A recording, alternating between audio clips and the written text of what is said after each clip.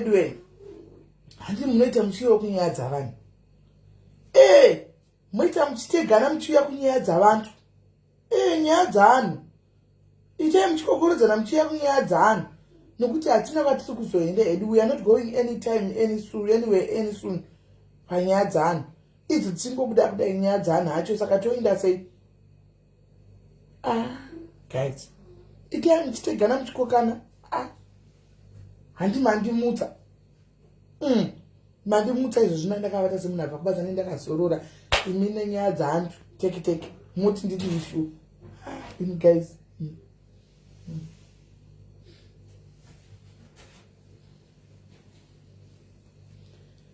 Ndichangopinda paraive izvozvi. Ndokufonera.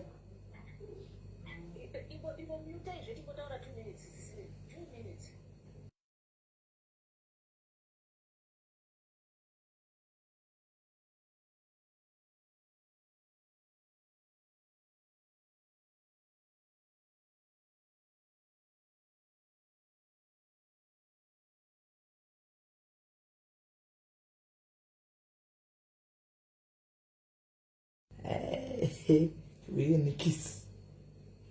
Guys, we are panapa 2 hours. She didn't talk panapa na 5. Linda Bleak.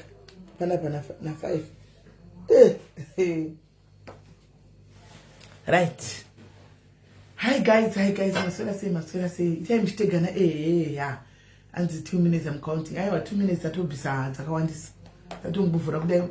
I don't think I'm going to before life. I gonna dance by life with chaka Taiwan. Guys, it am cheated gavan fast 2 hours chat.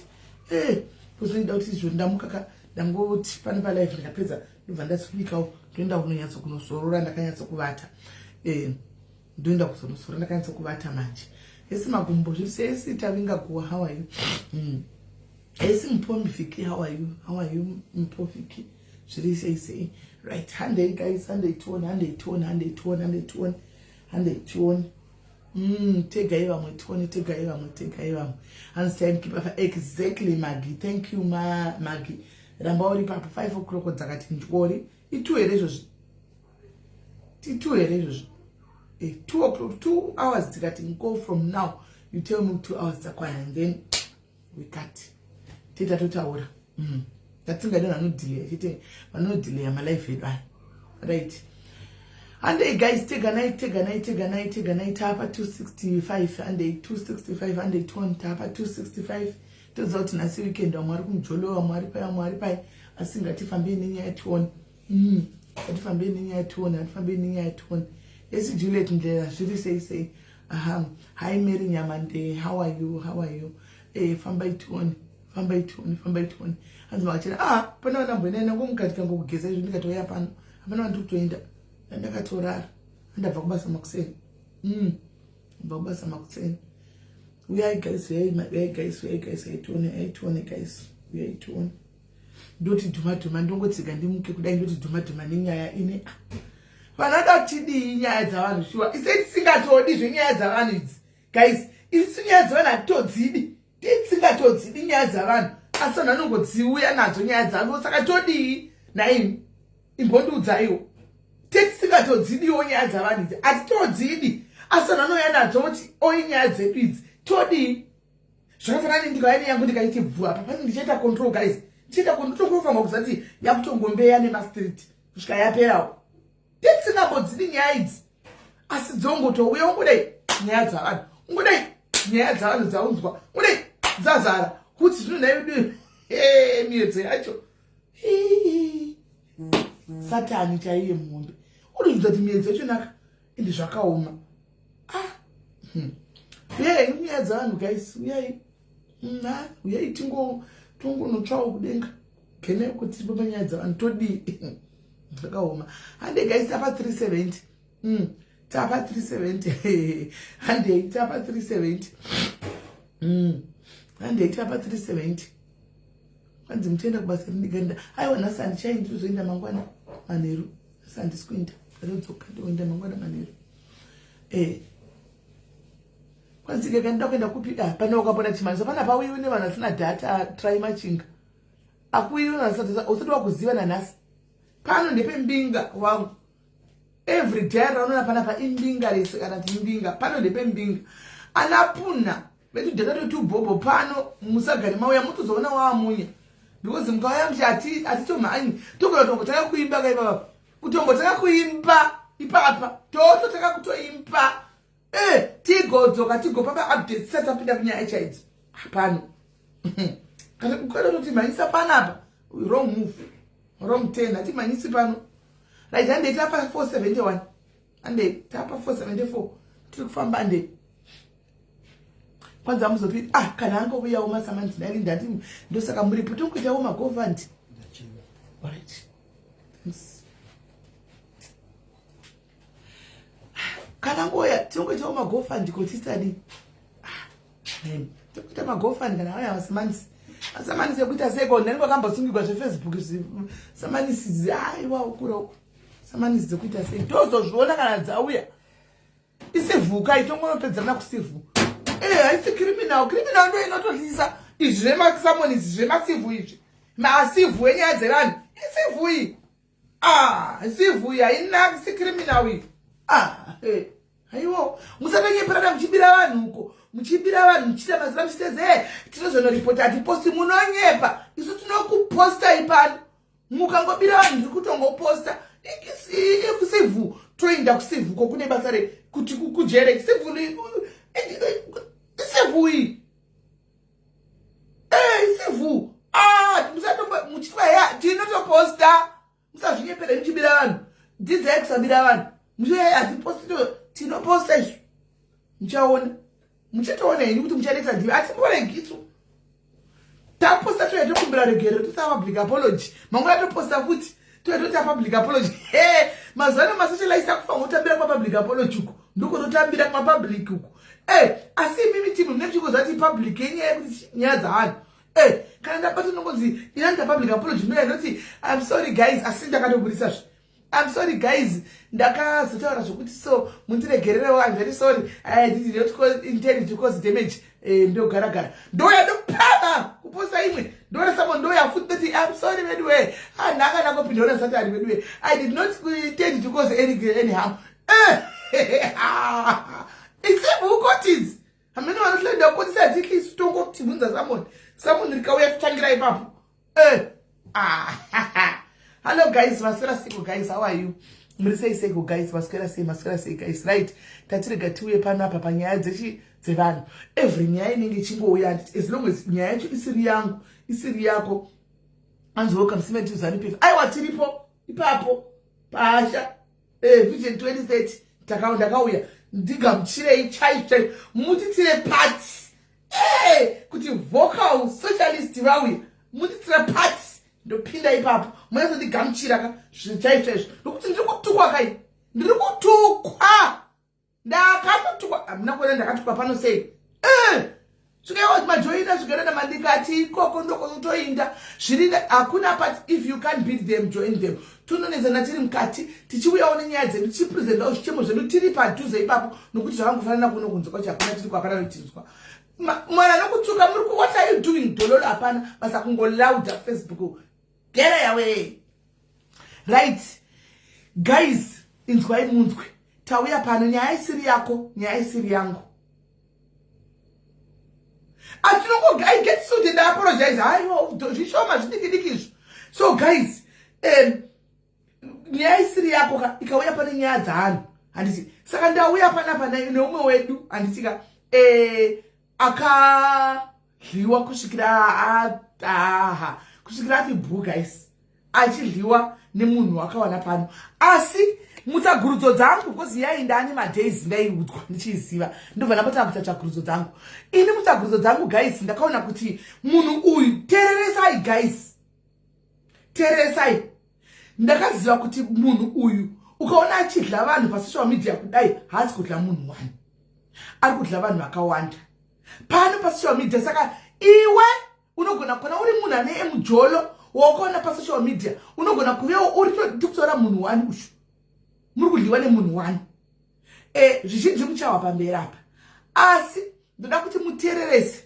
nokuti mujolo uyu utorimo mukati izvo zvaifound out kuti ari kuitirwa mapepa nomwe mukadzi wakuno kuuk zvanditinetsa kuti ndoudza here mukadzi uya ndorega here ndodiniko I'm still fighting with my brains kuti ndoudza here mukadzi uyu kuti azi but ndatirega tiite life kana achanzwawo handisika nokuti isu tichafonera munhu pano tigomuposta tizomirira samunhu tizoita apology animona tizoteka apologies takatoti tichazongomuposta tomirira samunhu rachona kana rikazouya tozoita apologies animaona yes Natasha long time for sure so ndozvada kuti regai tiunze guest yedu tisati tapinda mune dzevamwe dzemumastreet idzi regai timbotanga nedzedu panapo hai zvinhu zvacho havadi kuti zorodza anhu aya hai wakadaro madhumbe diaries haadi kuti zorodza anhu aya zvotodiko ngativaunzi. Hello my sister. Aiwa zvisekei zvenyu tanga ine kuzviseka kana kuti zvisekei kudliwa kusvikira mati pfu zvakaoma unotembedza musoro here mujolo unonge waputirwa meno kuti mishonga here unopamba tozoti mishonga here aiwa mushonga upi wakakuitirai munhu anga ari mujere mushonga upi anga ari pazhezhi taiti munyingwa nebhanditi mudliwa nebhanditi bhanditi rokukawadza asi imi definition rekuti bhanditi munoti rinorevei shwa munotembei kudana nebhanditi zvakangooma titaura nyaya inibva pakutanga tiro tine nguva yedu pakutanga kwenyaya mbitara porepore takateerera oraiti zvakaitika ngezvekudai ndakanga ndiri pafacebook apa sanganewo neumwe munhu haana kuzivawo kuti munhu itsotso zvaro papeji penyu papapa ndakambomuona akazonge ari kune rimwe peji ndokwendakamuonazve ndopaakazouye kuinbox ndokuchitanga kutaura inini ndakamborora umwe mukadzi musouth african saka wakaende South Korea saka zvaakaenda South Korea izvi ndakawakabva azondiramba ndaapama1 ndira right takamboite mashamwari kwe3 months tambe rambe otonetsa dai tachidanana ndiri kutoona to understand situation yangu right ngatidanane ndokuchidanana sisi meli ndokudanana zvaoma handinawo chikafu unobatsira handinawo chakati uchibatsira handinawo chakati uchibatsira hepano imsi wa17 November wazobuda izvi zvakatanga 2022 izvi akagara makore mangani munhu ekuberekwa akagara makore mangani mujeri 10 toziva takauya pano aive pano asi tinoda kuti vanhu aizohwisa nyaya kune vanenge vasina kupabata 10 years makangomira makati mimai mutumira ma 200 every week nde 60 rand every week airtime 200 plus 60 260 every week. Thank you masters senders igatikande masters guys aiwaka mandimusa nai masi mandimusa ngati yaikunyaya dzano ndouya kuti hofadzana pano tiita guwa morega kundisira masters itaiwo mutyana masters asikana ko chiko chinenge ngozi takadaro mirai zvenyu kola ninyaya ibatai makadaro vambokanda masters nai munanzi kutakuta kumamchibhoikana mudzimba umu mumastreet ini ndokuvigirai nyaya morega kukanda masters chikandaiwo masters guys kandaiwo zvistar Kandeo, thank you, Bogomaka, thank you, Jogomanangu, thank you. Kandeo, stars, guys. Thank you, Morris. I want to jump with the Kwaipa Masters. Nine. Don't you Kwaipa Masters? Kandai, Askana Masters. Kandai Masters. Thank you, Mary, Jambone 50 stars. Thank you. Monday. Thank you, Nyembesi Bernard. Thank you, Nyembesi. 100 stars. 9. Thank you, Vima Moyo, 20 stars. How does a day star party? Star party. Thank you, man. 50 stars. And they guys, and they told Pamliwo Papu, and they told Hatikandeo masters, guys, and team masters. Otherwise, next time I'm more wish. You any go young and they cannot to somewhere because sure nowhere can I star. Running with Chipua. Won't go from back to your life. Can I star? Who can the ghost master? Who can the ghost master? Who is a ginger? Wait a ginger, put the gun, but you know what I is all thank you, Cynthia Ganingo. She got up dinner. Wow, and I appreciate it. Thank you, Dapos. How are you? Thank you, Ezo. Thank you, Doc. Thank you, Doc. hatika nei masters handeitika nei masters asvikewo at least kana 5000 ndingasvike 5000 master naime a big woman like me an old magogo like me muda guys katisei masters asvikewo kana kapa 5 masters handei hatika nei masters guys. Thank you Mary handei masters tutomada ndakamboliwa nasi tichawiririra nasi aiwa tichawiririra handei guys hatika nei masters kandei zvemasters kandei masters tifambire mberi kandei masters tifambire kumberi momsi munhu mukuru konoti mwana vakatodliwawo chero vari munhu mukuru kuti vanhu vakuru havadliwi nhaiwe vanodliwa vanhu funge. Thank you Yezo. Kwai maselect pe master regai tipeni kuti study unonga ndingangoenda voice ndakungoenda voice nongoropota pasina masters pasina. We appreciate you with the stars. Imi tirege zvedu tikutongopanda side hustle here Facebook side hustle ka. Thank you Mary handei guys handei toni itamisa masters guys appreciate wakanyaya guwa iri kuvanhu nyaya dzavanhu ngadzi appreciate we guys nyaya dzevanhu ngadzi appreciate ngati appreciate nyaya dzevanhu tichasvika ikoko. Thank you gogo wamaka. Thank you my daughter handei toni handei toni katikade masters guys handei toni list hainove how are you voice kuinda nenyaya dzavanhu ngorega kupuwa masters iyo tiri pa 1700 nto munhu ngangoti bhabu tisvike mu 2000 zvi300 ngoti bhabu zvi300. Thank you Sinikiwe kana muita zvimasters vasaidi zvoti ngatiendawo kunyaya dzavanhu topota tichidhisa zvimasters tichikandawo zvimasters.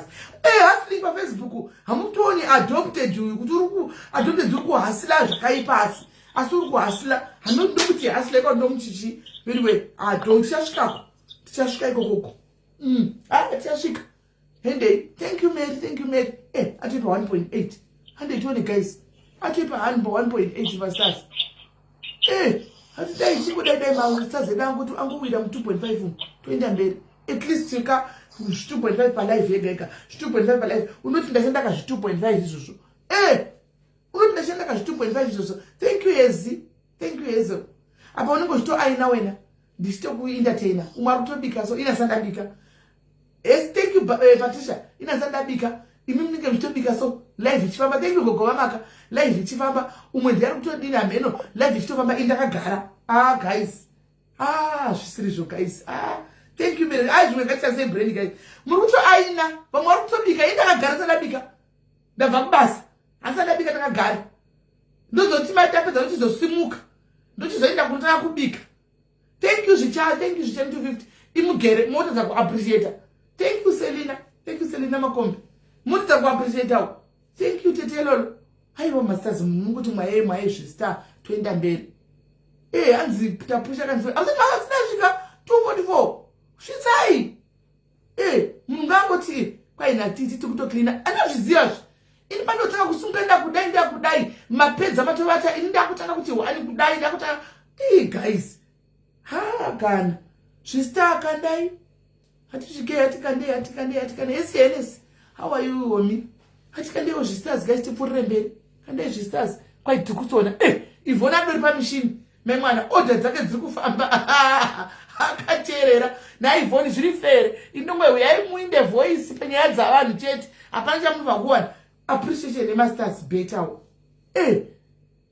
Uye kanditochinja mwana jaipa akateera zvake akaisa maheadphones masters senders cheti kandei gatichiteika kunguda wana nongoti waya 250 tovhara totokwanisa toendera mberi. Handeitioni guys handeitioni naimi handeitioni sure ndaimbokanga ndima saka zvototomafambira masters ndotoita kudzifambira ndaimbokanga ndima saka kutoignore ndakaona kuti aiwa ndiko vanhu vari kunditisa vedu kutoitiswa kaini chisaiwo masters monditisawo toitisani apa masamuna achanga achiuya kwandiri imi muri safe kudzimba dzenyu ndinda kupfeka zveapologesi ndichiuya zvepano ndichita imi muri kudzimba kwenyu muri kuisa masters kana guys aiwa zvitoiti kana kwachakila kutoenda kubasa kana zvivatatu zvinipira kubasa wake manheru ndavatori panight kana guys kana masters tindire mberi guys ndati 5 zikakwana ndongoti kubva panani mazvona isai masters guys isai masters tinde mberi tipewo masters and tipewo masters vanao kandai masters kandai masters guys kandai masters kandai masters ati sei masters vedu tindire mberi sei masters tindire mberi sei masters tindire mberi kama tindi pasimba rekubika iwai ende munoroya chai kuroya ndokwamunotoita chako chai kuroya ndokwamunoita isakutai asara iwe ingwe isaunawo isaunawo simunhu angwana ngokada 300 tinde mberi. Thank you mama akoma wangu Doko. Thank you mama Doko akoma wangu Doko. Thank you very much. Right.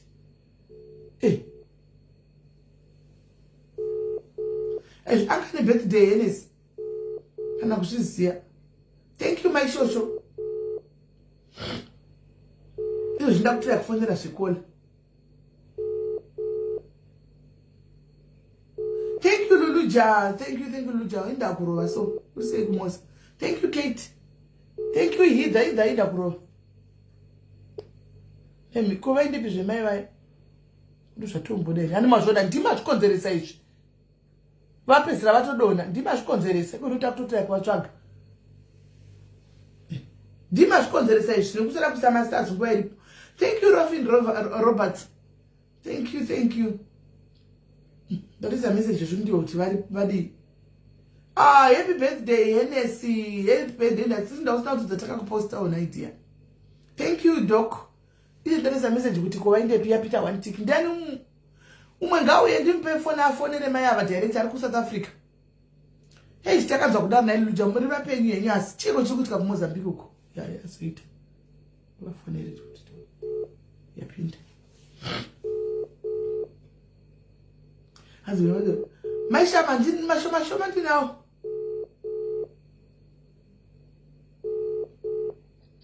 Right, etadzoka chiyatifambira imberi nenyaya. Ndipai 2 minutes ndiri kudzoka. Ndiri kunyiwa ngemurungu mukati 2 minutes. Alright. Hani maona kuti kwai varikudiwa nemurungu tichongoramba takatogara 2 minutes takatomirira nyaya dzavanhu. Zvino hatingatangi imwe iyi tsatapedzai. Tochingomira hedu kuti vadzoke. Guys, tikada kuti tipinze imwe zvinosvika tinokanganisa nyaya mai ava. Asi guys, sai muchidedza mashamwari nyamunoziva kuti akakudzai kuti ndine mujolo wangu ndakatangana pa social media. Pada ndiye munhu wacho. Saka mai ava guys, do you think kuti munhu tomuudza here kuti munhu chama ndozvita because kutorema mapepa ari kutogadzikwe kuti aende kunze. Asi akataura shiti pa message achiudza mai ava. Pa mapepa iwayo kuti ndiri kuda kungomushandisa. Ndoda kungoshandisa kuti ndipinde chete munyika ngopinda munyika chete ndobva ndamudhamba. Hanimaona ishiti kai yanenge achitaura munhu. Ishiti varume yanenge achitaura saka ndida kuti tiudze munhu azive kuti ndozvaari kurongerwa. Techida kuti taure. Indikamwena manje kuti ndikachatogoni concentrate nelife. Ndo panonetsa ndizouchona ndichingozogara palive zobika late. Handitogoni. Saka ndikachongovamirira ndikangota zvozvo zvelive kuti chibika ndida ndotorasa focus ini. Every week vaitumira 260 ndiudzewo 260 vachishanda pamurungu kutobhajeta kupera kwemwedzi kuti 260 yemwedzi yevhiki ino 260 yevhiki inouya kusvikira 4 weeks vanopera mwedzi vokandazve vachingodaro mufunge vachingopa munhu bhanditsi richidla zvaro riri mujere rakagara rakasevha 10 years ivo vakatangandana naye I think mulockdown vanenge vachobva 5 years vanaye kusvika ribude gombingo iri vachingori jega chete robuda rarotanga kutora mari dzeschool fees dzevana izvo zvimwe navo vakanipa mamessage mwana wavo ari kutoti nai mama school fees kunoti kuzvomora 3000 pamari yemwana yeschool fees kuti mwana aende kuform 5 kuti ipagombingo iri handizivi kuti tingati mushonga here munhu anga ari mujeri handizivi kuti tingati mushonga here kana tingati chii izvi mwana akutoda mari akagara vakapavo baba mujolo zvaunotitsisa kuti utenderedzwa musoro mujolo kuti akazomudza akazvitora nenzira isiriyo. Apa mukadzi yendo dzatandori nezvinhu zvake ari kumutorawo because anoto mapictures akanenge atori first class achienda kuZimbabwe mai mwana. Angatori business class achienda kuZimbabwe ari business class. Ndiye munhu ari kuda ari kudyiwa. Ende vantori mai vakuru. Vantori mai vakuru because ndati saka kamukomana murume anenge antori benteni kuna mai ake. So kudliwawo. Zvoni. Zvakaoma. Ndoti masters muramba asi muchidliwana na gombingwa. Ndoti masters moga kuisa. Umodliwa nevanhu avana gombingwa vasina nebasa rese. Izvi ndiri nani kana kwagora touya. Uri ndikagora totenga mabanana. Ko gombingwa ramunosingadi muchiri pamari every month iyo zvira kutokutamba. Radhamba munhu.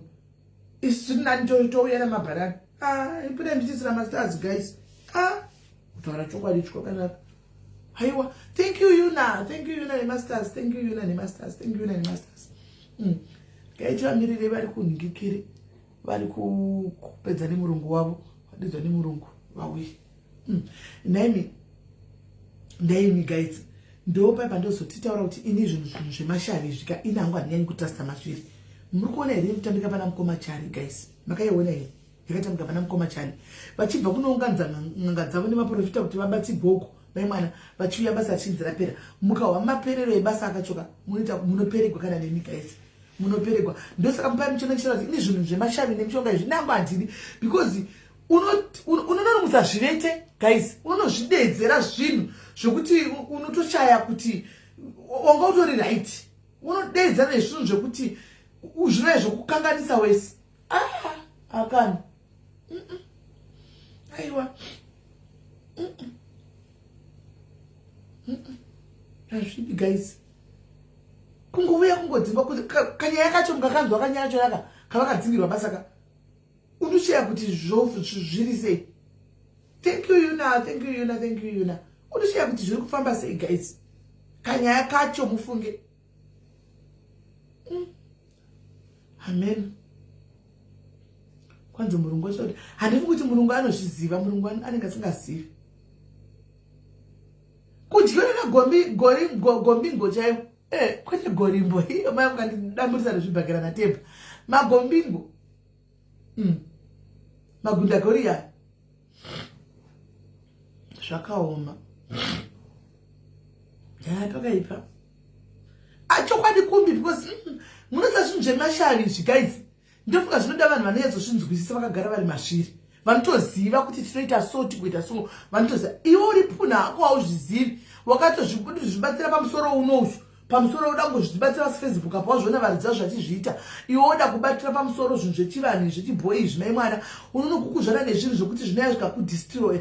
Ai munoona ndakawa tsitsi mufunge. Ndakawa tsitsi mufunge. Vachiti musimendi basa rangu. Vakati katondudza basa toenda kuhearing. Vachiti pane nyaya yatika basa kwedu mufunge mashaudi kuti kunge ndinoshugwa. Ndatukwa nemurungu kunge ndisina kupfeka. But chakatigwa chichinaka apatori na nyaya mufunga hapana chinhu, hapana nyaya. Ndatonzwa tisiya basa iroro umhanyi uende kumba ozoya neThursday. Ndifuna ndatotunga mapepa, ndifuna ndato zvakangoma just play.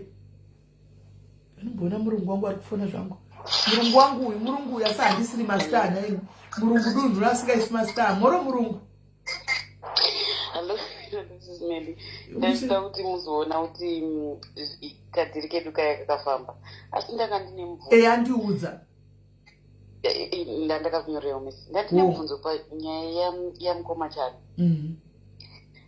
Mambonotisa here kuti pane madate mairi. Pane madate kwandiri vakatanga vati vanhu zvandiri kutaura kuti vakanudza pekutanga kuti kune nyaya yatika kubasa kwedu. Ndobva ndatukwa nemurungu. Ndobva ndanzi usaine bepa. Ndiye mwedzi umwe chete nemadate aya. Aiwa. 19 July 2019. Yakanzi chi 19 July 2019. Termination of employment and checklist. Mukatasa maningiro yese ani pamusoro papa. Right. Chirega tigoipindira maite henyu. Thank you for notisira ndisina kuzviona. Gai vadzoka vatozotaura mberi. Kando zvandodira madiaries izvozvo. Right. Madzoka ka? yakungoti connecting. I hope network is very strong.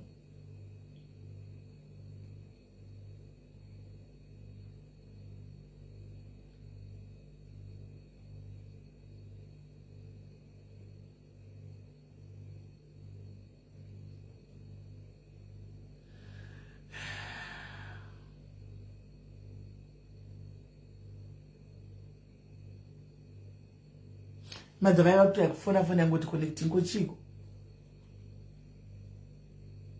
Hello? Hello? Hello? Yes, madzoka manje. Sisi ndadzoka asi ndasiwa na mbuya akastoroka saka ndakutodzokere kopinde mbasa ndauye kutotore foni ndidzokere mbasa. Ari kuende kohya auti anodzoka mai manje atisara na mbuya kuti urambe azviitiro ndiro basa racho. Komba akugwe kutara vari vana mbuya iyoyo. Aidi kana noise. Imbuya yechirungu aidi kana noise. Zvakanaka chinde chirega ichimira itimbofanira kutaura dzimwe tichimirira kuti vaenda kunodla vacho vadzoke. Alright sisimeri ndinodzoka handiregeri ba. Alright sha.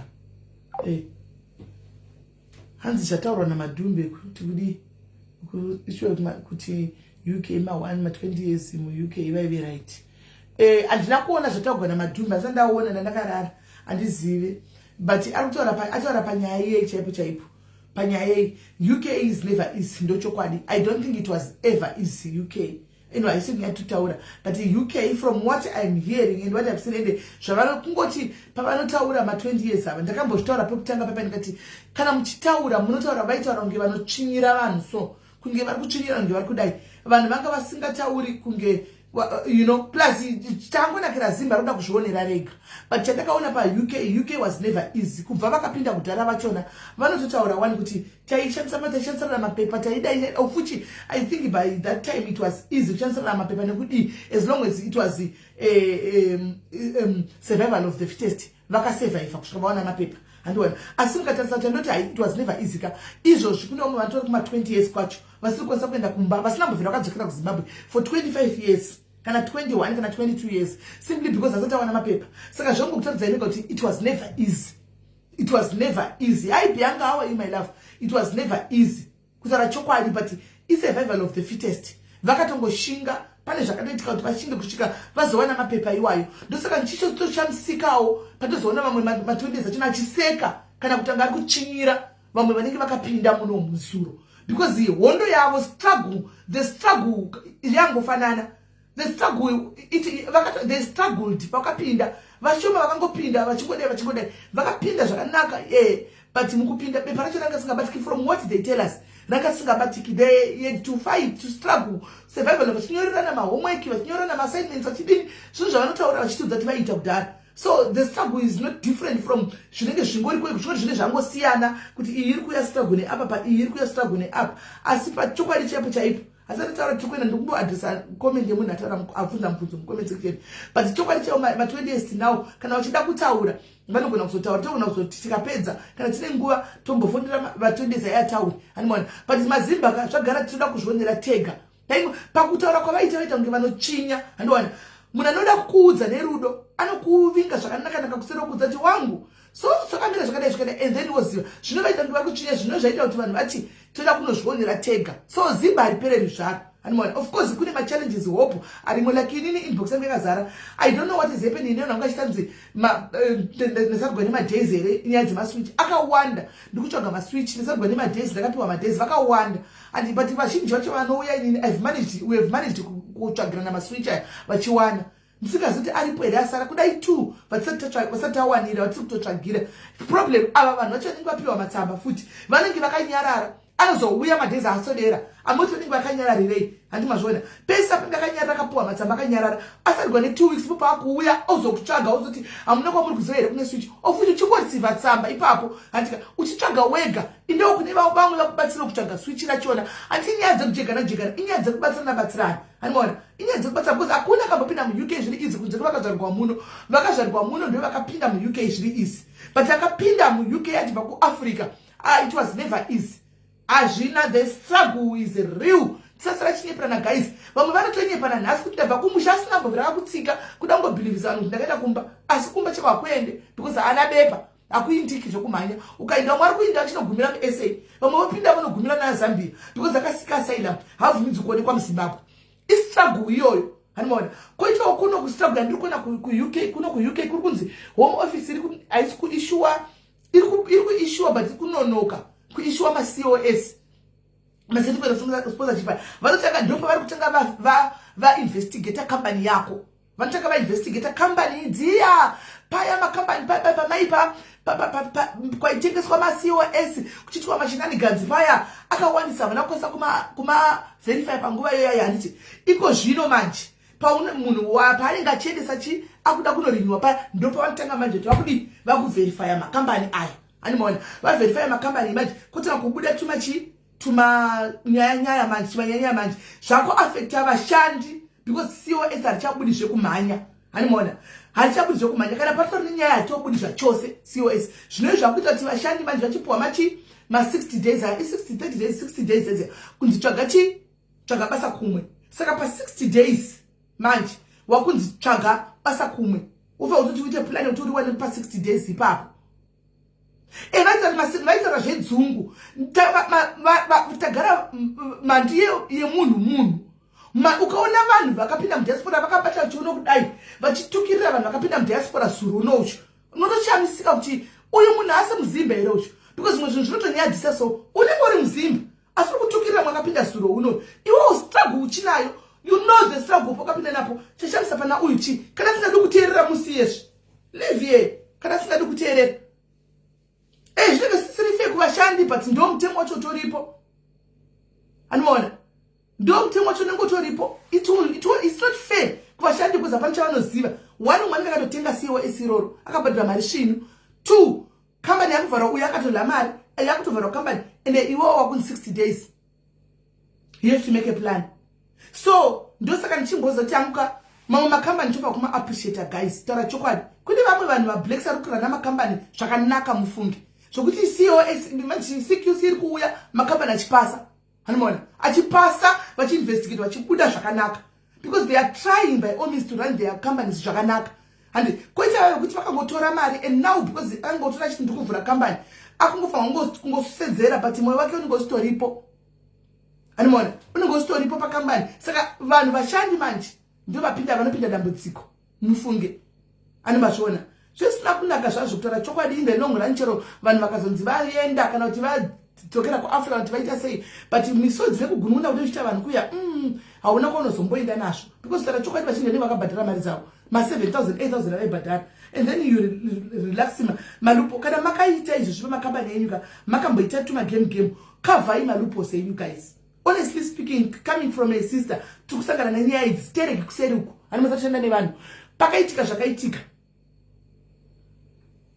anzikana uchienda kuseri ndezvokunyeba izvo it's going to be very mura that's a lie. Vanhu vari vakatorinyiwa vanhu vakawanda vakatorinyiwa iti kuma indefinite maybe kuma indefinite ndokunozonzi zvese chawamida kwete zvemasiwo zvokurinyiwa masiwo esi zvayo vanhu vari kurinyiwa wangu vanhu vari kurinyiwa vanhu vakatoziva masocialize akarinyiwa titomaziva tichataura izvozvi anomaona. Saka kuindefinite uku vanozoda kumirirawo zvema 10-15 years vaya kuda ndokuchazotaurwa zvekunzi makanga muchienda pasocial media makanga muchizodai panguva iyoyo amen but zvazvino vanhu vari kungorinyiwa anomaona vakarinyiwa so I don't know but not to say kuti guys vanhu havasi kurinyiwa kune vanhu mangandotora kuti kune mamakambani atorana zvakanaka ari evanhu vatema iwaya anomaona vamwe vari kutopiwa ari kubuda vamwe vari kupiwa macertificate of sponsorship vari kutorinyiwira vanhu vavo zvakanaka vari kutorinyiwira vanhu vavo zvakanaka kutaura chokwadi koitawo vari kutinetsaya so ainambovhera yakaita easy as long as company ine COS inorinyiwa animazviona. So azvinambovhera zvakaita easy guys even tinoona vari kuna America Canada Australia tinongonzwawo struggle yemapepa totongonzwawo struggle yemapepa iyoyi kuti anzi pane anzi it says termination employment and checklist imwe yakanzi suspension July date is 2019 then date signed ndo yakanzi chichi ameno rikati kusta so ameno guys vanozoda kumirira 10 to 15 days apa mapepa apa kana uri chaitika ungotoshanda chaizvo tongotora mari yacho iyoyo anomaona. So and just plan guys and invest back home temo. I don't talk about chiripo. Vanhu ngavango investor. Vanhu ngavangoita tuma project toko not vanhu vakuita zvokutamba. Ma projects anu kuita vangotauri chete. Vanhu vakatotanga ma projects ato running kuti anything chinenge changonzaitika. Hauna pekuti what bololo haustaki. Vanhu vakatotanga vakainvesta kudhara. Vanhu vari kutoinvesta actually. Vanhu vakato munhu akangwara pawakangopinda muUK pakatika kuchinja zvimutemo zvavo vanhu vakangwara vakabva togara pasi vakaona kuti this is not certain. The only thing now is let's set up things kumba. Set up things kumba. Anditika kuti zvikanzi you go with pride and then you go willingly and voluntarily kuti maita henyu mandinyi mari gaindifambe uchinda. Right, and ndinobvunza kuti ndega muti munyoro ndinobvunza kuti nokuti haungandidhisturbisa ndapedza kutaura ka unozoti kana ndachitaura imotaura handiti hanzi I don't think Mrs. will be affected makandira aiwa zvinhu zvemutemo muno inoaffecta vanhu vese kazhinji kacho pamwe pacho handisi kuziva kuti yakuti haiti affect ndeipi yacho I don't know ndeipi yacho kune imwe iriko yakaiswa isingati affect koitawo zvimwewo zvema 15-20 years zviri kutongoaffecta vanhu ivava vakapinda ipapo. Anoona ndosaka mai waitaura kuti anozogara 10 years 20 years tatosvika nemakore aya anoona tiri kuno kudai tosvika kuno kundogara dzimwe 15 years guys ndinotochemberera ndichi musupport living kana ndimika hazviiti indakudzaiwa ndakanoita plan B pavakangotsaura kuti 10-15 I said plan B sokuti Zimbabwe ndogara neplan ka hatina kuya kuzogara takaya kopanda wapanda woita zvinhu indakanga ndatonyanya kufambira ndichiti vana vangu vana vaya zvikuyunivhesiti mahara zvikuru sei Shakira zvakaramba odobhadhara izvozvo otofanira kuti abhadhara anona saka ngatindei kunyaya dzimwe dzokunetsa kwatumbota warai vada kutaura izvozvi taurai hanzi zvakunakidza chinokukunakidza chii naye muti munyoro ungori munhu ane utsinye handika uchaka iwe unofunga kuti iwewe ganitokuedha uye pano chiri kukunakidza ipo pachii tiutanziro zvakunakidza isati ndanga kuzogara kunoka kuno ndimi ini ndima kuzogara kuno chiri kukunakidza chakakunakidza ipo pachii when you came here zvakangomboya zviri easy here utori munhu ane ungori munhu angori neutsinye chete chinokunakidza izvozvi pane zvinhu zviri kuitika pavanhu chii chinokunakidza chii chiri kukunakidza chikukunakidza kutogara nanzi zvakunakidza pataikudza itaiti chii chiri kukunakidza honestly speaking are you a woman are you a person really chikukunakidza chii pakuti munhu anenge anzi 20 pamwe munhu atonzi atotambura andika pane hama yako kana kuti pane mumwe munhu kutoti haana kumbobvira kakupindura iwewo uri kunakirwa nei chikukunakidza as a woman a grown up woman chingakunakidza chii pane zviku pamakapinda muno muwedzei easy was it easy inga vamwe vakatora vani kuti pesa vatora varungu vekuti vasvike pakuroorwa navasingamude kuti awane mapepa chikukunakidza chii chingakunakidza chii ungori munhu anenge asiri right chete ndozvaungori honestly speaking ungori munhu asiri right chingakunakidza chii pakuti une pamwe hama yako itoripo isina kutokudza kuti iri kutonzi buda chikukunakidza chii ende vanhu muti munyoro vanhu vana kusiya pisa mushana nedzimba wangu people they'll just still go back home and live their lives ari kumba kunyika yako kwanenge achila free muno muteume muno muUK macho iwo udada 25 years uri muno 30 years uri muno andika that's your choice kuzwa mujaira but la chimwe chakabva kuAfrica uzoti muno mukuti amujairiki amuna chinonyatsa kunakidza kuti tokwadi chingati tinganakidzwe nacho hacho hapana so zvokuti anzi munoda kuzonakidzwa zvakunakidza ungori satani ndikutira kumuedha ngauya tauri uya edha send a request ndikada kufona panhamba idzo chingakunakidza chii kuti unge UK yako kwenyu iwe ukapindawo uchimhanya ukauya ukatambura mapepa ukatozomawana wakuti anzi takunakirwa ukunakirwa nei chiri kukunakidza chii kuti unge ukauya zvinhu zvakakunakira ukauya uchimhanyawo vanhu waijamba home office muchingwa kumba wani mukukwa kwese utori bhecha kosi kune freedom shamwari kune vatori bho ikoko vatori right ikoko kuZimbabwe uko hakuna mkuku kuSouth Africa kune mkuku vamwarita kuZimbabwe vanhu people who are in Zim are doing well some in SAU are doing also well not everyone stays mumkuku chana vanhu vane Zimbabwe iwe vana property ku SAU vana properties ku Zim wangu vana properties ku SAU vana properties ku Zim zvino unogona kuve usina iwe vanazvo wangu kutaura chokwadi kudze chokwadi unozoda tona kutaridze vana vane maproperties avacha zvikanzi chabhedha vanongoenda kuno kubasa vanongodzokera kunogara unokontinya kulife yavo mukuku yavo imomo andaindi edi mukundi ndakabvarira ndakagara munhu ndakauya muno ndiri muzimbabwe and zimbabwe also but ndakauya kunodhara ndikazoita mapepa saka ndiva kuseka vakapinda suro uno vachi vari kunzi nehome office 60 days endakumba andione chinosekesa pakuti munhu anzi 60 days endakumba i don't see chinosekesa anodiya. Hi, Sismeli. Hi love, how are you? I'm all right. Ndaona kuti muri kudiscussa topic inonakidza chaizvo wema 20 years chifi.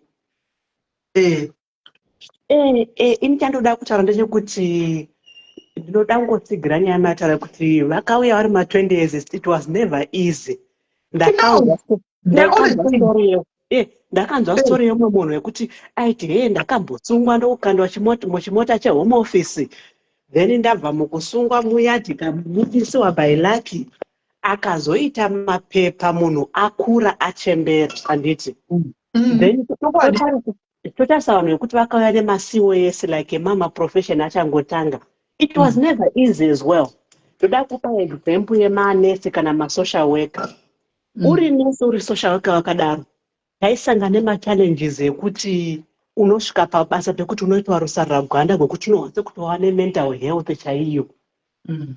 Then saka it means whether wakauya neCOS wakauya mune zvakanaka uchipinda paHeathrow uchizwa ndiri kuenda kubasa zvazvakangooma. Unosvika pa woti mucommunity maunoshanda vanhu vanenge vasingakude. Wapedza izvozvo imwe challenge yataitambura nayo ndeyekurenewa mapepa futi kasingaperi. Nekuti unozva kuti every 3 years uri kurenewa uri kubhadhira mahealth surcharge anodhura iwayo. You would find kuti life yedu yanga rekuti tisati takwanisa 5 years hatina mari inobatika yatakasevha kuti ndizonzi ndaita mari ndakukwanisa kudi kutumirawo kumusha. 35 years yedu yaya kushandisa mapepa. Madam aenda kure nefoni achakunzwi, makuenda kure nefoni achakunzwi.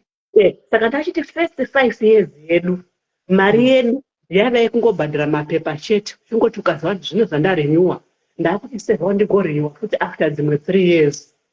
Alright, tabva ipapo hatitiwongawo nefamily kauti yevana 2 newe nemurume. Funga kuti kurenewa mapepa evanhu 4 every time kwakaoma sei. And wapedza izvozvo chero pabasa pacho pane pakatioma kushanda.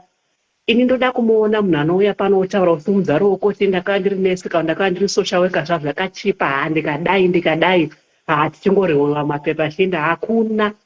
A lot of people struggled. Ukatasa isu wacho wakauya nemaCOS mama profession asiri care worker taistrugla zvisingaiti. You'll find kuti tizosvika pa5 years takachinja mabasa 3-4 uchinatsoona kuti pano parema pachashandiki porwadza. Saka asina kustrugla wacho ndiani. Vanhu ngavangobatsirana, ngatibatsiranei, ngativei nemweya wokunzwira. And I don't understand it when people say, hey, mune mawara mazodi madiki. Home office haina basa kuti uri ani. Mutemo kana uchioma unoomera munhu wose. And hazvina kugarantii kuti vachinyange vari kuti tabata ma-indefinite tadai. Indefinite leave can be revoked anytime. Ukaita kamhosva senge izvozvi vari kutasa kuti ukaita mhosva ukagara mujere for a certain period of time inotorwa futi. Saka nyange wanaro bepa racho ende hazvina kuti handazopinda. Ini ndinotora pano ndinawo mapepa acho ndigera nditi. But handiti relax. I know kuti chinochaya anytime. Handasvika paextent yekuzva kuti ndasvika manje zvangu zvaita. No. Anytime chinochaya. Ndikaita mhosva inini inorevokewa. Ndikaita anything to do nefraud unozva kuti inorevokewa. Uchidzokera paZimbabwe. Saka hapana ngatinzwirei vanhu, ngatinzwiranei. Zvazvo kuti unoona munhu asistrugla fellow Zimbabwe achitambura woseka. uchazvakazeti vanhu ngavata semanigerians. Manigerians vanhu vakabatana vakapinda muno vaishandisirana mapepa. Hauoni munigerian achitambura, vanobatsirana ngo vasingazivani. Then wotasarudzirwa vakaita sekuti maEthiopian maSomalian kunana South Africa. Munhu wese angopinda muEthiopia muSouth Africa ari muEthiopian kaSomalian kotonzi my brother this. Munhu anopinda muSouth Africa muEthiopian kana Somalian ane hembe yake yaakapfeka pamuviri. Follow that person in 10 years or less than that, unomuwana amisa spaza yake nokuda kubatsirwa nevamwe vanhu kwete kuti akabva ane mari kana kuti chii. Saka I think in Zimbabwe ngatiitei spirit yekubatsirana. Iwe unobenefita chii kuti nyange wakabata British passport uonamo munhu achitambura woseka, unowana chii pazviri? Hapana. Hazvizombosvika kakuwedzera mari yako muhomwe kuzoita mari kana kuti ukanzi masiwo ose akauya nekervisa hatinambochinja agenda like tichapinda kunyaya tiri panhu we are here on live tichapata nyaya dzacho dzese. Handiti kana yapinda mudariro zvepanapa zvinofamba nespirit, kana yapinda mudariro iyoyo kureva kuti yatopinda mudariro takutofamba naye tikapedza topinda mune imwe. Ko tiri kumhanyiswa here naiji? Tiri kumhanyiswa here? Saka ngadzizei kuita patience, dzidza kuita patient. Handitika right andemberi saka inyaya yekuti iwe hapana chazvinokubenefita munhu akanzi wadhipoti wawainda because kevisa kambani yake yarivokewa. Ndopazvichakuwedzera here mari yako iwe semuBritish citizen nyange uchizviti wava British citizen? No, hazviwedzeri. Unongoramba uchigara uri pauri. Vamwe vacho ma20 years vari kuvharira vanhu varikugara mudzimba dzekansero, makansel house. Saka musanyepero muchivaona vachipeshuka vachituka vanhu pamafacebook. They should go and look at their lives vagadzirisa vasati vazotsvinyira vamwe vanhu.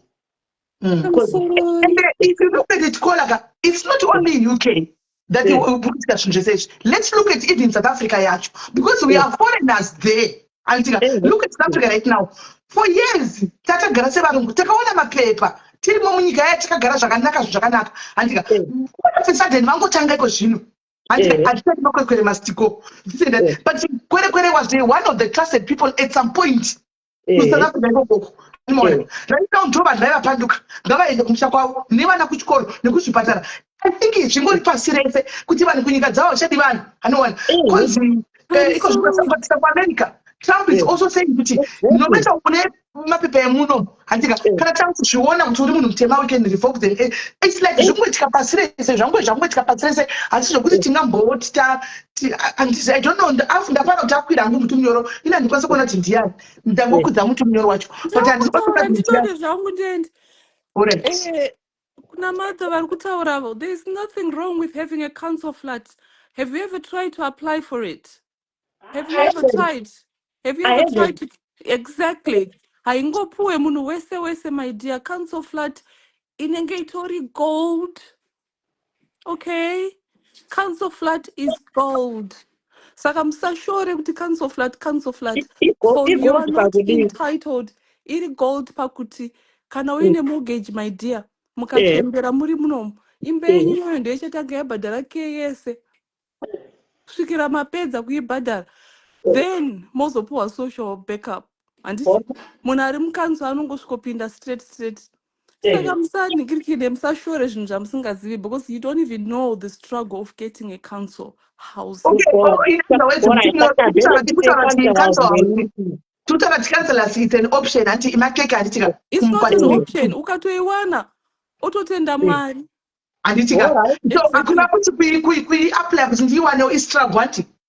Exactly. So it's struggle. First struggle. Exactly.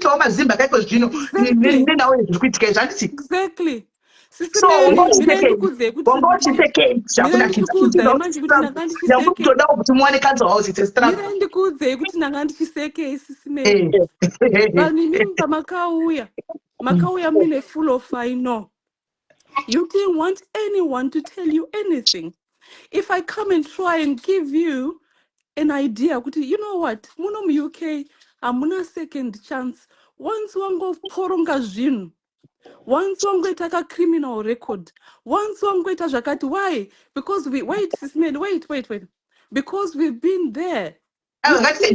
Ngatichipindurana mufana wangu andika wati wewe andi vanhu vakapinda muno vakapinda nefull of I know andika tichivaudza kuti once wangoita chinhu ndizvo correct me if I'm right once wangoita chinhu chetu kaporonga there is no second chance am I right thank you tikubvumira ipapo iwewe waattack pandati vanhu vari masevesi hasi kubuda andika nekuda kwaemployer saka munhu pamwe munhu wautoseka uchitani zvakunakidza haana chaakamboita haana kutombopindura pawaimudza anatomboya nedzungu pamwe asitori munhu wepasocial media handiti but watiwe zvakunakidza aiwakuseka ivavo vacho vairamba kudzwa sisineli because vamwe waiti ukangoedza kuda kuti mutaurire kuti my dear itasoso anobva kuza kuti imakapusa 15 years 20 years saka iwo wataisa vanhu vese mubhaketi waisa vanhu muambrella 1 waisa vanhu muambrella 1 zvisina kutibata zvakanaka munin'ina andiona ukuthi kwana ukati zvakunakidza wakuseka neusiragozera wakapindira panyaya idzi istruggle yekuti takufanira kustruggle tsvaga imba yecancel it's a struggle anotoekita because yakachipa it will make a sense right but it's a struggle to get it ndikudzei vanhu vamuri kutaura ivavo kuti vane ma20 years 30 years vasinambobvira vatsika kumusha vakatombotanga vachigona kutsika kumusha vaine mavhisa ema1 yacho yaminawe zvinezvi panonguva kuda kurinyiwa pepe zvobva zvagosha kaizvozvi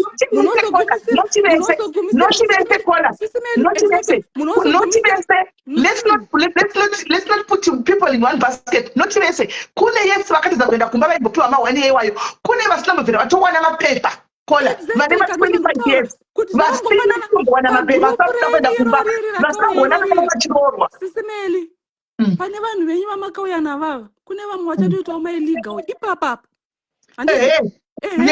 vachashaya votadza kudzokera kumusha munimina hatisi kuzviramba zvakutaura chiti kubvumirana newe pandaketseka ndepekuti zvaakunakidza ndopachichakunakidza chii pazvinhu titabhuya makapindawo imini yakupinda vanhu iko zvino chinganakidza chii taida kukudzai vamwe vakatouya achingopinda ubva tichakuenda kumakambani evarungu hatishande kwana museyamwa zvakati kuvarungu kwacho muri kutiza because muri kuitirwa racism inotyisa ikoko taida kuedza zvinosekesa here kola zvinosekesa here iwewo ndira kubvunza kola how many things atame zviri straightforward ningina vanhu vangani vakakuudza iwo kuti kana kuti vabereki vako vanambokudzera kuti usadanana nemunhu ukaita naye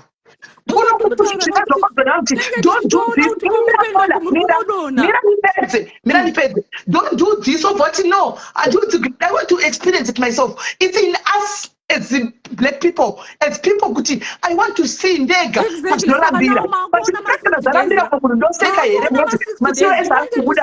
exactly. Now you're seeing my 60 days. Maida kuzvonera mega maakona ma 60 days. Maida kuzvonera mega. Kuzvonera ma 60 days there. Chikusekesa chi. Mutemo but chiri kukusekesa iwe kuti tanzi zvakunakidza chiri kunakidza chii 6 days mutemo wegovernment unogona government emuno takuripoka munhu usataka pamapezeka mandibvunza kunakidza chii semusiri kuda kuti ndipindure sisimeli mirai ndipindure chiri kunakidza ndechekuti vanhu taivaudza kuti shamwari muno vataisekwa isusu kunze munhu akauya 20 years ago haana kana chi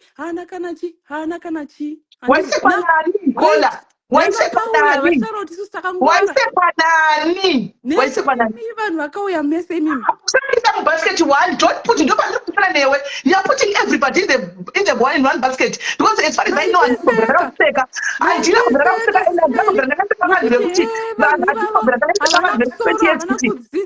handiti but imakuchiona manje kuti sei vanhu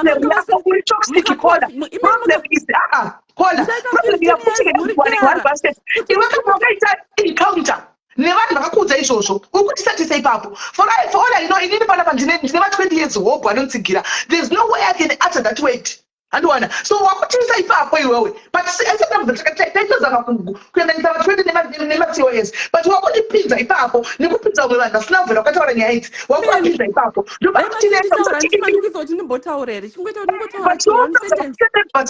iwe kana wakataura nevanhu vakwakakuudza izvozvo iwewe maiudzana kwamaiudzana inongedza mazita nopedzisana naikoko usaseke vanhu vamwe vasinei nevasatokuzivi vari kupiwa matsamba havane inewe havakuzivi tiri kutovanamatira vanhu ivavo indakatobatsira vanhu ivo hakuna vakawanda matausi akokola ndakatovabatsira pane vandakatokwanisa kutowanira aiwa kuna matausi munin'ina wangu hausi ako because wati zvakunakidza zvakunakidza kunditeerera chinzwai chinoita kuti munhu asvike 20 years handiti asati adzokera kumusha hakusi kuda kwake masituations wakunochinjirwa mutemo wakuda kudaisa mutemo obva uchinjwa obva udaisa obva uchinja munhu obva wauya 2 years kubva tisusu tinokwanisa kudzokera tichidzoka tinokwanisa kuenda tichidzoka vanhu vakauya kudhara vakapfusa yawe hamuzivi situations dzatakapinda nadzo nawo maakuona manje kuti no these people vanga vasina saka zvakunakidza chii naimi tiri kukunakidza zvataida kuedza kukuudzai zvawaita nevanhu vako vaikuudzai zvamaiudza ikoko vaitaura izvozvo vatika enda ikoko unoudza kuti zvaizvozvi iwe nanhigekunakidza kana vasina kupiwa vasina vamwe vanhu vatakuzivi koda vamwe vanhu vatakuzivi zvachose they don't even know you handika nokuti maitaura nana tiktok kwenyu muchitaura kuna maplatform kufacebook muchidini navo vakubatanzira vanhu vese but anyway nda kukudza kwangu zimba haripererwi ende usafuna kuti vanozvisva pakupererwa handika God's time is the best. God will see them through.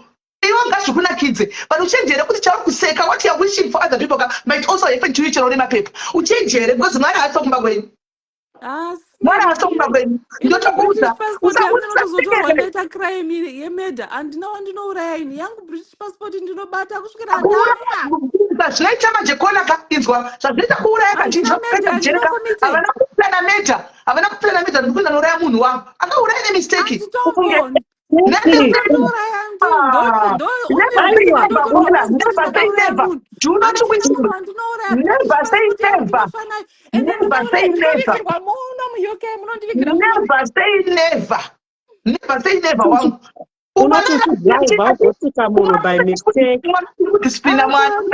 kungosunda mwana kudai mwana akatidhipa sizii svika wauraya never say never upenyu takaisa room yekuti satani azonditi ndiuraye munhu hatitombozvigara waseka vamwe vane mamisfortune chero ichinoziva chero iwe unenge une personal nomwe munhu handika akakuudza zvinhu izvi une personal nomwe munhu akakuudza zvinhu izvi but personal yako nemunhu uyu uri kufamba uchiisa projecta kumazimbabwenzi masiwo si munhu wese anonzi cos of which that's wrong andiona because already nechokwadi macos makambotisvinyira hatidi kunyeperana vedu mukatiisa mabharanza hatidi imini makachinyirwa handika ini makachinyirwa handika nemamwe manhikiri uyu saka you pay evil with evil nokuti kune vakanga vachibva chima 20 years zvakazodai saka you pay evil with evil then mheno ndingakuti kudi kugara zvedu tichiona dhirama zvakaivachipeka vanhu kuti ino ndakapindura vamwe mbuya vaiti maudzira maita vanhu imi ma20 years acho mamwe maudzira maitwa macos vaizokupindura because papublic platform wosotaura ngori kuchinya mai vapindure nemainbox tiodza zvakanaka vanhu kuti anyway kuno kwamauya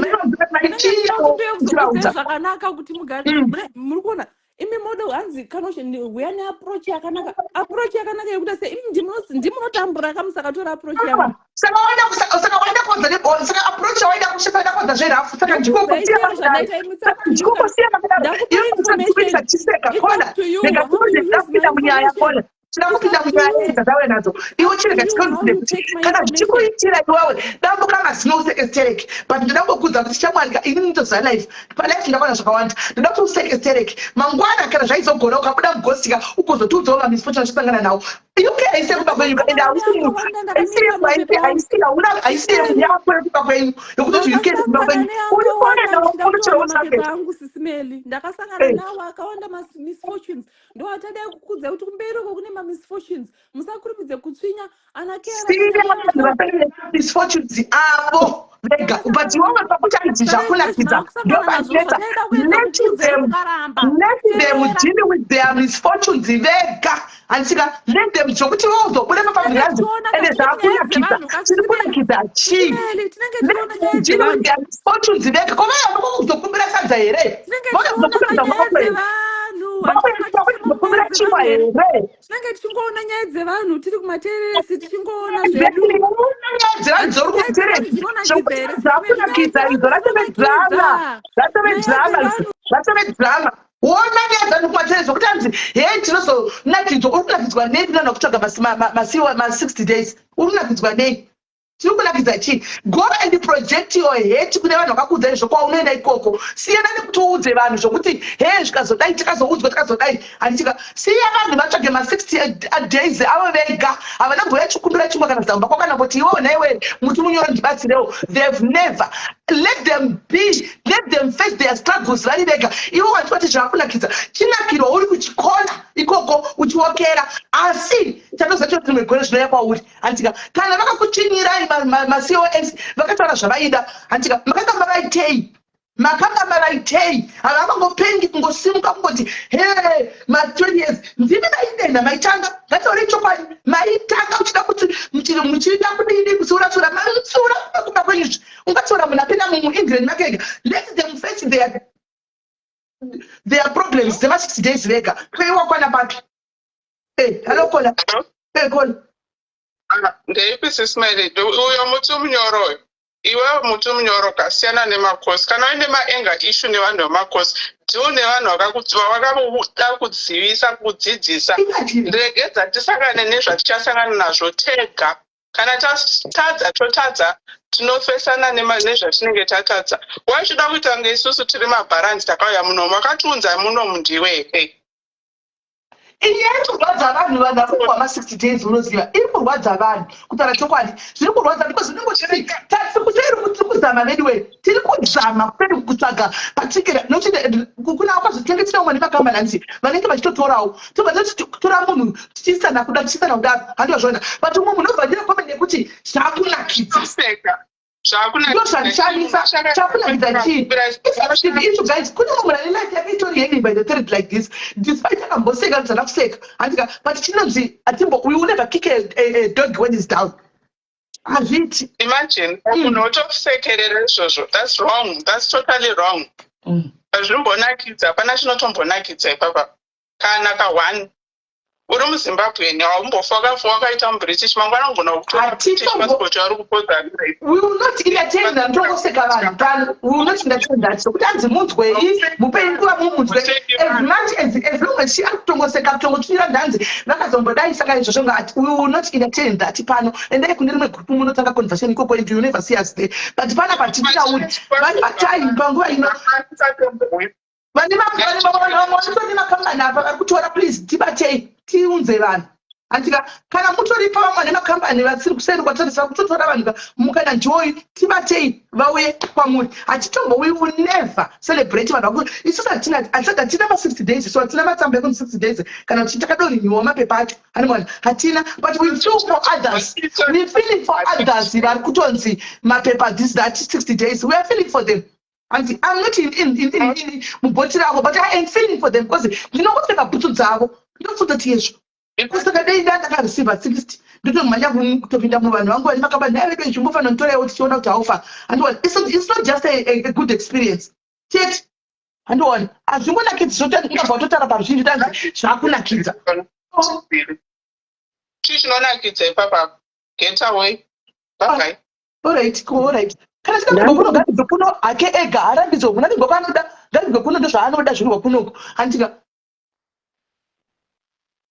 pane dzimwe behavior dzaunongoona wega kuti iyi bitterness I don't know why that corner is really bitter unonakirwa nei ende zvaizvo ari kutaura kuti cancer was gold yacho do you inherit it ukafa inotogwa yadzokera kugovernment what is that saka what's your benefit there mother munoziva zimba hereni zimba munoziva here rinokrosa limpopo rakabata muswe wegarwe richinda south africa kuti inini ndiye wamuri kuti zimba charo rikasora chitwai razodai rinobata chidhura riri muno kana tisingadi kuenda kumba animona rinobata chidhura riri muno unoenda haro kumba avanda kuigwa muno choisi yako unongovigwa hapana chakaipa kuigwa uri muno andiwani hapana kana chakamboipa anditi mazvoni asi zvokuti kuwana kuti kona iyeyi pamwe atori mucos vanhu vanoprojecta what they are handiti kuti anoda kuti zvaari kustrugla nazvo ouya oportray a different picture about it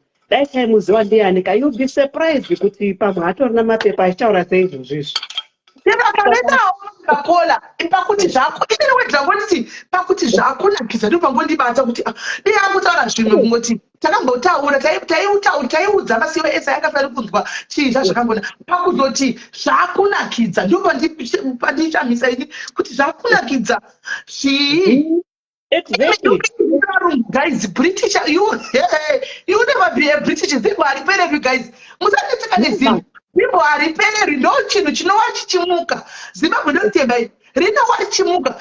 Imi, I think nyore kuita 25 years uri mune ino nyika usina kuona vana vako vakasiya kusvika vana vakure vanzi varogwe vadai madzimba akazvita madzimai ari muno muuk akazvita akatosunga moyo kuti ndichadzigara kusondoona mapepa vana vakasvika pakukura achingotiza mahome office iyoyo 25 years achingotiza chingode kusvikira achitumira kumba vana vachikura kusvika vana vakuza mauniversity vadai kusvikira izvozvi raitaona nhasi vana vakasvika vazukura kuona pamavideo calls kwakusati kwari mavideo calls nguva iyoyo akumaonera mavideo calls nemazoom meeting kwakusina time iyoyo moti pai zimba rinoperekwa zimba hariperekwi munyepai vadimo muno na 25 years muno haana pepa asi vana vakura vana varogwa vana vapedza mauniversity chikoro kwana zviriko macos akaudza hama vamwe vakariita reunite nevana vavo nemacos vana vachitora vakasiya vanhu vadiki vana vamwe vabereki vakachizotora vana vavo kutoti mukana wekuti vapinde vauze vaite bond attachment nevana because haanambokudza mwana because of mapepa.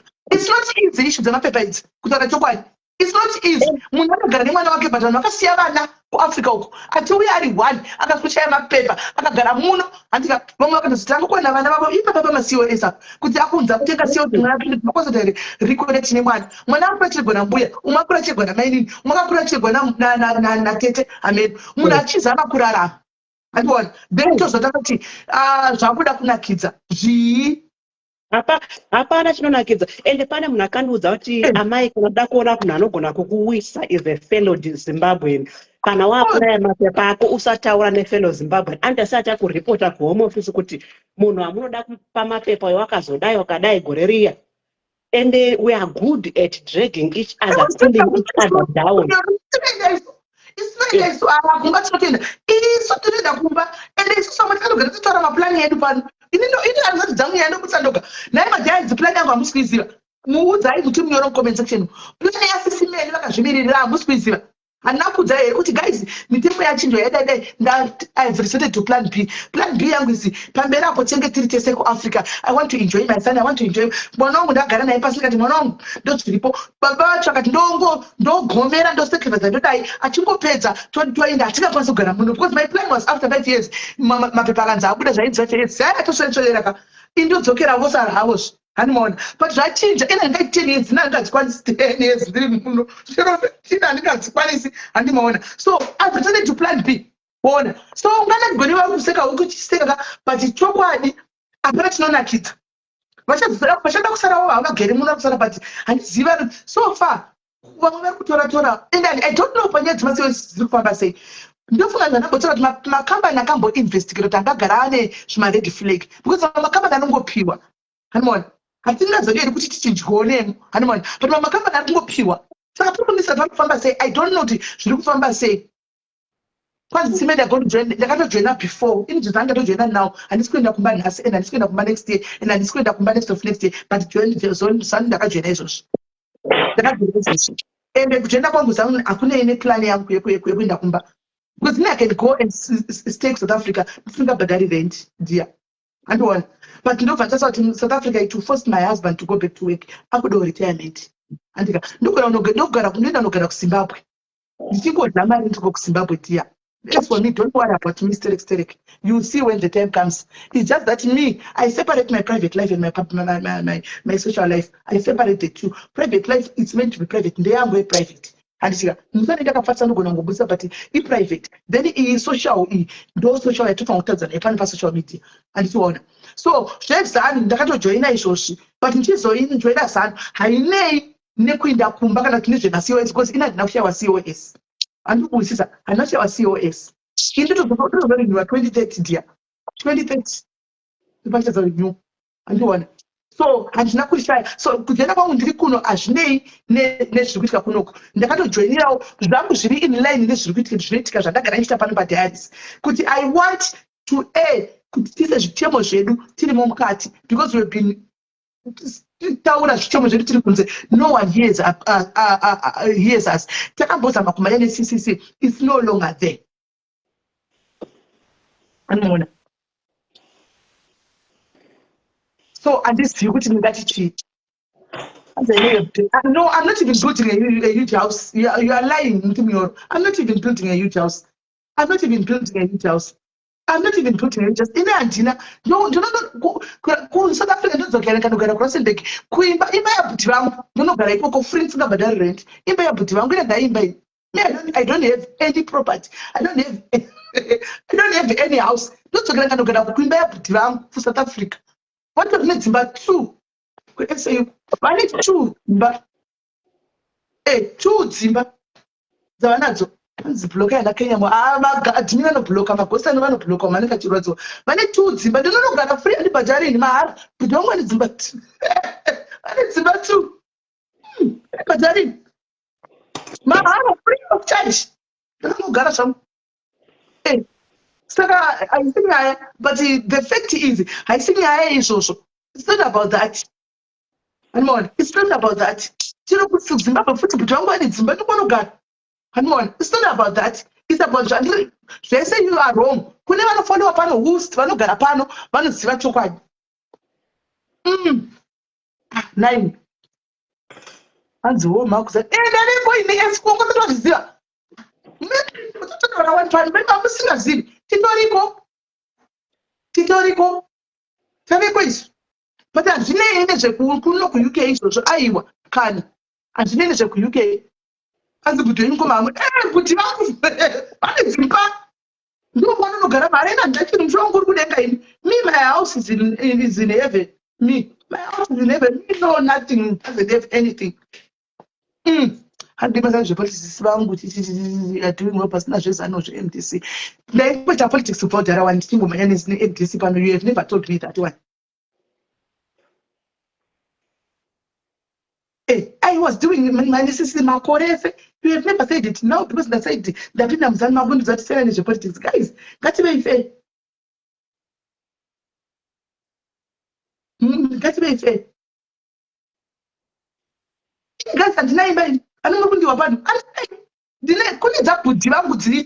Those are no Garao and the Badar renting Rangandi, Badar renting no Garao, I'm to watch loud that I should get here. You know, I'm sure good ending. My home is in heaven. Papa, go to moon, John. This day, she can never punish no one. Kuriko, Mushawa, but no one got our name in Japan. I'm not a singer. I'm not a singer. I think that's a bit of a guys on 60 days. I can 60 days. I never say but anyway, the guy thinks that the nigga has spoken about Comamon. And I look at a bone Comamon. Manga did think, I don't think, no one look at a coco. Hey, it's not going to put up some narrative history. Vagina son, if I was your Vagina son, because what I was see where is. No one expect 2013, guys. Animawa. I should say this. Could have put Didn't plan because I believe in saying my own things myself. I tell you straight from me to you, and I'll just tell you. I guys, because in the we run, you need to run upon the road that pharmacy and ICC Shakus or these, do not tell about I will tell them. Vision 2030 points, but at this point, I'm going to Vision 2030 na wewe pindira pakuti utukuda kusawo chemo chedu teachers ebe padino kona titinocha nema plan B ma plan B ati now and maona plan B izokutofunga kuti plan B zvoda kuti ndiwikwewo ndakambotaura sindika timpa kumanya pakuzoretikana ndaenda ndikazodawo mukuzonitawo kansela kana ndave muzano zvinogona kuita sezvo ndinenge ndamai kakuru ndavakumba asi panapa izvozvi zvitemo Sonda kuti kwa magetsi aveko waya ati mona kuti kutaura zvinhu zvacho zviri kunzwikwa zvekuti chichinjawo kwa magetsi waya zveshe aveko kumusha uku handi maona saka tikutwa kutofara nazvo handi iko zvinotora patakadzvanya kuti marodhi ese marodhi handi maona marodhi ogadzika tichitodaro tiri mombo chakaipa chi hapana isi dzedu politics hadzisi dzekuenda kunogwa nevanhu ndedzekuindisa zvitemo dzedu ndakaindira zvitemo polisi dzangu ndedzechitemo ndozandaindira kuti vedu we kana maybe kana wagarawo pasiti ukati musundzaro ukati Mr. President tine zvitemo vanhu varikunyanya kutema kuti mumahospitals saka imimi what's your plan nemahospitals zvoi tichishanda nevanhu obva vati tiri kuno mwedzi ukapera tine mari yatakaunganidza kuti tinda kunoisa mishonga kuzvipatara indomhanya kuvanhu ndodzoka ndoti kwanzi kune mishonga iri kuenda kuzvipatara ndozvega izvozvo handina kuitira politics dzenoisi kana dzimwe dzenzamozedzedza dzangu ndedzekuenda kunotaura zvitemo tichidzosa zvichibva kuvanhu tichinde kuko tichidzoka kuno chete simple as that mapahwisaka handei mberi right bezvonoti maivauya here nyaya yemacos huru vengori paka pemacos nema20 haruperi manje isusu motisa panguva yakaoma because isusu tinorarama nema20 years anomonona tinorarama nema20 years tinorarama nevese so tesingadi kuve involved pahondo yemacos nema20 years I don't want to get involved because njirinoyi ndizere nema20 years akawandisisisa chaiko pandai kuziva tine vanhu vanotipamba zana vanotibatsira pamba iso ma20 years ma20 takadarewayo ngatibatsira zvino pahondo tesingadi kuti titombobvera tapinda but kana mukazonyorawo komedi dzakadaro papeji panapa zvinobva zvaita kuti takazvizama ferimura for years and what happened we tried it for years saka wakatinga ndi followers through wakatinga ndi followers through you don't know the struggle that we have had pan what one followers through iwe ndaitombozi iwe ndaipisa zani izvo kuti ndaitomtumbuka ndichinza ndipindi paZimbabwe ndichinza upapindi chitumbuka pamese ndichinza upapindi panhinga wakatinga ndi followers through funza majairis epano funza majairis ndichigara ndakatsenzera ndichigara ndakaudzwa ndichiti vakomana ndiri paSAP ndichitoipisa zvokuipisa zviya zvekuti zvokunyepa nokuti ndaimira pachokwadi but what happened nothing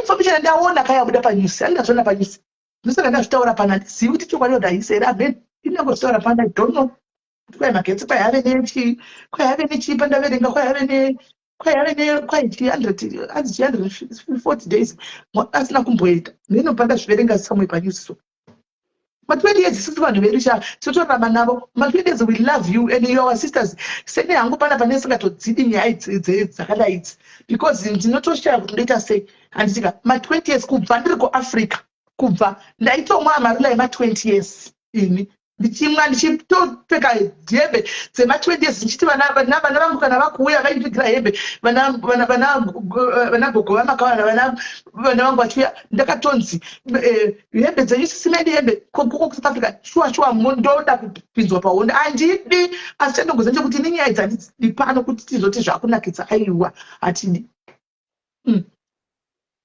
vanhu rukomenda havandizivi vakatanga kunditevera suro unoyu vakatitevera kudhara they know chaiko kwatakatama anzi vari kunyepa kuna mwenje handimaona saka hakuna mwenje ndandangoonao news ndikati kuda pamwe chokwadi ndikati handinoona tatotaura pana panhu pamunobudisa chokwadi hamunoda patinotaura pana panhu patinoburisa pana hanzi 41 days hanzi 41 days thank you hanzi kune 41 days magetsi asina kumbodzima sikati kwanzi nevanogadzira magetsi kwanzi tatopedza kwai stage 1 yechi zvitedza kunge inline kunge vakugadzirisa so handimaona kunge vakugadzirisa magetsi chinhu stage 1 yatopera handimaona saka vakupinda kustage 2 zvokuti munhu wese magetsi achiuya waya ndazviverenga ini pane pandazviona pandatozviverenga panews somewhere pane pandatozviverenga so kana dziri nemao tichingoona tichingozvitaura pano toregere kuzvitaura timborege kuzvitaura tichingotaura tipopa kumira pachokwadi ini guys handisi tipopa kunyepa kuti kudini tipopa kumira pachokwadi right hende kunyaya guys madza regai ndimbokubvisa itinde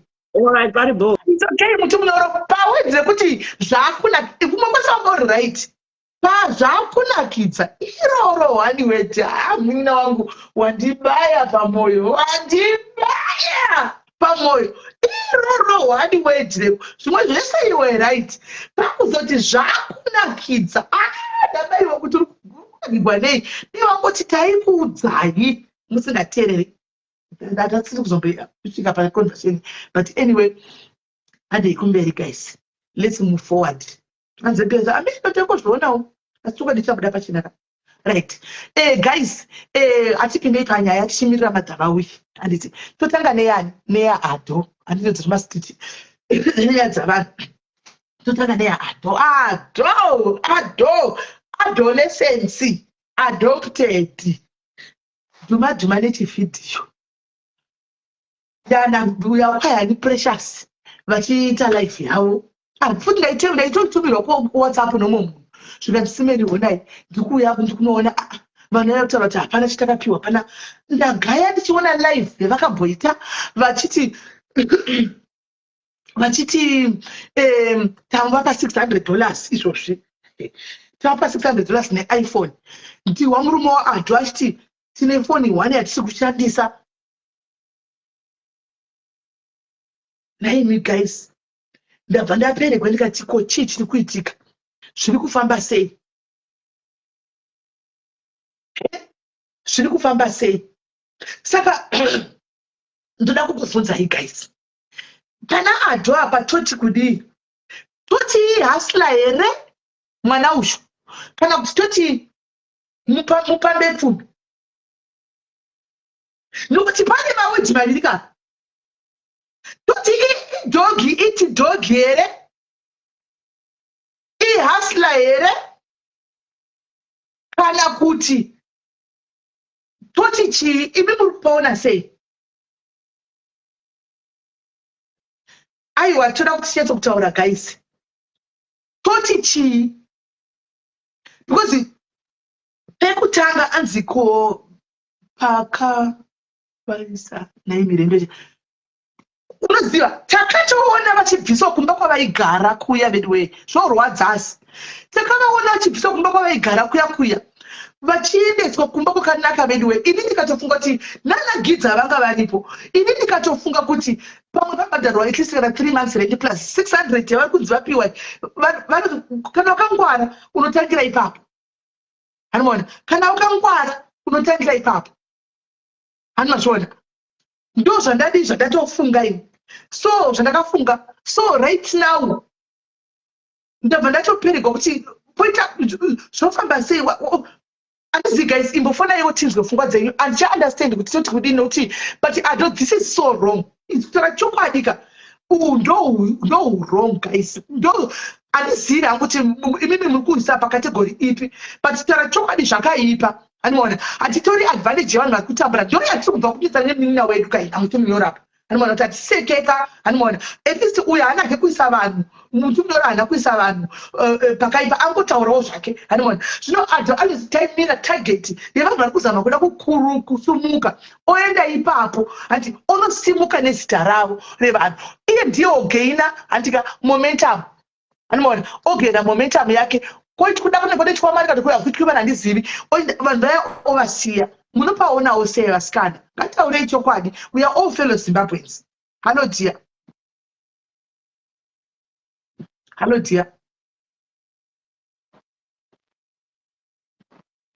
Hello sis Meli.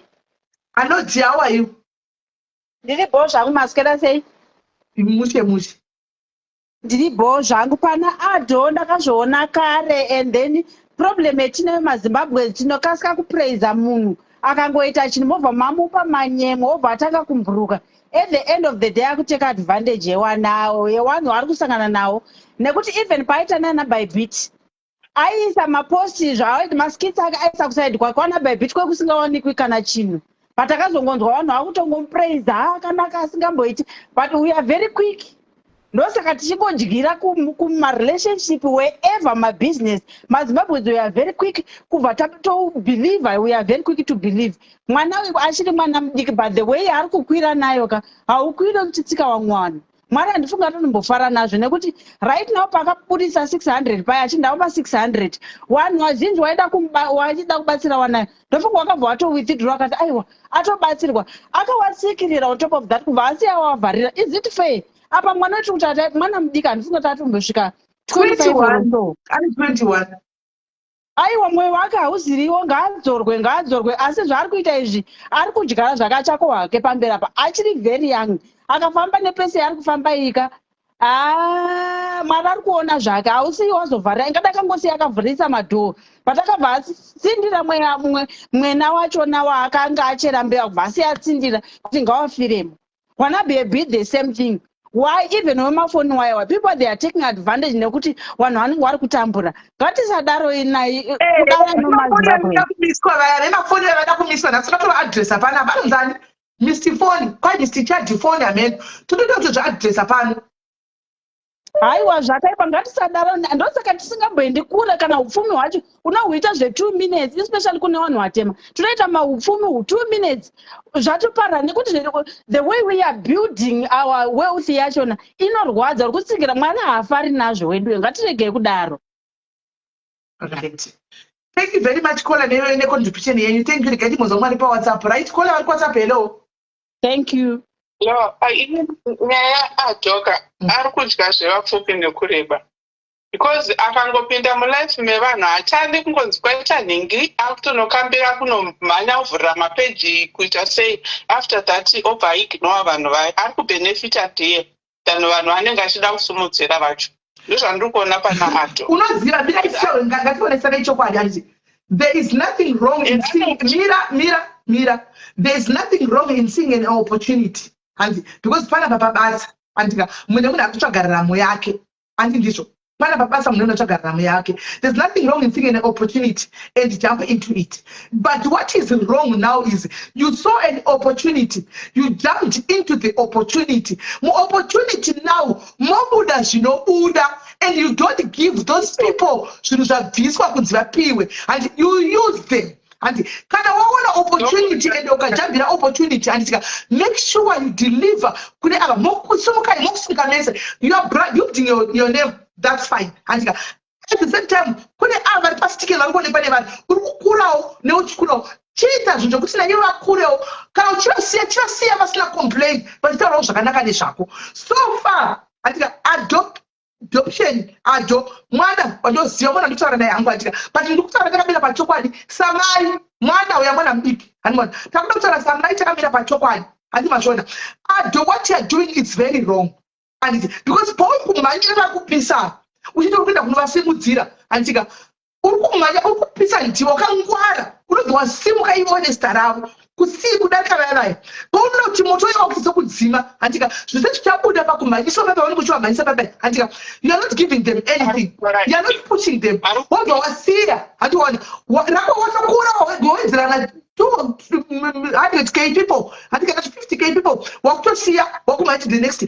vayavaya vapinda pasitike newe wavasiya vakadaro to the extent yachoshawa rent tinotenda kuti panaona mumba arapisha kuti ndarwadziwa tara chokwadi ndarwadziwa ndichiona mabhaketi akazara apa ndabatikana panaona mumba mavo vangu vachiita vhidhiyo mami handimaona but vanhu ndimi kutara chokwadi guys pakundirwadza ndepekudai so you guys ndimi makanotsvaga vanhu ava you went makanotsvaga vanhu ava kwavanga variko kunonzi kuchiweshe kuguruve hamene kuchiweshe mukanotsvaga vanhu kuchiweshe kwavanga vari you brought them mega paspotlight mukavavhurira mapeji vasina kukumbira kuvhurirwa mapeji and vasingazivi chinonzi peji chii zvinoitwa sei mukaopena mapeji how do you expect them to run the page vasingazivi zvinoitwa mapeji ndi makavhura kukati weare going to guide you weare going to work with you pamapeji atakuvhurirai kuti muite source of income now you are ignoring them now you have dumped them makuta move on imi makuenda kwapemishtamisa zvinhu zvenyu vasitaka mabvisa kwangachibhadha renti yava$20 kwangakwanisa kuafforda mavaisa kuwe renti kuda ndekwe$100 andika kwainobva hakuna handimaona masiya uyu anonzi wakanaka atopera so atopera uya wakanaka achangosara kusutuwa udikoko ndokwachangosara wokupfekedzwa masutu otherwise akatopera because right now tichaone uchitaura nezvake zvatopera ndokuti vangobuda kunzi wakanaka utiya mheno come on guys come on that's selfish kuitwa naato that's being selfish this is not right zvazvo this is not right. This is not right. Anyway, thank you, Susan. Kuna mwari kufana gati mbozi baba. Hanzi, nyati, kana ngena kubadara renti, nyati, thank you very much, Gilbert, nekubadara renti. Ramba uchibadara renti. Kana uri kubadara renti, thank you very much, nekubadara renti. Ramba uchibadara ko renti. Nokuti situation yami ndonzatiti guys. Ndonzatiti situation. Maramira kuti vanhu kunze uku muri kuzviona. Hello Kola. Hi, Sismeli. Yes Kola. Hi. Indabatikana zvikuru pandaona life yana pressures. Honestly speaking, vana vaingova nelife yavo vachizviraramira. Isu tisitakaenda kunovati yeye movatora dhamba. It's so bad. Nokuti tarisai panobatirwa munhu paspotlight. panenge pacho nemawewo wishes ari kuda kubatira wototi vanhu vavabho tichagopindira papi pasina kana mari yaunenge wapiwa zvakaita adho akaka it's so bad miswa iwe kwauri adho iwe. Thank you very much. And then chiva ipapo ndoda kuadresa vanonzi Mr. Charge ava handimaona ava vanonzi Mr. Charge nandivazivi imimi Mr. Charge imimi miswai you are a businessman handiti munozopromisa vanhu vari kukura maupcoming ava kuti tiri kupai mafoni tokupai maiphone moenda kuseri munovapa zvibudzi zvemasamsung musadaro. Don't take advantage of people, it's wrong. Don't take advantage of people, it's very wrong. Kana vati muri kupa vanhu maiphone ipai vanhu maiphone promisai vanhu zvinhu zvamunovapa kwete kuda kuita advantage nevanhu. It's wrong. And Mr. Charge mafoni imini it's very wrong. Kola hello. Hello sister. Yes kola. Maita basa mataura nyaya iyi yanga ichindishungurudza ndakatomboitaura ndaifollow wanzi inini ndiri kuti adho zvaari kuita it's wrong sister. Ngavasiye vanhu vachitambura vari kwavanenge vari kwete kuunza vanhu paspotlight kuti iye abenefit. Zvakangooma munoziva situation yepakutanga yana Bybit yanditi vanhu vakati Bybit hatende but zvinhu zviri kuramba zvichidzokorodzwa ende murume waBybit akasvika pakutaura kwaDJ Sparks kuti kwacho hapeni nenyaya yemapoto waya akati izvoni Mr. Charge vakauya vega vakatora mapicture kubva kwachiweshoko vakaaposta vakati mukasvika 20k likes family ndichaipa maiphone handiti vanhu vakalaika vakadzi saka vahwina takunovapa mafoni vakasumuka vakaenda adho mama V naiwo Mr. Charge vasvika ikoko vanhu vakapiwa maiphone vakaita video vakabata maiphone aya after mavideo vakatorerwa iphone ava vakabvunza vakazonzi aiwa muri kupiwa masamsung murume waBybit akazopiwa iphone but iphone yacho yakanga iri yaadho because vanoti Mr. Charge vakati vataura namanager wenyu vakabuda naadho panze vanhu naadho panze ndo pakazopiwa murume waBybit foni yakanga iri yaadopted son apiwa foni iya ine mapassword sisimeri uri kupa munhu ari kuchiweshe zvinhu zvine mapassword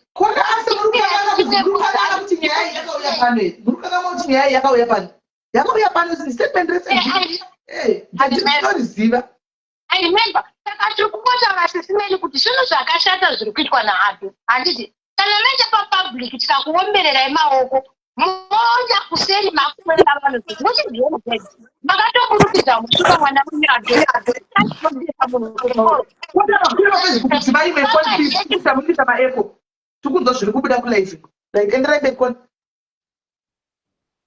mukatomuomberera maoko kuti ari kuita back to community yes mufungi ndakamuomberera maoko pane ndikaita lekati mwana yedu kumutenda kuzi mwana muti akadaro aita ndakuziva kuda kutsikirira vanhu ukwachida kuita kavharapu kuvanhu ukwachisikirira ukwachita kavharapu kuvanhu ko ndagenda ziva imagine sisimeri kushandisa mukadzi mukuru anenge nini isusu tikaombera maoko kuti ari kuita good imweni handidi kunyemberai peji rangu haribhadhare kana 1 rand muri kunzwa but tine tirimbo tichifamba maraini tiri pano padhayari zvandirwadza kuti vanhu vakusvika pakutambudzika vangadai vakavasiya vari kuhopiri kwavo ndokwavaimaneja handiti ndokwaikwanisa kwete kuti munozuzurudza vanhu mouya movaisa paspotlight havana chavanodziva nezvemapeji data racho rinenge richitoranesa vanoda kuti vaitei vanhu kana vataura vanhu vanobudisa muromo kuti hatiappreciate pakabatsirwa because tiri kubhilivha zvataona pavidhio kuti vanhu vakabatsirwayo vasina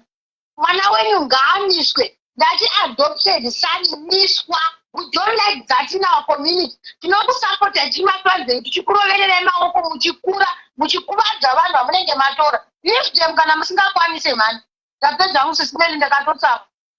Thank you caller, thank you very much. Like caller wakuna pa Facebook hello. Hello sisimeli muri sei? Mucheka njani?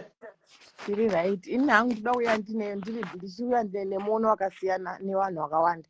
Adopted son mhosva yake apa yari kupiwa ndeyekudi yekuti akavatorerei kwaaigara.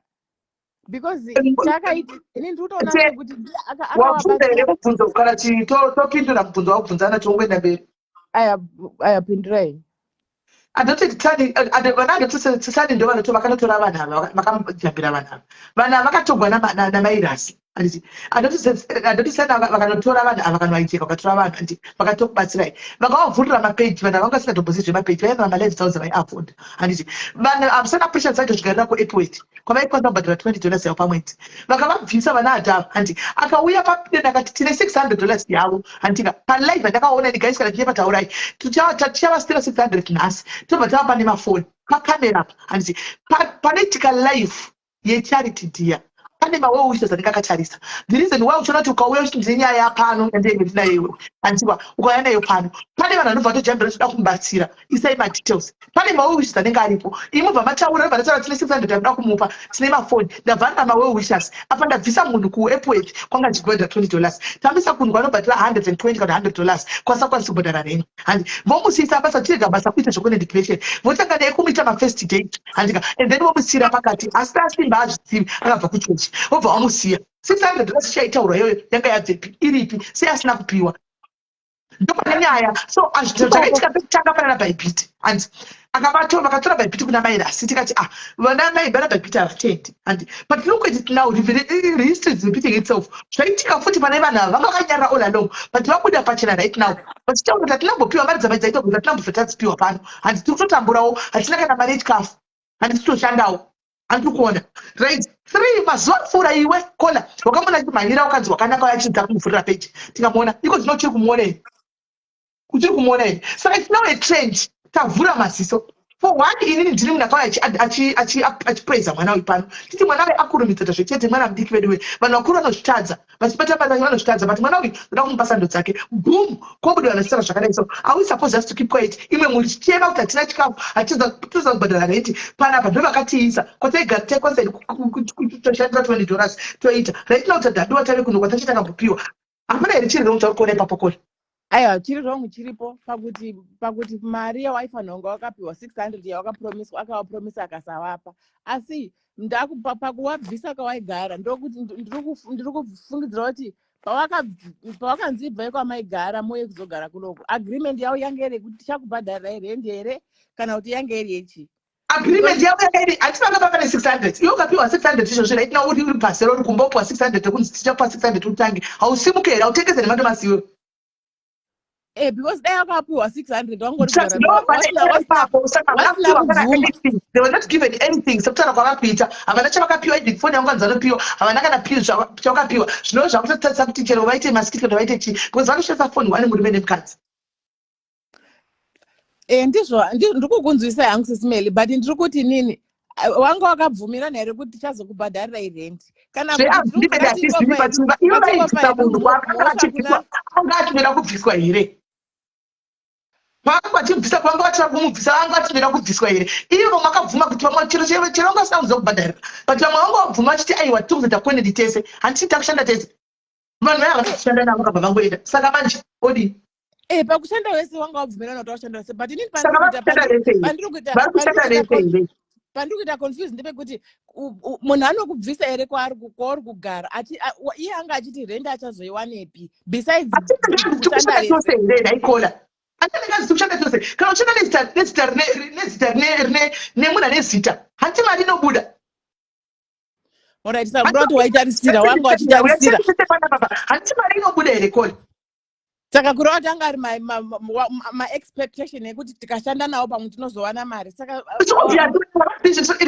havazvisocial media havazvizivi vakaindodza ndivana hati vakana vatsvaga vanhu ava havazvizivi but unonzi ani mukomana Bruno Furnitures akataura kuti vanhu ngavatsvage mabasa vashande vasiye zvekuda ungopemba zvakatsvaga mabasa achotsvaga zvamabasa nekuti zvinova kushonera but tikungotaura ishe tiendika kuti zvirambe zvichienderera zvotsvaga mabasa aguru akataura is true vachatsvaga mabasa but for now tiri kumbotaura zviripo ivo vanoshandei inini hangu ndiri kuti hangu munhu une mhosva wandiri kutoona wakaita utsinya pamunhu wakati ndichakupai mafoni akasavapa uyo wakavavhurira peji ina ndiwo mhosva yake komari handizvo zvokuti mari havana kuwapa mari saka here hana mhosva here aiwa pamari unayo mhosva pandiri kuti hana mhosva ndepekuti wakavatora akazowaregera ndo pandiri kuti mhosva yake handisi kuiona ini asi kuti pamari wakatora akasavapa yes une mhosva because wakavatsotsa ava wakavapromisa mafoni avasina kuwapa vane mhosva because iwe wakatarisa kuti chapiwa mafoni wakasapiwa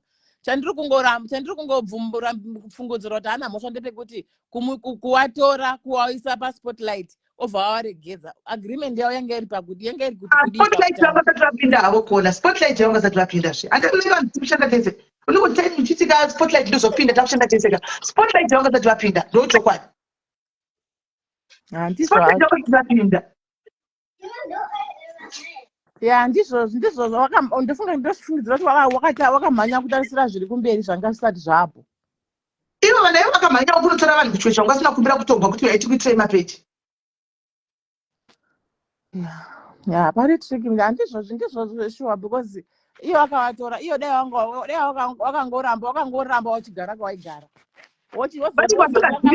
vachitika takusimudzirai vanhu vangani vakasimudzira vanangenda hamuna kuwasimudzira herei hamuna kubvisa nenyati kumukuku herei iye zvinovariki unenge uchitarisa weikopaona kuti koika umwe vakadai pamwe rega nditevedzere vakuru kwandiri ndinoendawo ipapo ungapemberere imimi madzaizvosiraikati tida kubvisai pamuri tikuisei apo munoramba here aiwa handirambi but zvakaitorana pressures rombo rinovhara rinoenda kosiyana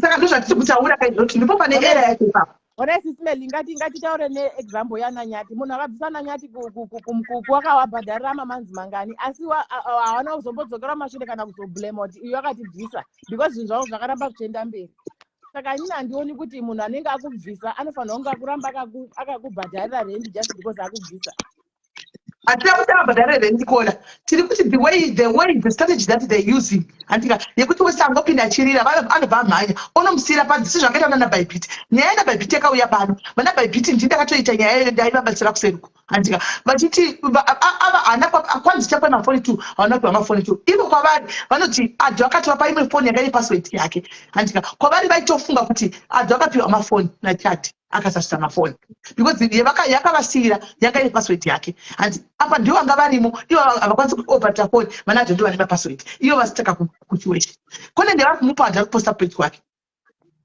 saka hamusi kuona zviri rongo ipapo aiwa zviri rongo zviripo sisimeli handisi kuti zviri rongo hazvipo zviri rongo zviripo asi ndikungoti panewo chimwe chinhu wani chaasiri rongo chandiri kuona zvimwe zvese zvizhinji zvese uri rongo wakatora mari wakadai but pane wani badzi paasiro rongo Alright, thank you very much. Right, vatafoni chimbotaura itinzwe. I don't think kuti Konda vari kunyatsonzwisisa mongo wenyaya uri kufamba sei panapa. Issue with adopted son, it has become a trend now yekuti akanotora vana bhaibhituko handiti atora vana bhaibhituko akaita zvaakaita vanhu vakamboti heya mukatombomupreza mukatomboti ari kuita charity handiti but tiri kunzwisiwa naKola ndechekuti there is so much impact pane mabig influencers akaita kunge imimi mukauya muchititaridza zvamai muchitaridza kuti this is what I've done kazviri zvekunyeka it's not right ndo pane nyaya yahombe pa 2 adopted girl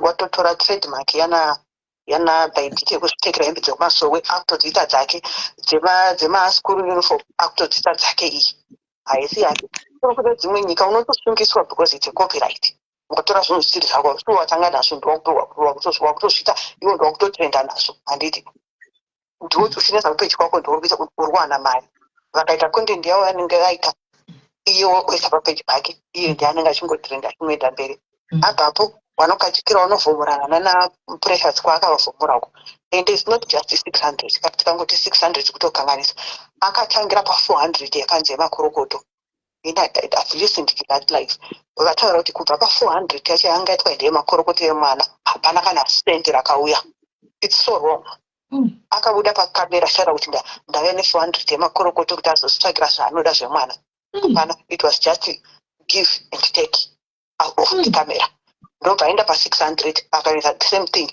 akanoiverenga give and take off the camera munhu akadaro nzinga aramba achingosekererwa vomiso kwangu achiafodha kuda $10 kuti $20 kwangu achibhadhara vonesa kumba kwako kwaunogara kuyakwe pamwe wateswa nekure kwokuti wangu chimbobvuwana zvimabase job zvako how do they start vanotangira papi it's wrong is wrong apedza izvozvo anza uya ukwa aisha speed uyo wamanya vanomuvhomora futi adhanda kumiswa ndochokwadi ichocho ndapedza zvangu. Right. Thank you very much, caller. Thank you very much. Aiwa, guys, muri kuti makola avepi no pana patinotobvumidza kudamburana dzatukuita izvi. Tinobvumidza munhu wese ane right yemuono wake tichiita nharo tiagiwa nguva ichitofamba ndokuti zvinakidzika. Ndokuti zvinakidza vachiuya chimbo-opposa tichineta tichisunga nharo pano. Munhu nemunhu ane freedom of speech andika sei zvandinazvo zve-freedom of right. Handiti. Right. Kola vakakwira hello. Hello, Sismele Murise. Ndiripo Murise kola. Ndiripo.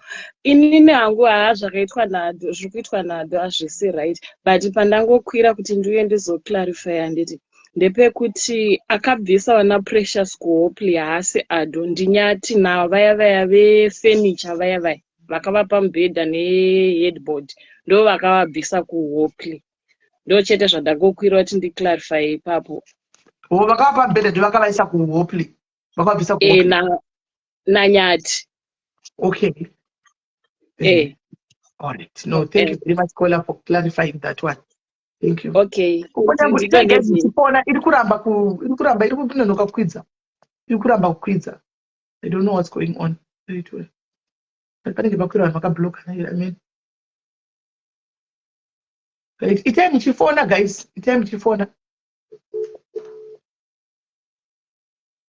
Zvinhu zvacho. Vana bhaibhito vakanga vatogwa namairasi vaisa paspotlight namairasiwo handisimona mvotiwo kwai takapiwa masofa nechichichi havana kuzvipiwa zvinhu zvacho ivo vanotobhilivhawo mairasi vanotina ini zvinhu hazvinambobvira zvanzi ndezvavo hakuna mbozvi ndezvavo zvinhu zvakanzi ndezvangu sabranda ambassador ivo vanotiwa hatina kupiwa zvinhu saka unochia kuti kuharare uko muri kumbonyatsozvifambisa sei anditombomziva nditorina kana nenhamba dzake Precious iyoyo handina dei mamwe nenhamba dzake ndipei. Hello caller. Hi Simeli. Hi dear, how are you? Murise Simeli. Good. Ndaida kungotaura pakuti avo akaburitsa naPrecious mumba havasiya naAdho ndinyati correcteka. Zvakakorektwa Right, thank you very much. Handitombonina nhamba dzake Precious zocha nditomboziviri. Fona ite zvekufona guys. Itai zvokufona, atiite zvokufona. Kana ichitamba kukwidza ngatifone.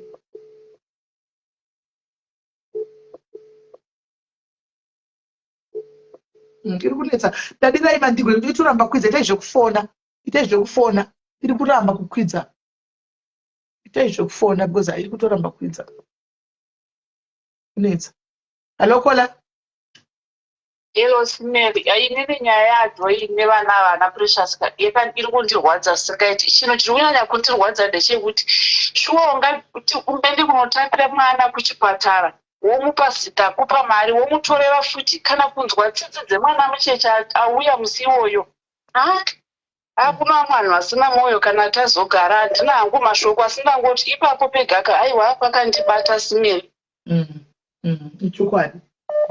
Thank you very much, caller. Chokwadi ichocho. Anoona akanotora mwana chipatara zveshuwa vanhu tikatofara zvoti munhu in the wrong right hands. Caller hello akukwira. Hi Sismeli. Hi caller. Inini pano pari kundinyanya kundibata ndepekuti unenge wapublisha kuvanhu kuti ndabetsera and then vamwe vanhu pamwe vanenge varipo vari kutoda kutonyatsokubatsira iwe wobva waenda wonoti ndabetsera and then vamwe vese vachaita sit back and relax vachifungidzira kuti pari zvino vanhu vajekwa ivo vanhu vasina chavapiwa saka ipapo hapandiitiri zvakanaka hapana unyatsondibata zvakanaka ipapo. Zvakaoma. Caller, thank you very much. Amen. Regaitione kuti alpha. Right. Hello caller, vari pafoni. Hello Sismeli. Uri sei caller? Tironeta tavanenge vasina. Zvakaoma. Iri right. Ndida kupa muono wangu nenyaya yana-adopted son.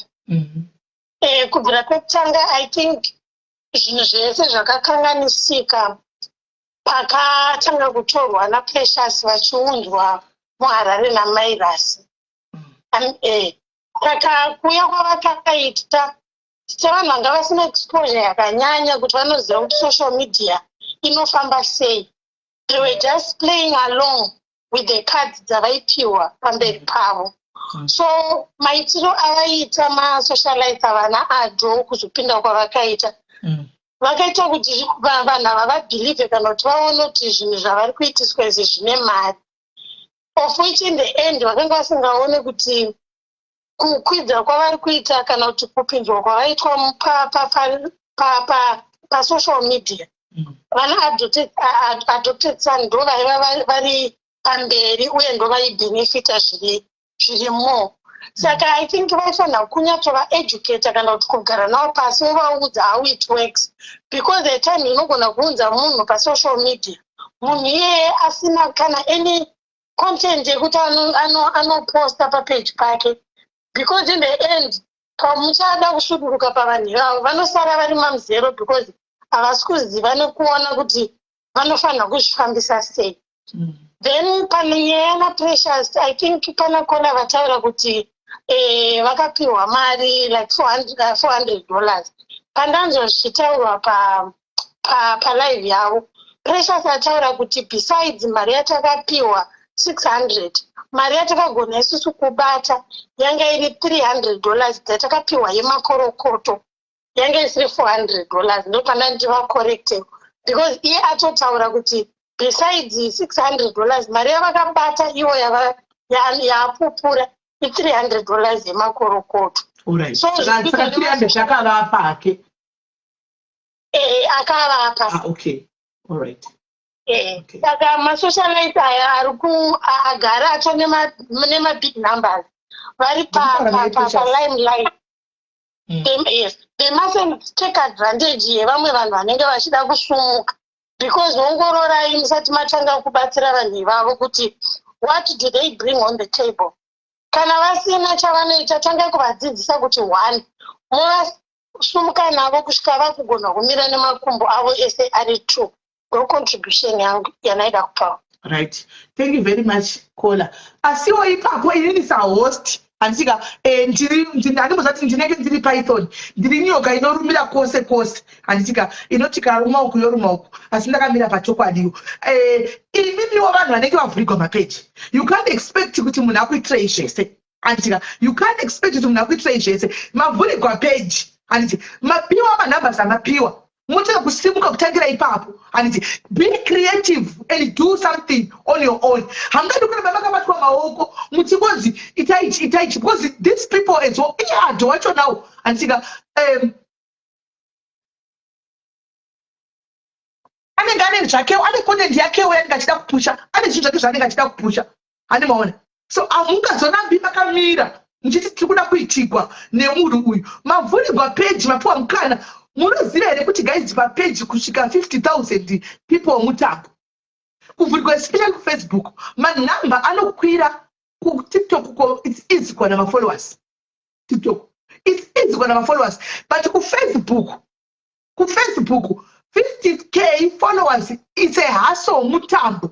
Hauwani zvokutanga tamba wavhurigwawo mapeji anditika wavhurigwa peji yako watotopitwa 50 anditi chitanga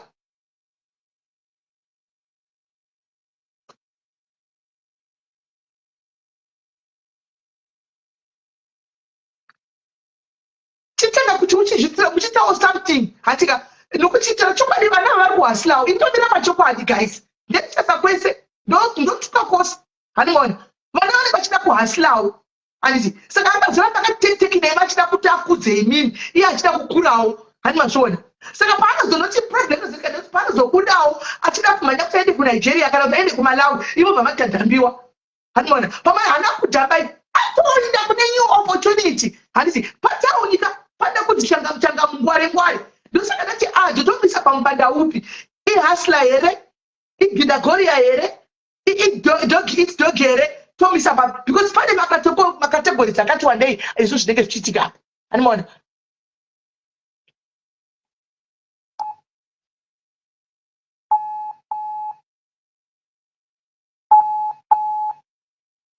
Hello. Makadizve nyumba mwanangu. Ndipo makadiyo. Ndinoti Sisimeli Diaries. Handizoti wakambondirwa kana kuti unondiziva. ndikuziya asina kuwe kutotanga kutongwa. Oh.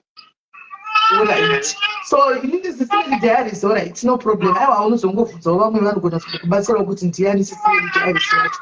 So ndamboita kufonekwa nekutegwa nevanhu palive yamamboita. Anyway, by the way, ndiri palive papage pangu, so you can tune in as well. Rakanzi Simeri Diaries live ndozvakaita Simeri, inongotobuda ipapo. Pane 2 but panobuda randiri live racho. So vanhu vakandibata vakati nyaya idzi ndimakamboita nyaya dzaAdo naBaibiti mazuva apfuura pamukavaunza, and Precious aita yakewo chichingokuziya zvedu from Materes. Anditi aitawo yakewo achidai kuuya kwenyu kwese muchisvika pasocial media patakazviona.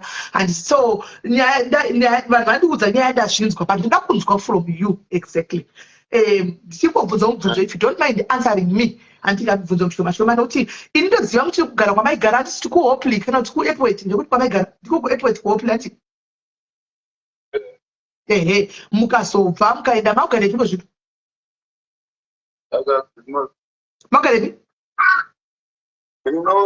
Glenora, alright. Mukazoenda kuGlenora, yes, well, fine. So ndoda kuti tibvunze tizive if you are comfortable kutidaira motidairawo. Anditi ndakakuonai muchitorwa kuchipatara naAdo imi, antu akabata mwana achiuya achiti ndauya pano naPrecious abatsirwa mwana, tiri kuda kuita baby shower, ndauya nemakorokoto angu 400. Please answer me truthfully. Makareceive here 400 yakataura 400 double actual bad news. 400 guys pakamera tangu tingopedza video yariya wabva ati mungusisha vantuba mari yangu vantu anani pakati ananosiyana dhurana kana mari wabva kutora mari yako baini. Saka these guys pakamera yanga iri yei kuti noti zvazvinoita zvokudai ndoda kutaura chokwadi. I know adopted namutega palife inoi handina because mwana wofuti kwandiri handiti zvazvinoita zvekuti mwana Precious akanga abatsirwa palive iyo yaya panenge pane well wishers anenge aripo anenge achichoda kupa makorokoti nekubatsira, then boom adobva ati ndiri kuzokusira 600. Vamwe vachida kubatsira kubva ati apiwa 600 yakawanda atichakwa kuti tidini timupe. Imi moti after life chingopira kwa someone ndipe mari yangu zvanga zvekamera. So what was the idea kuti ndine 600 tauro dai akanyanga pakatobatsirwa zvine vanhu? What was makabawira kuti kudi kutazuta zvoti ndine 600 andida kumba? Ya kuda wari momzi ine mpaka nyanda nakutamza iye angoti toda mutaka content dish asina kupa mari but mari ni handisi yangu ndakati ora iti mari zvakadzida kuti ndakupa mari ga kune vachazokubatsira vanozokupa mari yakaunda unareka yangu aninoona vanhu vangasati vaziva zvinhu kuti usada vacha kupima muindustry atina ngozvura kuti zvichazoti netsema kwara vati fine babva vatanzwa mari iya ndinopedza video inopedza kudai obanzi mari yangu wakadzisa mari yangu nadzoa ndakapfura right. Saka imini pamakanga manhengeta pamakapiwa papapa ndoda kuti mundiudze pamakashandana naAdo kuti vanaAdo vauye kwamuri handika makawirirana kuti kudii. Take us from the first vanaAdo vachikuapproacha imini, what was the initial agreement? Makawirirana chii pakuya kwavakaita kati mupenyu wenyu? Makawirirana twii?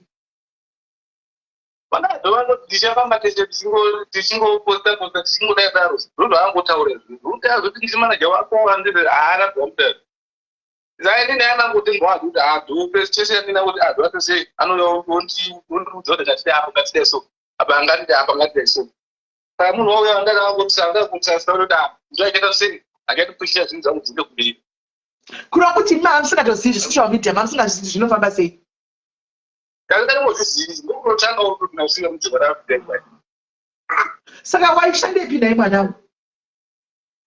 Ini ndaishanda munhu mara ndezvokuva kugreen. Saka zvakazodii? Zvaizozvizvi hapana ndakatozara ndinowai basa ndakapedza basa ndakada kubiwa ngotaona rimwe basa kwegreen hade. Unovaka? Unovaka nani?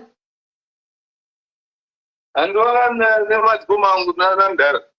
Alright. Saka mabasa anombopota achibatika. Saka iko zvino saka muchikumisai kuti muite content chii?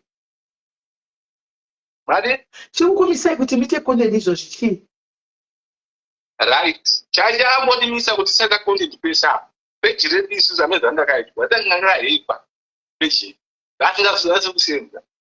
zvadaro tavachipejai kusenze chaita kuna adu tavatisezvo adu ariyo munhu akaita se akatizokuaarigatino naadu apedzechi apedzechi matipoti anditi ndovadaenda uye kuna adu chaita kuna adu tigadzisawo Facebook tigadzisawo kudzigana ungakwasikakana mwedzi angaatokuona panguva yatagara tisingaposti tichingoenda vari adu akamboita angazvionewa ndobvakadzoka paya ndakugara kuti ndikatotasezvo ndamitsvake mari nditi ndivhurochi ramubhozi akaunti yavhurisa paindira madhamu nditi ndovanaigaragara ndakati zuva ndakatogara ndatotisochi mari yangu ndatotisakaita ndakaaga mutosimbotishayausachi ndatotisakaita kuidhora ndobvanaita sei ndobva ndatogara pasi paya ndobva ndatanga kudada Facebook yangu iyi ndotisayaitisai ndobva ndatisaitisai nditi obva yatorudza kuti pana pini nyuwani pandabaya papobva yapachia pini nyuwani manje ndokuzoshanda mwakaita Facebook yangu iyi saka chega takugadzirirei kuti chii chiri kuitika kuti tisashanda tisaposti mamusikuziya saka pakamboshanda navo panguva diki yamakamboita maskits navo mune makambani here akambokuaprochai kuti ibhoshanda nesu tiri kubhadhara mari zvokuti maybe pangave pakaita adhiri nekuti adhiri anogona vakasitwa mari pane here kambani akambokuaprochai chitoda kushanda nemi kana toda kudai kana kuti zvakafamba sei chokwadi chana nomuzimbabwe hatina makambani akambotiti uyai kunoti mugodai hatina kare okay maingoti muda kusumudza new page renyu then mukazowanawo vanokugadzirirai zvemadization izvi mowanawo zvemadization motanga kuti maskits enyu muchikurawo muchidaro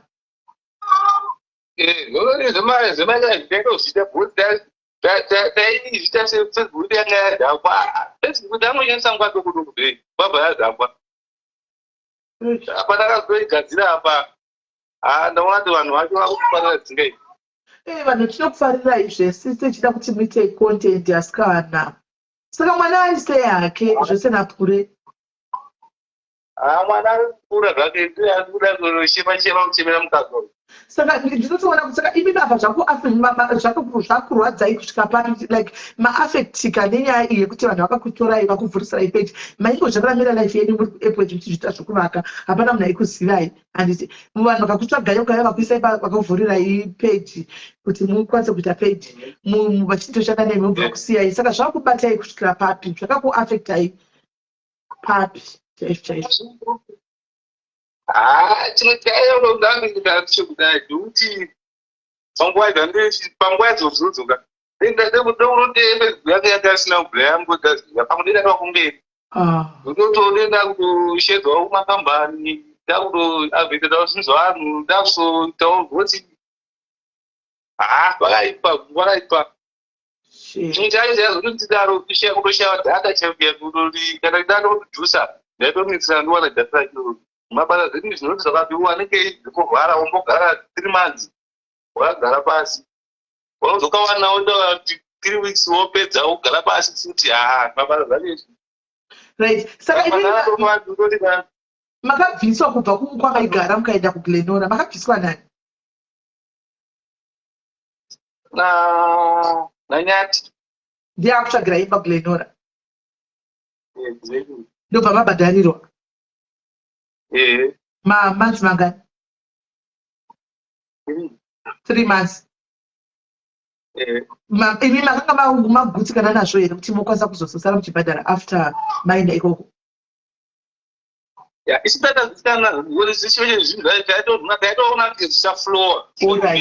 toda kumutenda nyati toda kutomutenda nyati akabhadhara 3 months weitodzo toda kumutenda aiwa tinomutenda saka iko zvino muri kubhadhara nei manje apa achatasara ne 1 month kuti mari yakabhadhara yaipera orai apo kwasa apo ko pamanyaya yemafoni pakafamba sei panyaya yemafoni apa ndose mufudi iyoyo takutenga mafoni inopedza kamera mafoni okutonawo saka makanga manzi pafoni pakamera takupai mafoni then mabva pakamera zvekupai foni dzangu anyway akataura neye kuti ndikupai mafoni ndiani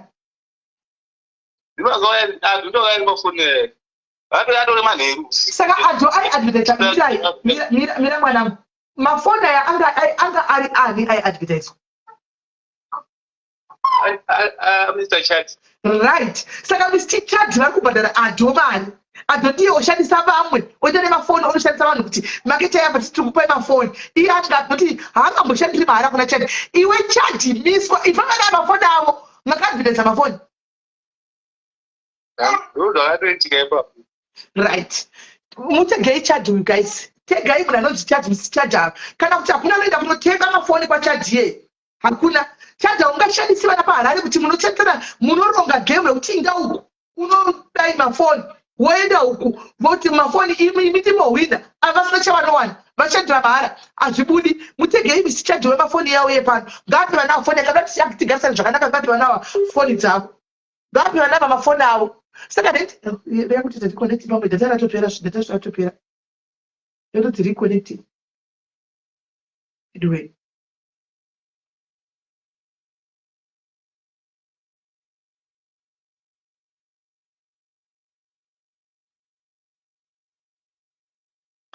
Aiwa guys, musapinze tsara madam boss panapa. Madam boss vanokwana papi apa. Madam boss panyadza adho izeni adult munhu mukuru. Andika anokuita zvinhu zvake ega. Madam boss vanokwana ipi?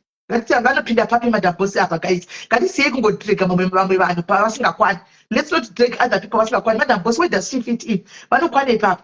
Adho munhu mukuru. Madam boss izvi vakangointroduce adho pasocial media vakamusumudzira chete vakamusiya vanotongomuonawo achiita zvanenge achiita vachitongokomendawo vachimuona. Apa varikwana papapa. Let's leave madam boss out of this guys please as a brief. Ndipei number dzaChat guys. Ndipei number dzaChat. Une number dzaChat here mwanangu. Une number dzaMr. Chad. Une number dzaChat here. Guys pane number dzaChat here apa. Andisendere. Ndipeiwo number dzaChat. Abudise mafoni iwayo kana zabhadhare mari advert. Munobhadhara ndineti mari nayi. 115. 115 bedway.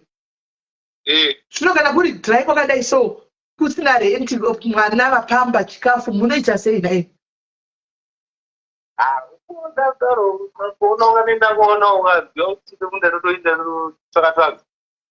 Saka mabasa aunogona kuita ndeapi tite tichibasana kutsvaga mabasa acho? Ndeapi mabasa ungagona kuti uite? Rate 150. Kuvaka ndinovaka, kapenda ndinokapenda, plastering zvese, skimming ndoita. Unogona ukatozvita unonyatsogona. Umbondipoka mabasa ekusendere panhamba iyoyi kusenda mabasa epo wakaita. Tione kana unyatsogona tikupe mabasa. Umboinda unovaka unoplasta unodini panzvimbo timboona. Ndisendere tione zvako kana uchiti unoshanda nani? Nanamdara. Anoita zvokuvaka ndiani? Anoita zvokuplasta ndiani? Ndiwe kana ndiwe namdara? Ndini. Ndiwe unozoinfluya vana mdara? Ndani vanondiinfluence, ndani vaindivandidzize mabasa ka. Mudhara ndiye akandidzize mabasa.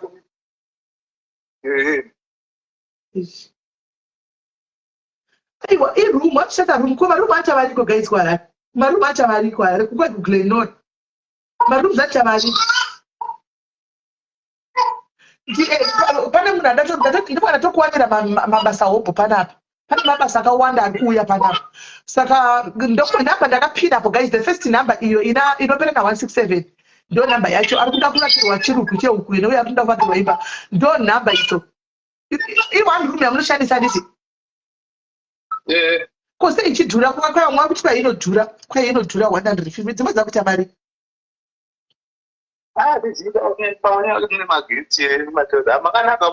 Ndaiona ine matiles nemagetsi eyo ine ndaiona urumba maMr. Life. Ndaiona.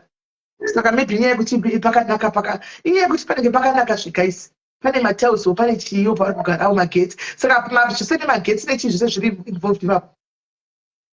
Zvese nemvura zvese. Ndopa pacho maiona vantu vachende ihombe ndopavari kugara ipapo ngokuti vaifunga kuti zvinhu zvichaflowa ngeti vasina kubvira vakabvuma rumu ye115 ndopakatsvagira rumu yekuma$70 inenge yakanaka imwe yacho kana $50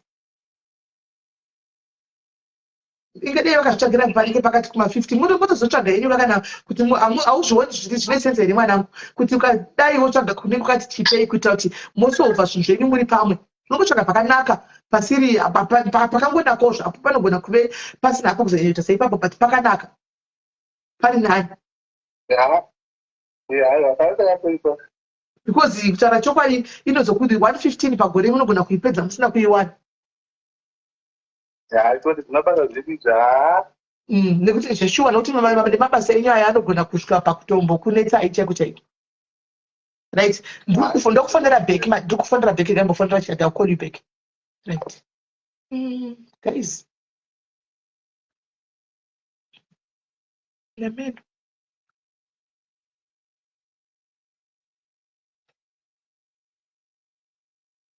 Amen.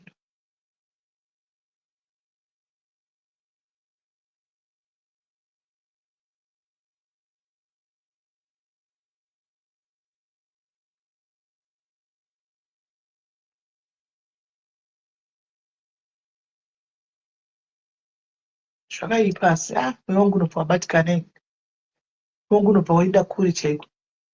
Hazvidi kudai, honestly speaking, hazvidi kudai. Hazvidi kudai.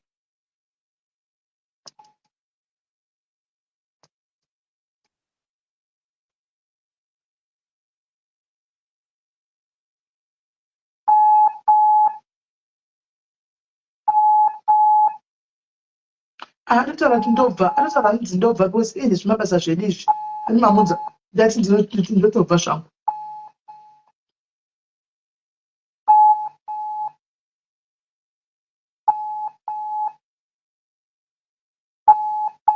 Foni yachati haisi kupinda. Inongoti calling. Inongoti calling, haisi kupinda. Haisi kupinda foni yaMr. Chati wacho. Haisi kupinda. Foni yachati wacho haisi kupinda. Haisi kupinda.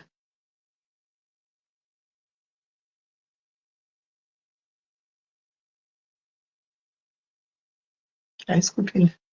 Kufunga havana data, havana kuita WhatsApp yavo kana kuti chi zvakangooma izvi guys. Right. Guys, iyi ndiyo nyaya yatinawo yevana. Saka Nyati yakabhadhara 3 months, meaning to say takabvisa something like 500. Thank you very much Gilbert Nyati. Thank you so much Gilbert Nyati. Chakanaka isi tinorumbidza paita chakanaka tina godo tinomira nechokwadi. Thank you very much Nyati nekuisawo vana vanekuvafungira kuisa pakanaka vamwe. Asi ndikwanisa kufana direct kubva kuno magumbo ndina mari kufana direct kubva kuno. Asi kwanzi last digit is 8933982. Saka ndafana isiri iri kupera nechi 3982. All right.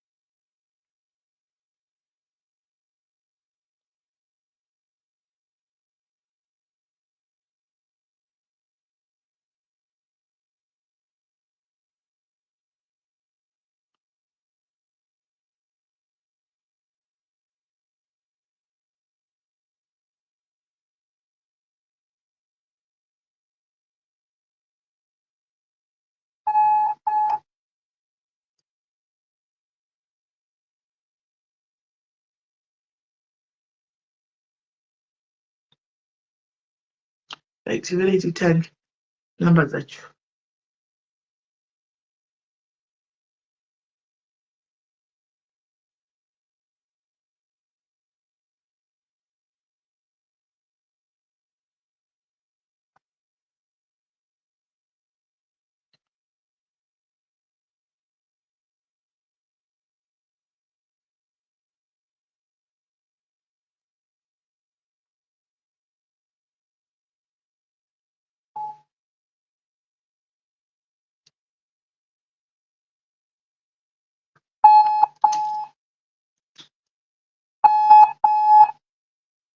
Hello. Hi, Mr. Chad, how are you? I'm good. My most of them smelly diaries. Nani? Mukutaura nasisi vanonzi Sisi Mary Diaries. Sisi Mary Diaries. Yes. Handikwanisi kusangana nemi because handisi kwamuri ikoko. Alright. Ndikutotaura. Alright, mira, hold on, Papa.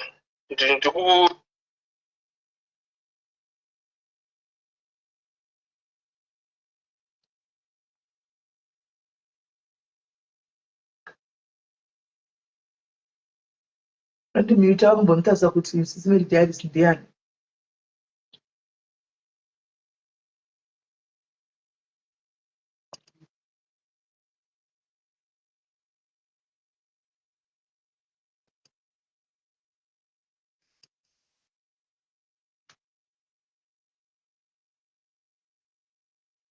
Apa nambono pachinzi panovhurwa ndakunzwa unenge Sanje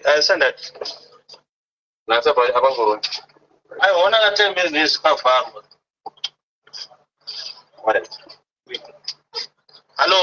Hello. Museko Sisi Mary Diaries. Ndiri right zvangu ndiri kutaura nemi nditori zvangu palive kuFacebook. Ndiri kutaura nemi pane issue anoda kuti ndiclarifyirewo mbijana if you are comfortable. Pane advert yakaitwa yenyu yemaphones enyu kuna vana Precious ava vakaita asi hamusimi vakava approacha like mafoni yakaenda naAdho vakanzi palive pakataurwa kunzi vachapiwa mafoni but havana kuzopiwa mafoni and havana kupiwa anything. What was your initial agreement? Because from what you are getting vana vachitaura panapa hapana kana anything chavakapiwa kana seni zvokuti they are even struggling right now. Apana chivakapiwa, it's like vaingoita zvinhu for free. So I said we are going to ask Mr. Chadwacho what was the initial agreement na Adho pakaenda nemafoni achinoadvertise achishandisa vana. All right. Initial agreement ndakangoita na Adho. Actually Adho ndiye akatondiconfront concerning mafoni yayo akabataura zvakanzi havana mafoni. In fact pane patakamboenda handiti takamboenda ikoko pane there was this company yaisa zvemasolar hivi. So ipapo ndo pavakaita senge vandiapproacha ndovakatotanga nekutota approacha takanzi muona kuti izvi onaiti mafoni since imi ndanzwa kuti munoita zvemafoni onaiti mafoni towatitoita setotiri kushandisa so just upgrade us mutitiro mafoni anenge ari nani handiti. So kubvira ipapo Adho haana kumbomira since ndaishanda naAdho ndaifamba naAdho angoramba ingotaura zvikanzi kana makazoitochi muzorangariro timi.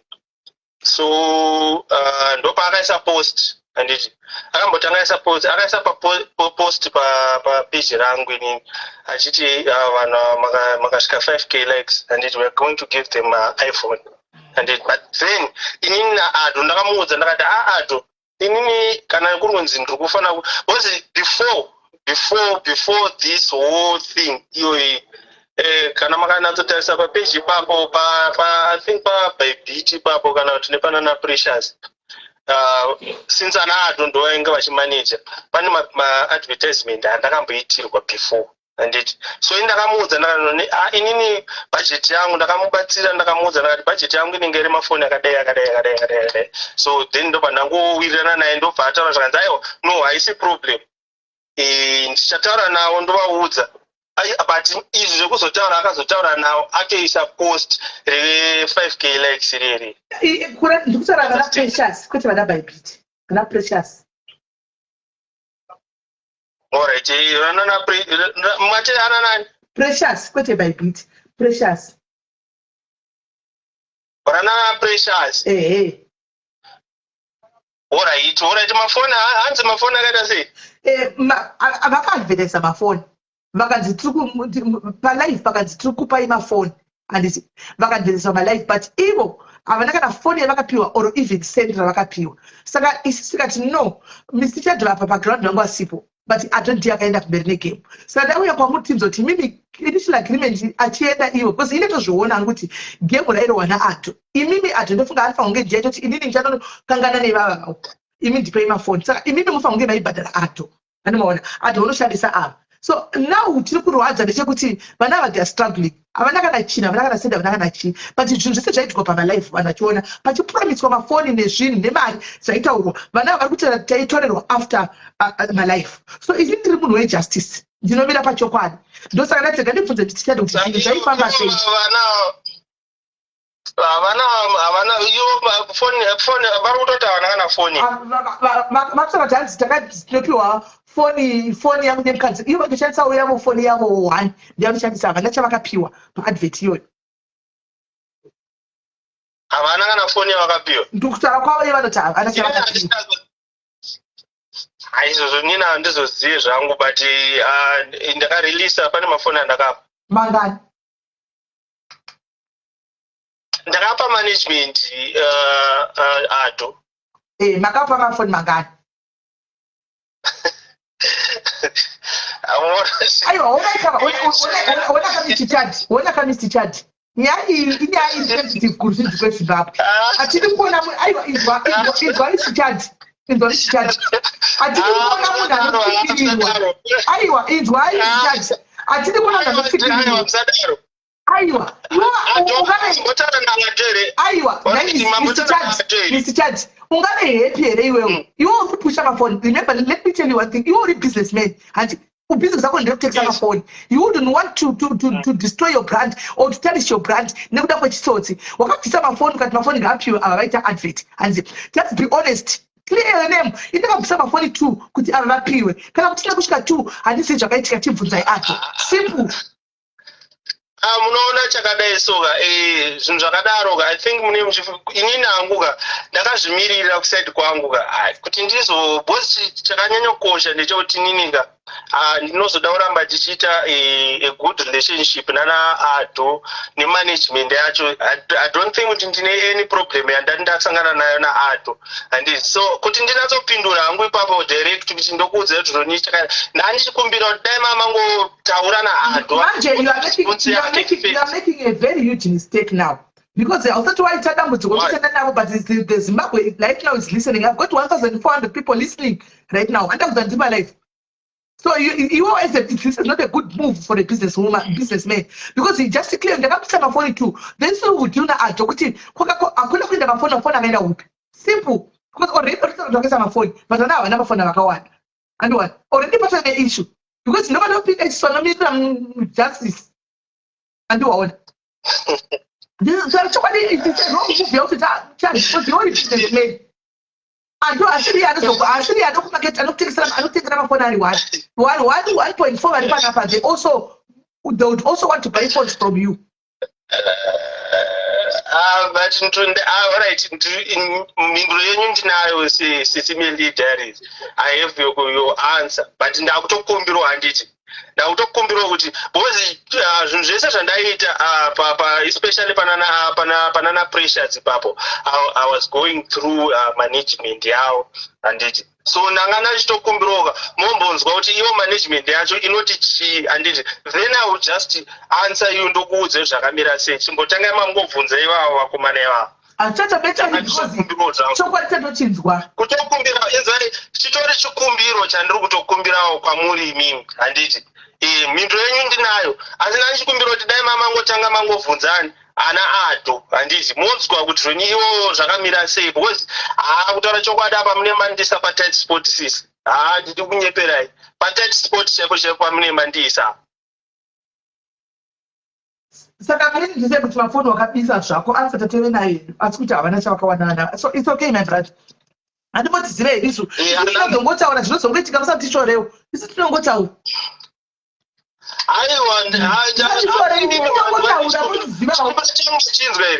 Chikumbiro changu machinzwa here machinzwa here sisi ndati mhinduro yenyu ndinayo handiti I have your answer handiti panhanga ndichikumbira mongotanga mabvunza kuti sema-understanding setup ye-understanding yandave nayo concerning vana ava yanga iri nayo yekuti they had their management. So I spoke to their management and we had a sort of an agreement yandakaita nawo handiti saka nanchikumbira kuti imongo mabvunza kuti ivo vakazonoita sei kumberi handiti so that kuti ndinondirerukirawo kana ndichinge ndakukupindura isisi. Alright, zvakanaka. Because apa patoo nemaissues ekunzi pane fraud pakazobirwa nekuita sei. I wouldn't like kuti zvoni ndinzi ndamira paforefront ndichinzi ndini ndaakuza munhu kuti akabira munhu kana kuti ndataura statement yekuti pakabirwa munhu. Ndandikukumbira kuti mungatanga mavabvunza ivo handiti munzwa kuti vanoti chii side rawo. Ini then ndozokuudzai kuzvoni zvavataura izvozvo ndizvo here kana kuti ndezvekunyeka. Makutokumbirawo zvangu ikoko. No, it's fine. It's okay. Asi mapanzwisisa protocol yandakashandisa handiti mainzwisisa. Inezi businessman hapana pandaenda kumba kwa Precious nemurume wake handiti ndichivaudza kuti zvoni itai chakadai so they hate their management. So I spoke to their management and we had an agreement yatakaita handiti concerning advertisement yadaida kuitirwawo, and actually it helped me to grow papage rangu ende handina chipere chandakasara nacho. I don't believe kuti nechipere chandakasara nacho for both parties. Saka ndichingokumbira kuti imimi monzwa kuti iwo pawakazoenda handiti was inkofunga kwangu I think it's an in-house thing yekuti iwo management yavo nawana Precious they hate their agreement. So ndakapindura nchitaura kuti roni inini chakadai so zvinoti panondinemera ipapo sisi. Alright, no, I'll come back to you. It's family. No problem sis. Mwari ndipewo shingi, ndipewo wisdom Mwari to stand and to keep on standing for these people vanotsikirirwa. Ndipewo simba racho Mwari. Ndipewo simba iroro. Help me, God, not to be a selfish person. I don't want to be a selfish person, never ever in my life.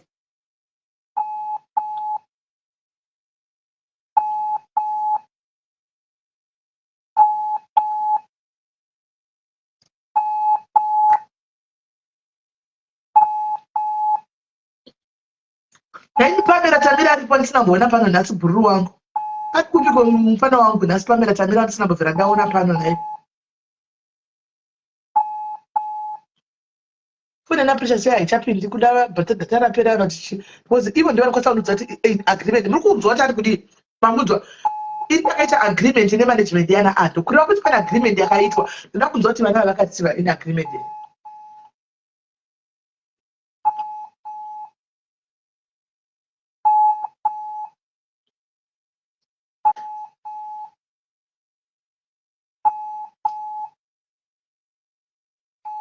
Ndikumbira munhu ari kuZimbabwe auya apana andifonera nevana ava kuti vadai nefoni. Vamwe vanenge vatodzima data, vamwe vanenge vatodzima data.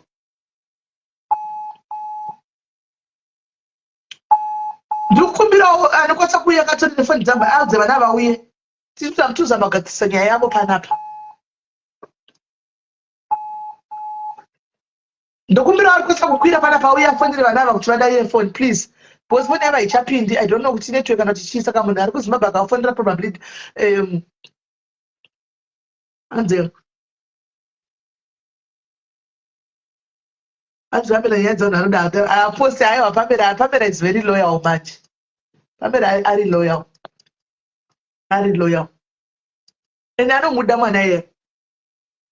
Asi ini ndomuda wani but vana patingoda kuzama kuita justice ndomuda ndinomufarira atobati toda kungozama kubvisa zvakaipa izvi zviri kuitika izvi atanga kuti ari mwana wake adokona. Sisimeli muri sei? Mushe. But chokwadi chabuda hacho kapa Sisimeli. Hanzi ndakarisa mafoni. Chabuda.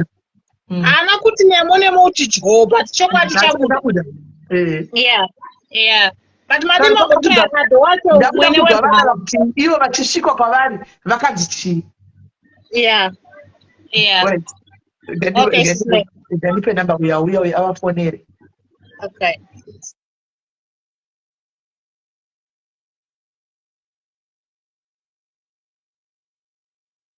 Iyo ndakupa irukare.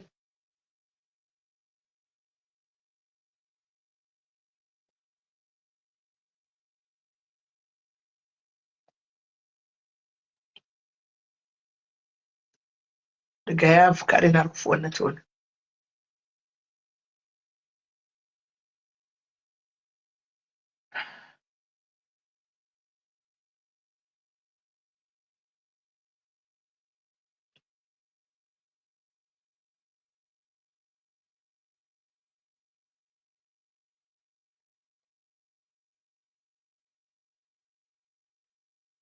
This is wrong. Taura chokwadi, this is wrong. Very wrong.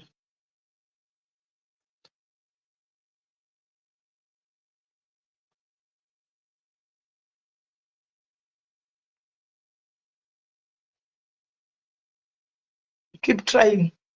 And the good use are busy. Not what per phone na someone else. Pane munhu ari pa phone now. Get this also on past off. Now says I'm air fry. Saka. Wait.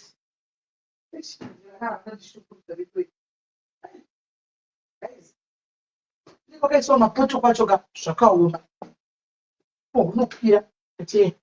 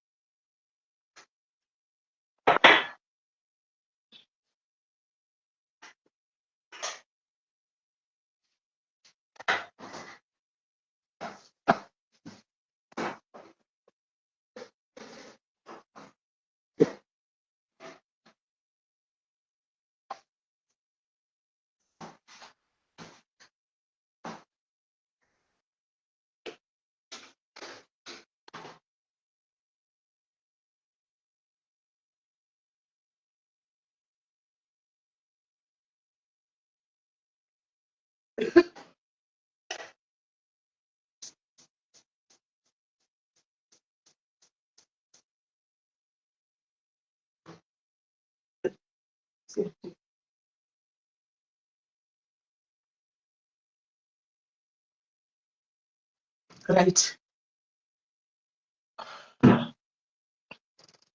Hanzi. Hanzi ba we hold it.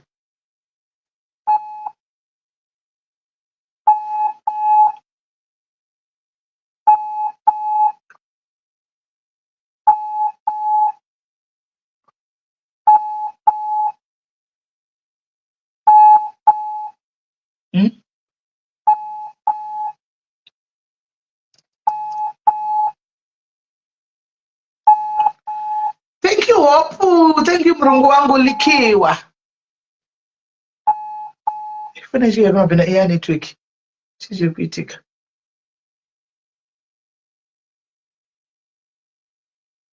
Air network.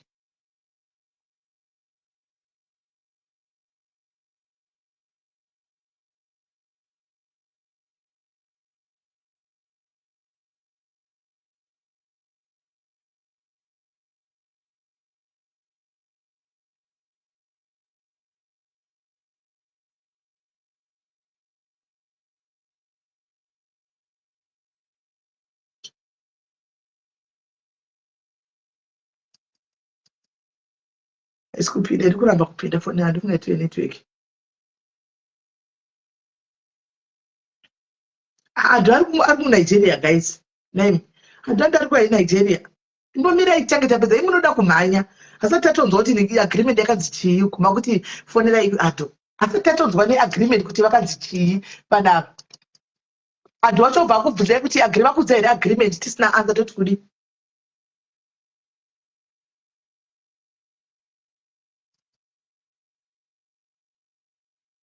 Gaitange tanzo.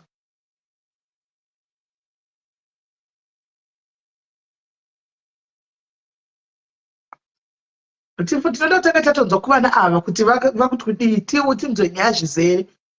Kana ndozenda kuna ato tinenge chokwadi chizere tomanya kufonera ato wacho nobva ti manzi agreement yedu yanga yakati chii tobva tati kudii. Hakusiko kutonga kugona kutonga nyaya. Right, tanzo vaisigwa data. Thank you Karen wangu asina data. Data ranga rapera vatoisigwa data. Munotanga manzwa zvizere mozoenda kumune side dzakakwana zvizere. Hamumhanye mungoti tauya musina kunzwa. We are not connecting. I hope you not with. Hello. Yeah, mwanangu sorry ndaza data ranga rapera ndotuma munhu kuti ufone because narisha na Mr. Chadika panapa. Toenda kuti tiwirirane tione kubatsirana. Anditi. Saka ndataura Mr. Chadika panapa. Vakandipa side of the story yavo panyaya yenyu. Imimi papakauya ato pakauya chikupai mafoni kuti mumakete akati chii makawira akangati kudii adoroba kauya mafoni akaita utsvake updates lakupa mafoni aya toavelefoka handizvi akapinda kupa mafoni aya ndo mawira ndakupa mafoni ndauti avile mafoni aya asi mafoni aya asi tapedza kutoita sei kutowa video panisibe mafoni asi ndondowa tichazokupa mafoni tichazokuitisa apply kuti mafoni auye ndibva zvangopera hamuna kana chavakapiwa kana sende kana foni kana chii because Mr. Charge panapa vakapa mafoni vakabudisa mafoni adho akavaapproacha kutaura kwavo adho akavaapproacha achiti ndiri kuda mutoita maadverts mimi vakapa mafoni avakamupa kuti auye kwamuri saka imi kuti hamuna kana foni yavakapiwa naadho imi hatina foni yatapiwa naadho izvi hamuna kana sendi ramapiwa naadho hatina. All right. What is... Hello? Taurai. What is... Pressure no other one phone. Some segment younger, but my young to Namaya woman. Do never watch it. President akapiwa foni yunze akatumigwa namayera komana kwete utakabva kuna Mr. Charge akatumigwa neumwe munhu. Into a mile of woman.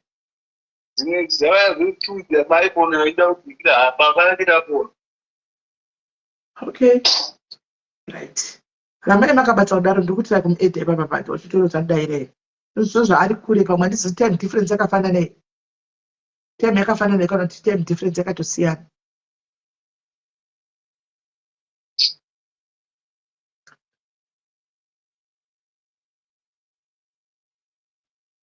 Saka puroti pazvinhu zvemwana nechikafu hapana chinhu chavakambotengerwa kana nato. Adho atida mumuswe adho akatendera blessing mwana wedu hebo nesipo ndokugezesa nechikafu ndozvakatendera wakatombotengerao mwana hembewo nechikafu nesipo dzokugezesa. Haipa kuna nasi story phone mafuta zvanoshishi akatenderwa nehembe yapowa nekasechi kokuisira maererano akuenda kuclinic. Alright. Ndikuti kumuedha is like haasi kujoina panapa. Because ndatry kumuedha haasi kujoina. So probably pamwe haasitoshandisa WhatsApp number iyi yake yekuZimbabwe. Pamwe inogona kuve isiriyo yaakutoshandisa. Pamwe haasi kushandisa pamwe haana kuactivate WhatsApp yake yekuZimbabwe kuti ashandise. Zvinogona kuti haasi kuactivate. Saka nyaya ingori chete pakuti so adho kurangana nyaya iri pangochiti makabudisirwa 600 pakamera asi hamuna kupiwa chinhu. 2 maphones mukanzi advertise asi hamuna kupiwa chinhu. Alright. Alright. Hakuna mari vakapiwa 600 maidzembe vakangonzi after live vakanziti pai mari back. Animona vakanziti pai mari back. Video yatakamboisamba mari. No. Ndokufonirai futi manje. I'm calling you back again. Ndokufonirai futi manje. Data maana saka ndokufonirai futi manje. Right. Saka hapana makorokota akapiwa. Ndozvakutotaura kuti pakatengwa hembe dzemwana nechikafu chemwana nesecho remwana. Ndozvaakutaura chete. Otherwise hapana chimwe chaakambowana andimaona pamafoni. Nyaya yedu iri pamadhiri vakaadvertisa vakaita madhiri izvi zvekutengerana chikafu pachavo handitika pakuwirirana kwavo vakashanda havana kubhadhara. Andimaona vakashanda havana kubhadhara. So ndopane nyaya ipapo because ava vanhu vari kustruggle. Andimaona they are struggling ivo pachezvavo vari kutostruggle. Ndiri kutaura 600 ana kupiwa akati anzi yanga ichinzi icontent. Pacha zvinoita manje pamunoti icontent kamuri kuvharira vamwe vanenge vari mumacomments anga vaida kubatsira. The moment I say mnachitapuwa ndobva ndati nditomupa 1000 vanobva tapuwa mari yakawanda achida kubatsira ngani mari yakabva ari kani zvose muhomwe ndozopuwa vasina next time. Andimaona the moment you say that pakamera chitongoti oinda ndiri kuzomupa mari yakati vanhu vakutofunga kuti munhu abatsirwa vangaida kubatsirwa vachabatsiri havachabatsiri. Anti muri kuona ndopane era ufuchi pamangadiwa kwanaomba well wishers akavabatsira handimuri kuona. So right guys, apa tatobhamba pakuti hatichakwanisi kubata adho izvozvi. Pamwe anenge asina kuisa WhatsApp yake kana kuti kudini hatikwanisi kuti mubate right now. Ndozviri kuitika. Asi chokwadi chiripo choti Mr. Chad matauriro avaita mabata mese vakabvisa something. Ava vari kuti hatina chetakawana. Ivo ndo vari kuti hatina chetakapiwa panyaya dzakangonzi ndichazokurongerai tumafoni zvikangopera zvakadaro. But mukomana akapiwa naMr. Chad mafoni. That is the honest truth. Mamunzo Mr. Chad achazoramba tanhamba yemafoni asi zvokuti akaisa mafoni akataura. Zvino zvatutaura kuti zvakaipa guys, vanhu vari kustruggle, they are struggling right now. Antimaona, they are struggling right now. Mamunzo mwana aichitota zvodousa tsitsi kuti tisi tasingatombozivi nezveFacebook yacho kuti zvinofamba sei, taitongoti izvo zvavanhu vangati zvakati zvakati, haatozivi nezveFacebook kuti zvinoshanda zvifamba sei, haatozivi. Vatogwa vanisito kuvhurira mapeji andimaziva kuti ndine ndakaziva ndakangozviita ndichingozvigarira kalife katangogarira zvasina stress. Vabva kunodhura at least nyata akabhadhira mari 3 months, but still mari yakabhadhira vanhu vana vavangaikwanisi. Nyata itinga akabhadhira chiti pa 3 months zvinenge zvakuitawo vanenge vagona kuzvimirira vokoti yakabhadhira vega. Zvinove pa 3 months hapana, vatobva vatodzima moto wakabva vatodzima, avatotosikama moto watobva vatodzima, hapasina avatotosikama. Aiwa isusu timaichati tikutaura zvataurwa, tikungotaura zvataurwa, we are just repeating what was said. Handika hatina adho pano so far, but tikutaura zvataurwa ku2 parties. Because kuti ndinokachera. I remember zvinoitwa kuseri masecret kai. Zvinoitwa kuseri masecret tisingazivi ka. Zvafana kuti panapa toya panapa tokondropitira munhu mari. Toti takondropitira munhu mari mutozomunyima mari yacho. Ndozviri kuitika kapanapa. Ndozviri kuitika panapa. Kana ndoya panapa ndati ningiwe ndotomutapa takati tikadai handika kusendova danzo shamwari wangu hapana sha i-content. That's not how it works. Hatidaro guys. Hatidaro guys, vari kuda mamba nemabasa vese vangachitiva nemabasa. Handika ekuti akwanisa kuvaka panenge achida kuvakirwa chikwere cheuku, umwe achida kuvakirwa imba, mukana ndiwoyo. Handika ngatipei mufana uyu basi akandinakira kuti ati ndinoda mabasa ndinozvishandira. Handika let's support vanokwanisa kushanda. Handika let's pakaipa Bruno pana pakatoipa. Let's support vanokwanisa kushanda avari kuda basa rekuvaka. Hatotyi ndo kana toda kusapota. Haatyi kuvaka, haatyi kuita maprojects. Anoda kuvaka haana kuya kuzopemba. Tisatomuapproacha kuti tidzoti nyaya yako yakafamba sei. Saka guys, vane mabasa ndo vanekupa atovaitsvaga basa. Ukautsvaga basa tinotomira. So akaenda kutovakirwa chiri kuya ndibate neakaenda kuvakirwa imba. Vanhu vari kutovaka kuHarare. Anomaona. Vanhu vari kutovaka kuHarare. Saka that means vanenge vachitoitawo zvanosenda. Ndamuti andipe maprojects epakavaka tione timupewo. Handika tinozvitaura vanhu ngavadze kushanda isi. Uyu anoshanda wani ingavitaura kuti ndiri tingamuti ashande munhu anotobata foshoro tingamuti ashande. Asi kuti unoziva kuti zvinoitika ndizvoti kana ukapromiswa or something uchinzi tozodai uchionawo vamwe, nokuti vanhu vakawanda vakondinikita kusimuka vanoinspirwa naNanyati, vakaona life yaNanyati. Saka anenge achingoti zvangu zvichasvikawo pane nezvaNanyati. Ndochokwadi atoti zvangu zvichasimukawo zvosvikawo pane zvakaita zvaNanyati. Anomaona. Devs makambani makuru wangu auende unoudza kuti shanda naringi, don't do that. Vanotasvaga munhu wavo vanoda. Vana devs makambani makuru ini kwangu ndoperera kumarketing. Handikwanisi kuzofondana nemaCEO nchodza kuti todai nhinga azodai nhinga izvozvo kwandiko is not my unless vandibvunza. Kana vandibvunza kuti tikutsvagawo straight ngaside handikwanisi. I can't. Makambani mahombe aya ekuti vanoita isusu we follow zvanenge vachitiudza. I can't go and tell them kuti ngatidai. Anomaona. Bruno vanhu vanombokusora zvako but tinobudisa chokwadi tikakutuka ino chero ukatuka but pakupedzisira kwacho you prove us right pakupedzisira zvinongozobuda chiri chokwadi. So okay, I'll give you the number but guys iyi nyaya yamangona chinorwadza guys, ngatingovaitiraiwo something tangobatikanawo tese hedu. Anomaona asi semadiaries, us as diaries guys, vanhu vakadai tinovarecognize, we recognize them. Avanawo muri kutoonawo hamuzvi zvokuti muri kuudzigwa guys, mazvionerawo you saw. handika let's buy them food or let's pay I don't know vatsvage pamwe vonobhadhara rent kana kuti hamene chatitangokwanisa kuita let's try and do something for them tichivapa futi mabasa aminoti munozvionawo sei aminoti mukuzviona sei this is a heartbreaking story honestly handifungi zvekonenda zvavanombozviziva zvigona hava vatozvigoni zvinani avastike kukuvaka zvekonenda handifungi kuti vanotozvigona let them stick kumabasa avo vanogona ikuvaka kana pane anoda kuwachigwa precious open achienda kunowacha vachidai handimazvona I think it will help a lot zvecontent creation I don't think it is their thing kune vanogona kuona chako it's not their thing because kuoperata phone matotanzi kuoperata phone chako ndasikatozivi phone yanga isikutoita yanga ndakazongobaya kasudai they don't even know kuoperata mafone and us as diaries let's do something for them guys let's do something for them and let's do something for them kundai tiri kukumbira every cent rinenge raiswa pauzotudza kuti pabuda mari handika vapiwe mari yacho vaite zvavanoita kana tichivabvunza kuti kana tingatange tabvunza kuti besides pakuvaka uyu process anokwanisa kuitei timbonzwawo pfungwa dzavo and then we do tichiziva kuti chii chavanokwanisa kuti vangaite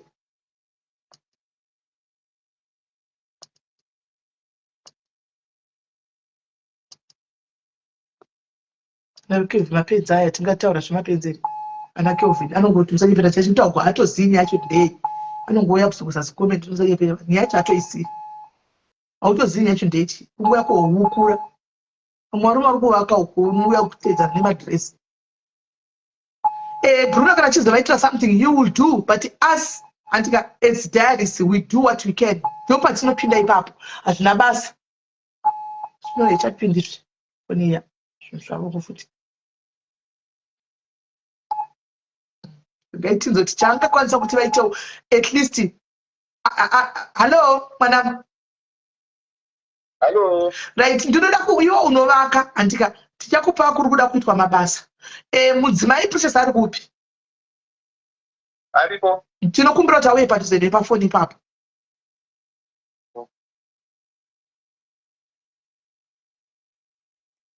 Hello.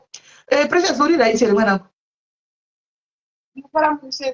tiri right nai Precious iwewo kunzvimbo kwaunogara chaungashuvire kuti uite chingave chii murume achienda kunovaka iwewe semunhu wechikadzi tisu tinoda kuziva kuti iwe semunhu wechikadzi chaungati ndingagona kuita uri pamba pakowo ipapapo mune mwana mucheche tinozviziva chingave chinoita kuti chero murume akanzi basa rambomira because basa rekuvaka rinoita maon and off chekuti unokwanisa kuti dadaiwo zvichidai unokwanisa kuitei hakana kuita musika unchitengesa hembe chididi unoda kuita musika kuglendora kuri kuti musika iri kuita unoda kutengesa chii pamusika hembe mazityi handiti hembe mazityi handiti okay saka mabhero ari kutengwa handiti anotengwa right mabhero evana handiti unoda hembe chii dzevana kana kuti dzechii dzevana kana dzevanhu vakuru dzakasangana imomo alright so toda kuzama kuona kuti tinga kutsvagira here bhero rekuti iwe uzame hautizivi probably kana tinongotiziva unozongoti kune vamwewo vefamily inonzi Simeni Diaries life uzongotarisa woonawo hatinei nekuti utizive kana nekuti utifollowe isusu ndo zvatinoita tinongobatsira tichidarika but tinomira pajustice manje tiri vanhu vechokwadi tinogadzisa nyaya pasocial media tisu vacho vari vocal kana muchimbonzwa anenge vamwe vanotutiri vamwe vanoti toxic hamene but isusu tinoona kuti hatisi toxic because tinomira nenyaya sevambiri vatata nenyaya yeyi tatowana chokwadi tatomirira antu wacho handimaona but zvazvino hatingangodi kunzwa nyaya yenyu handi tokusiyai makadaro tiri vana mai vakuti tamuita munge tafambira malove nemalex handika futi hatina kufambira malove nemalex tatobatikana mwana wamukomana wangu achitaura ataura takutaura chokwadi matauriro akatadza kuti akataura nyaya zvazvirende ndandakamuteya ipapo so the fact yekuti auya akataurawo sezvazviri nyaya taziva hamuna kuvanza life yenyu we are willing to help you patinokwanisawo totoya kuti kutsvakire bhero iroro remixed revana vezvanhu vakuru then you start from there murume totsvagawo mabasa handisika otangira ipapo takukupai zviredzeso zvokuti mukwanise kuredza mega handisika then isu takupai mafitting roads imi mochiredza hove dzenyu mukatadza kuredzawo zvakwamuri asi madii takupai pekusimukira hati ndizvo right saka aiwa ari kutsvaka musika wehembe pamusika wehembe ibheroka iye anogona kuzotenga kana chida kuzoita musika wematomasi pasaidi pebhero bhozi anotengesana pamaka ozongonongedza futi matomatos ake ipapo achinoona achidini kuita kuti hembe dzikasatengwa everyday but matomatos anotengwa chi daily nemango zvinotengwa daily izvo anomaona ongoisa zvise pasaidi papo okwanisa kutohasila kana mwana akakura anobereka mwana wake obereka bhega achitofamba chinoka chipa vadzimba chitengesa mudzimba anoita mari yake zvongoda vanhu vakangwara chete anomaona zvongoda vanhu vakangwara. You can do that, Anitika. You can toda kuzonzwa uchidzoka kuti uchitenda kuti zvako zviri kufamba atichana nenzara tikwanisa kudai asi panyaya yembarachiana nemwanakomana wangu murume wako kuti tsvagai pakachipa 110 it's a lot kuGlenora. Tsvagai imba yekuti inoafodeka chero mukadzi mashaya mukati muri kuya kuzokumbira toinoitaomegwa nerent people can afford kuti vakubatsirei zvino 110 paroom one it's expensive kuti vange muri kugara kuborodheo. So itai kuti mutsvage imba yenyu kunana Glenora kudzimba dzinokwedzera $50 indai munopinda imomo zveluxury chibhonirai kana zvazobatana muzoti chifta muenda kwakanaka kwacho zvaizvo zvitsvagai room yakango ingori right iri decent ye$50 kana 40 amene munhu zvodependa anditika right. Saka ndokubata totsvaga bhero woisa nemusika wako pasaidi kuti vanhu vachitengawo ivhu nedhaka riya rinodliwa nevakadzi zviriko ipapo kana mashanje time yamashanje uchimukirawo une mwana anongomukira kuseni uchinohodha uchiyakuisa pamusika pako vanhu vapesa tojaira kuti panotosa uchitengesa fodya masigareti ukazouya kusina uchida idea yebusiness I can help you kuseni kuti pamusika wako tenga zvakati uchisa. Alright, iripo tichakufonera zvakare. Alright. Right guys, my details ndiwa ya Hyundai. I am pledging ndikuisa yangu £10. Ndikuisa yangu £10 Hyundai. Let's pledge. Bere rukuita mari guys. Ndio ndaibona chi advertise kwana anazani pana dafuko ku Niger. Kune mabera na advertise ku Niger so ku Niger boom. Kune chireza boom ko. Kune mabera na advertise anenge aikuti anga inzi 250 ere kana sakanganisi. Bere nenge inzi 250. Hanzi susu we are selling chi don't we are selling brand new clothes from the manufacturing factory. We offer Lee muri kutengesa muri kupi kwa Harare mukuita mari uyakuseri atidi zvona ndochita vanhu muri kutengesa muri mari tizviri sei muri kutengesa muchita mari bhero iroro rehembe nyuwani toda zvinhu zvatinokonfema tega anditika toda zvatinokonfema tega kwasara 1 month aiwa guys titaura zvinhu zvekuzimbabwe titaura zvinhu zvekusouth africa hatisi kutaura zvinhu zvekusouth africa titaura zvinhu zvekuzimbabwe zvekusouth africa zvana akamenzi bomirai vanhu vakawanda vakapirwa nezvinhu zvana akamenzi prime minister prize zvemabhero vachipigwa zvisingaiti nevanhu ivava gema richindorisiva andimona so tikutaura zvinhu zvekuzimbabwe kana vari imi muri kuti muri kuziva kunohedwa hembe please ndibatei mutipo information yakona kana zvikwirai can you please kwira mutiuzoti ndepapi vaindewo vahodhewo. Can you please kwira mutiuzoti ndepapi vaindewo ikoko right. And guys let's pledge tuone. I think we just need something like $250 fuchi tinozviita right. Thank you Chiwari, thank you ne £10, thank you ne £10 Chiwari, thank you ine mupembe ndakutopema kana muzandi mupembe thank you ne £10 and tuone guys and tuone let's do it and tuone guys and tane 20 and tuone tungoda $250 chete handitika then akatenga bhero re$250 otenga matomatoes wayo nechi handika anenge zvezvakutofamba handitone thank you 15 from Timbairi, thank you very much Timbairi 15 from Timbairi handitone Nove thank you very much £10 kwaso £10 from Kandla thank you £10 from Kandla thank you from Kandla £10 from aina zita vaje ku screenshot right aina zita ndiani okay Chiwari yataura Chiwari yako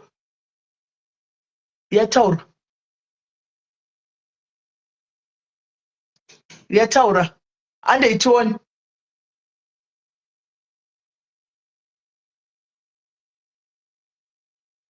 right ande itione guys check your inbox. Okay my WhatsApp let me check right. Thank you 15 from aina zita thank you for 15 thank you anzi msataure zita thank you very much ne £15 aiwa tikutosvika izvozvi imari shoma but dads ndataura ngati dads ndeyembinga whenever I say those words kuti dads ndeyembinga ndinenge ndichideclare I will be declaring kwamuri kuti pano munhu wese ane follower panapa afanira kuita murombo kuti unosvika paextended kupeba ufanira kutopa vasina. Ndosaka ndichigara ndichitaura kuti diaries ndeyembinga andimaona ende zvechokwadi diaries ndeyembinga andimaona. Handei guys, we can do it, let's go guys, we can do it. Handei tone, we can do it. Handei tone, we can do it. Handei tone, handei tone, handei tone, handei tone guys. Handei tone, who is managing them? Simeni ndaona post yam. I don't know, I didn't ask Lucy, I don't know. So we are not there kutipinde muri deep. We wanted to hear nyaya iyi yakuti ainzwa. Zvokuti manage vanoti say isusu hanko kwatiko. Chedi isusu tatongoziva pane mudzi tichangobatsira totanga. Ende anhu achitogona samubvunza. But Mwari vanoona. Togona ku thank you 10 from Chibuswa. Togona kutotedza kubvunza adho wacho. Tonyarara zvedu. But God is watching guys. God sees everything. Tatobatsira isusu. Sometimes there's no need. Tichana bachanobvunza kuti nai yesvikazoda tautanga tutoa content. Tatobatsira, let them start afresh. God will be in it. Mwari tichitenga dore toda kurinamatira. Daunamatira hembe dzevana idzozi. Tisati Mari vanotoda kuinamatira kuti vanotanga kuti chimwe chinhu chinopafadzi. Vasadzoke futi pasocial media tichiona vakaisa mabhaketi kumakona kwakandagwadziwa kuti wange life yemunhu kwa South Africa uri kumusha vedu kuZimbabwe. Ndarwadziwa but anyway inotambika. Handei guys, handei tone, handei kana une mari yako yaonayo andika une mari yako nayo 5 pounds, 10 pounds, 50 rand, 100 rand, handei $5, $10, handei tone. Mwari vanotoona titatopedza so tatoziva chokwadi and now the truth is out there and tatopera atichatobvunzi. I don't think we need to ask even Adho wacho tatopedza. Let's just go ahead. Tatopedza. Right, handei tone guys, handei tone guys. Thank you Balopi, thank you very much Balopi. Thank you Tatenda Manyepa 10 pounds. Thank you 10 pounds too. I happiness guys 20 pounds. Oh, thank you Lebu. Thank you Lebu 10 pounds. Thank you Lebu 10 pounds. Thank you very much my sister. Thank you my love. 10 pounds. Yes, I'm not zida but big guarantee vanotozida sichipedza atisi dambudziko rakadaro. Atisi ashira kuti tina zvatina. Itori sacrifice atedi straight out. But God watches. Mwari vanoona. Ndosaka dzinonga zvinhu zvakaipa zvatinoshuvigwa nevavengi vedu zvisingabudiriri because Mwari havambo. You will never let your enemies shame you. You will never let us be shamed by our enemies. Never. God will always cover. Tinenge coverage. It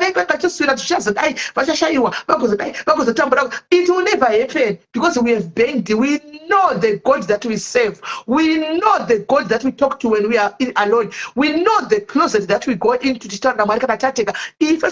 Facebook, the real life, social life, real life. Real life, my closet, until thank you, more 10 pounds. Did you not pin the mom? And more. Thank you in my 551. Chokwadi vaziva vanhu. Chokwadi vanhu vaziva. Chokubvunza pachina tichabvunza isati takutongobatsira. Tichabvunza isati takubatsira. Vanhu vaona vamene vanhu 1400 apa. They saw, they had. Sometimes mindiro iri kuna Mwari haisi kwatiri. Mindiro iri kuna Mwari sometimes haisi kwatiri. Izvi zvokuti tikatotanga tikuta cloud timozoti vanoda nyaya dzevanhu vanojambira vanodai vanhu tinojambira nyaya dzevanhu but at the end of the day pane nyaya dzakadai hatisiye. That means we do things for a good cause. That's the difference with us.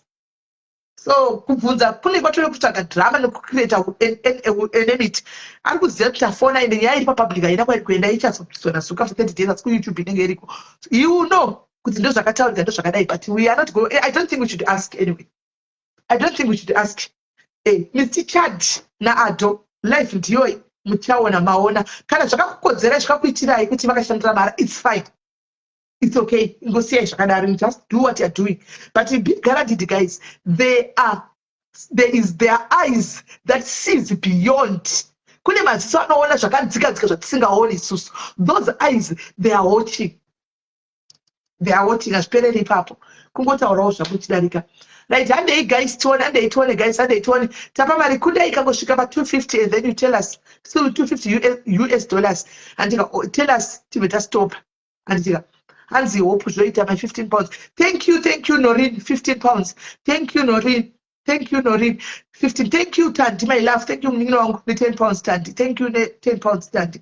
Thank you. Saka chivada madheto yatichigwa pano but at the end of the day tine same goal. Tine same goal. Muti munyoro uya utipoteni yako ainde piko mnino wangu muti munyoro mutegei muti munyoro uya ni 10 pounds yako uya 10 pounds mnina wangu uya Thank you 20 Chinyamakovu. Thank you. Hanzi ndakabvisa content iyi. Ndakabvisa content inana precious. See.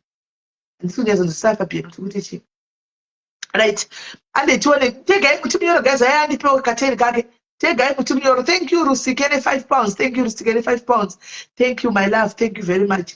Tegai kuti munyoro guys. Kwa wakudona sisi wakoko. Kwa nasi wako uya. Kwa uya nasi wako tegai kuti munyoro nasi wako kwa uya kuti mbo chiteni. Chiteni chako. Hande guys hande tuone. Hanzi ndibvunzai kuti who are the admins per page pana precious. I will ask them. Makaisa mari. Thank you Chakumbira ne £5. Thank you Carol Mofu atizitimani yangu but what done. Thank you very much my love.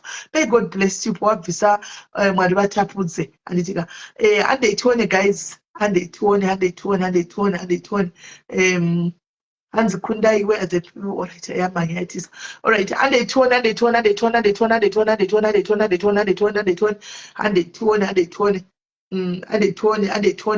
10 anonymous. Thank you anonymous.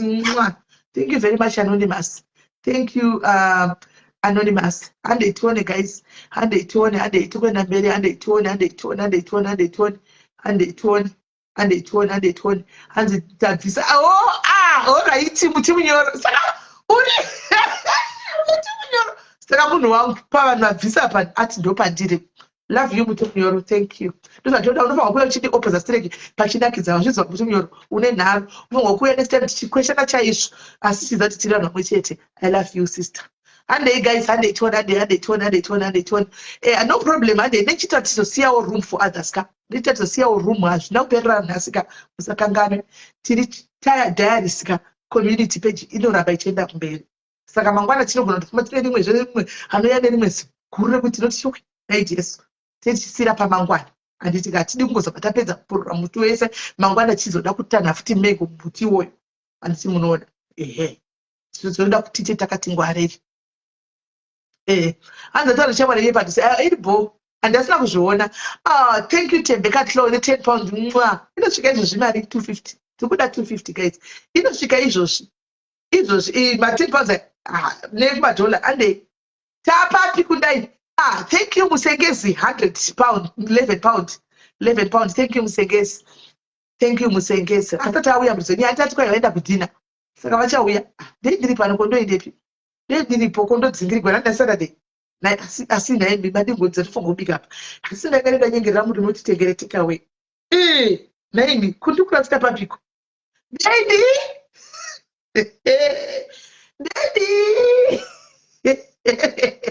Hey, umuti ngakizvo take away. Vanhu vongolinde salad yangu ndoko. Hanzi esetesa kupi. Kuna admin kuna maita admin. Kuna maita admin variko munoisa kuna maita admin. Right. Ande tuone guys. Ande tuone. Atsaka kumbotsara mkoma challenge. Ndosaka ndiri kutika pakati wa plan yeteka away ndogara pano kuti chagoenda kustofu kunobika kupinda kudziba stove yanana light. Ndinokugarira hangu pano zvitwa pano ku 9 pakati planet ndoda kuti vakumbira vate planet take away kuti ndikuzvigarira hangu zvepano. Hamuzioni. Ndichimbodzibata dzose. Tozvitwa hangu zvi9 ndoisa foni yangu pachaja izvozvo. Right. Ande tuone guys. Ande tuone. I remain anonymous. All right. Thank you, anonymous. Thank you, anonymous. I think Isa anonymous. Anonymous Isa Mari. £5 anonymous. Thank you, anonymous. Thank you, anonymous. Hande. Who just say we? And they turn guys. And they turn. Hands 160. There's also that thing that you said. All right. That even is a kunga. When we say create, what is a kuna admin? My time is that you teach the admin. I can't say no. The admin say you go background to be. But I use. Thank you. £10 anonymous. But I teach you. I can't say no. Move on that place. I say. But I teach you. Move on that place. I say no pay number. Chris. And I e-wallet. But I teach you. vataitsitsi atoisira mai vaya vakwenda kuzimbabwe vesisi vaya mari yakabvisa kusouth africa yese atovaisira nhasi yanga iri 750 atovatumira ativatumira mari iyoyo yoita yekuti vasire vana vatenge chikafu vasire vana iyo nhamba yekunzi muisa ipapapo saka ndo yataisa tatongomirira kuti kudai abate vanhu vaya tiketi tenge tiketi kuti avakwanise kusumuka mata andika tatongomirira tiketi twakwanise kusumuka right yataitaura 11 pounds taitaura yataurwa right 10 pounds. Thank you very much. 10 pounds from Anonymous, but in Indonesia, Anonymous, I start 10 pounds. Arikunze kwenyika ku America uko I start 10 pounds. 10 pounds yakekuti kwa uri kundai. Thank you very much. Thank you very much. Thank you very much. Thank you very much. Hande ituone guys. Hande ituone. Hanzi namba dzangu dzekufona ndidzo dzadzichinji. Hanzi ngaisvike $300. Guys, tinosira pamangwana musakanganwe atina kugumira chete atifutege kupurira mutu wese. Taisa target, let's stick to target. Ndosa zvatiri kuita tikuitira mangwana. Harimukonda tini in a space of 2 days taita too much charity. Takabvisa mari yemukadzi wemaziso nesuro yakawanda stereki. Nhasi tikubvisa iyi. Tinosira pamangwana. Anditika tinosira chimbonditrust yakana chilita. Chimbonditrust yakana chilita. Anditika tinosira pamangwana. Thank you, sauti yatauro techitira pamangwana because atisukugumira iministry waJehovha unoramba uchienda mberi anoona unoramba uchienda mberi. Thank you Bare takutosvika 200 pounds ande thank you Bare takutosvika 200 pounds. Thank you Ted Love ndini monite team munobva uya uti unandigwisana nematimu 20 years ini guys adini 5 muda vanhu thank you unobva uya uchitinetsa ndichuze andichuziva timu rangu rese ndovada zvisingaiti. Thank you the 5 pounds. Thank you Anonymous. I'm not gonna mention your name. Thank you Anonymous. Mningina wangu thank you. You know yourself. Thank you very much. Thank you my sister. I can't wait for some. Thank you. And they told the guys, mama wangu anzi ndisirewo yangu 10 pounds please sister. All right, mama wangu varikuisa 10 pounds. But ndisataura sita mama wangu varikuisa 10 pounds. My mom vatu varikuisa 10 pounds. Kwete mama vekuti mama like mama ezini kuti maybe miyera duwe or something. Handisi kuziya. Maybe miyera duwe or something but asi munhu mukuru. She's my age but I don't know why I feel like miyera duwe. Why do I feel like you munera duwe or so? Why my but you know who I want to tell right? Hands 10 pounds. Saka and they turn guys and they turn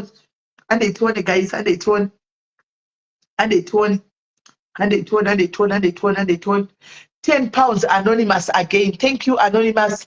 10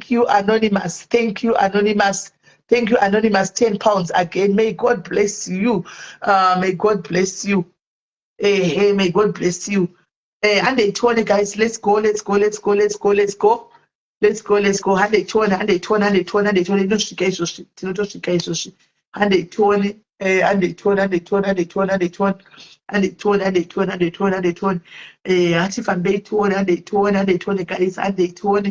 we are left with 30 pounds. To go to 30 pounds straight, Sakayato Kwana to 30 pounds straight of the Kwan. So to be an old dollar, Saka old dollar, but you can ascend. Tutumira $1. So takuda likikiri chete tikuda 30 pounds ipenilo parova unoziva tikati kutombomutsvaga nayo zveshuwa tisingaoni vativa kutsvaga vanhu vedu kana tisingavaoni chokwadi arikungosha mhaka ariko pamwe kwake kwamene right. 30 pounds guys. Anybody to bless us with 30 pounds? Anybody to bless us with 30 pounds? Anybody to bless us with 30 pounds guys kuti ikwane? Anyone akatipawo 30 pounds kuti ibve yakwana? 30 pounds, we are short the 30 pounds straight.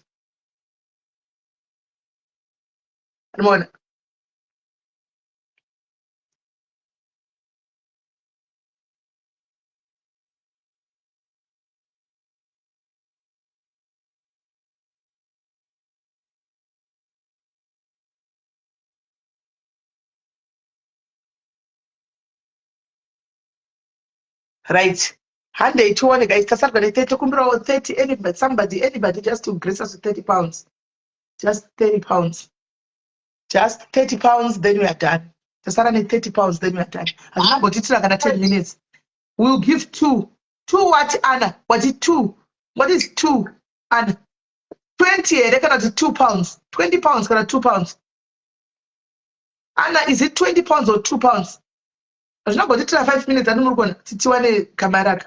So don't put diaries in pink. Bomina Pogada Papa Fred.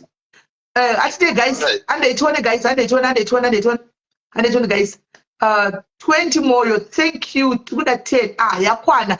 Anna visa 20. Thank you, my sister Anna. Thank you, Moyo. Guys, Mariedu Yakwana. Mari ya Precious nemurume wake andika kuti vatenge bhero ravo nekutenga musika wewe madomatisi yakwana. Ndoda kutendai andika from the bottom of my heart nepese pamabvisa andika pabva patati yatowedzerwa patati wemwe 10 anonymous saka yabva yawedzera anditi maona yabva yawedzera. Thank you guys, thank you very much. Mwari wakuitire zvikombo. Imwe 10 from Mbare. Maria yatosvika ku 300. Tatu yakaitagwa na kola aisa target yake. Anoona zvoita Mwari ndati 250 Mwari wakati aiwa kola akati 300 Mwari wakwenda kuna kola. Andika Mwari wakwenda kuna kune zvakola. Saka kwana sati gwa 30 pounds kuti kwane 300 pounds. Kwana sati gwa 30 pounds kuti kwane 3 iyo 10 kwana sati gwa 20 pounds. Uyaisa thank you Makai. Kwana sati gwa 20 pounds. Thank you Makai kuti chitosvika pa 300 yasati kana kola. Maona ndokuti kuti Mwari vanenge vachitaura. Mwari vanotaura. 17 pounds from Sisi Dog. So that means pasadi got 5 pounds. 5 pounds to 300. 5 pounds which equal 300. 5 pounds which equal 300. 5 pounds only which equal 300. Guys, stop by project Ruvengo. I'm going to talk about it. We could have 5 pounds. 5 pounds. Then we are done. 5 pounds. Then 5 pounds today, guys. Because Pada I said it is 17. So I took that 5 pounds. Took that 5 pounds. Kuti equal. Took that 5 pounds. Vanenge vachitiva vakutsikirira ukandira pasi Mwari wobva vaya vakubva vakusimudza. I pray and wish kuti Mwari vasimudze mabhero aya zvinhu zvitengwe izvi life yavo ichinji. Thank you Tatenda will add 5 pounds kuti ikwane. Tatenda will add 5 pounds kuti ikwane. Tatenda will add 5 pounds kuti ikwane. Pachesa 15 pounds. So thank you my diaries. May God bless you. We now have 300 pounds. Yana Precious kuti vatitenge bhero. So now guys takuda munhu ari paground tikuda bhero ndokumbira 1 amhanye Tembi. Thank you Tembi awedzera yatodarika. Yeah, all right, that's okay. Tokumbirisawo kuti mumwe munhu amhanye kuYouTube panana Dhudhafu pane nhamba dzemabhero dziripo ipo payatida kubata munhu uyu pano. We are going to do it pano palife pano so that pakaiwana chinonetsa mangwana inyaya yecommunity. Muri kunzwa pane nhamba dzemabhero dzinotengeswa nadhafu kunaiza boom. Tokumbira umwe munhu amhanye kuYouTube anotivigira nhamba idzodzo. Titongoita mission accomplished. Tinoda kusora nemuridzi wemabhero tiwirirani. Toda bhero rakasanganiswa hembe dzevana nevanhu vakuru. Totenga bhero racho vana Precious voenda kunotora bhero ravo. Tinotenga bhero tovapa bhero ravo. Saka ndiri kukumbira mwana wangu akachanga amhanye kuYouTube anotora manhamba auye nawo. Anotoye ku400 last memory. Ndo zvinoita Mwari izvozvo. Anziyo yenza clean. Makwangu akachena aya. Makwangu haana ropa, haana ruvengo, haana godo. Makwangu akaropafadzwa ndochokwadi. Hello Kola. Muri sei sisimeni? Ndiri right angu uri sei? Makadiko madiaries. Chiko muregererai guys. Muregererai munomutuka sanongodzoka.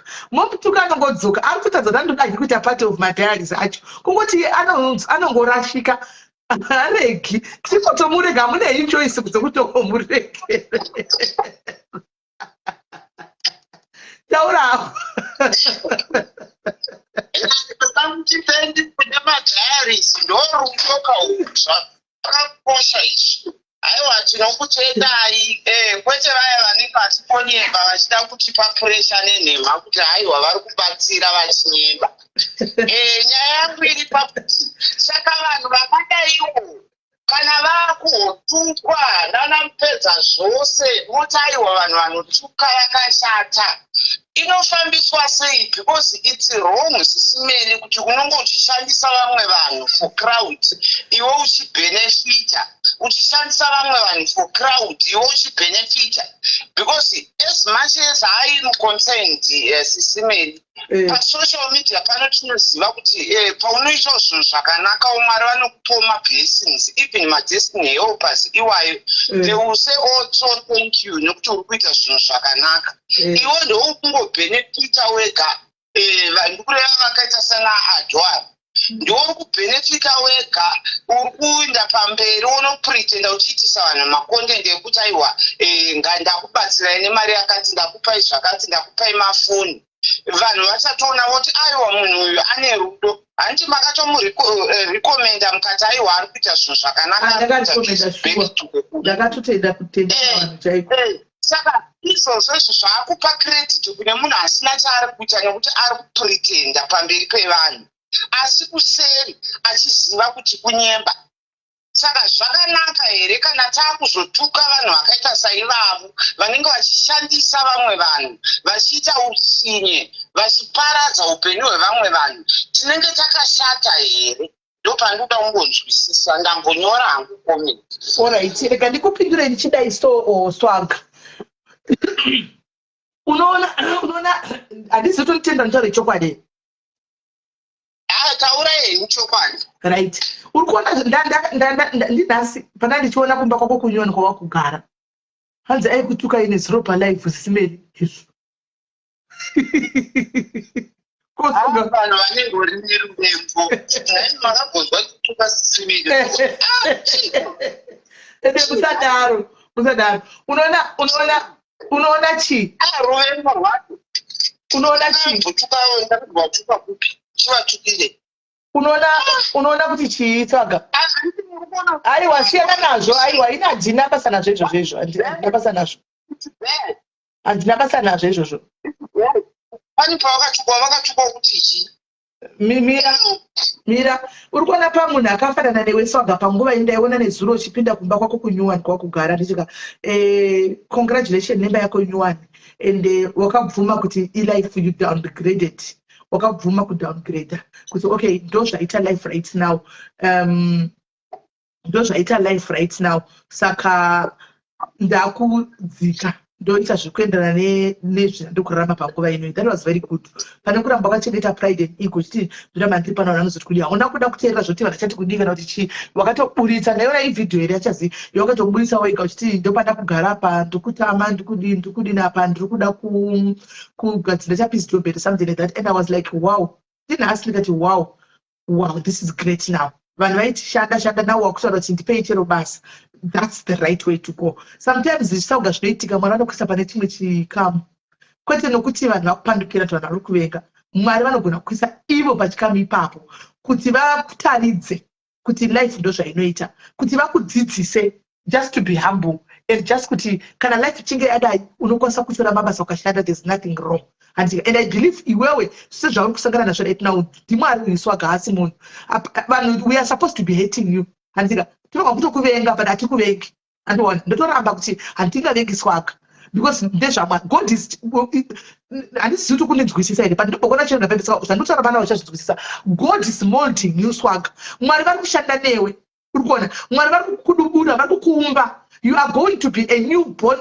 Kana ukatendera kuti mwari vakuumbe zvauri zviri kuitika right now uchabuda uri a new somebody and you are going to go kumberi kudarika zvaunga uri pakupedzisira. Uchengete mashoko andikudza pano. Ndoda kuti uchengete word iroro. Keep it in mind ugozotaura rimwe day. If you allow God to lead you zviri kuitika right now you are going to unoziva nyaya yaJob handiti paakadonha akatorerwa zvose akasara asina kana chinhu. Handika achibvuma kuti mwari vaite zvavaita kati taikuda kwenyu mwari pakazodzoka zvakadzoka zvaita sometimes fault. The only challenge yandiri kuona pauri handika inove yakuda kupindura ichipindura mubvunzo waubvunza palife right now is sezvazviri right now swaga handika mwari vari kushanda newe maybe hausi kuzvinzwisisa. You cannot press button uchituka vanhu zvinyadzi. Uri kuona uri kusimuka mwari vari kumolda handika you don't know kuti mwari vakuisa direction ipi then boom vanhu vakachanisa swaga. Uri kuona kuti utoziva zvokuitika vanhu vakachanisa then boom Tikuda kuona waanhu wabvuma kuadjesta pekutanga kubuda mumachoni wangu achigara. Wabvuma kuadjesta kechi2 kuti any peace job zvawaibva usingaiti ndakuita. Kechi3 tikutasira kuona a whole different swagger now. Andiona vanhu vari kuchema neikutuka asingatuki, then boom, I know kuti unenge uchida content. You can go and address nyaya iyi usina kutuka, because iwewe tikakuti aiva kutuka kuna kuipa. The next thing is ukunotuka uchisa vabereki mukati, ukunotuka uchisa vana mukati, ukunotuka na mbuya vana antu yauya, then it defeats the whole purpose. Wanizwisisa?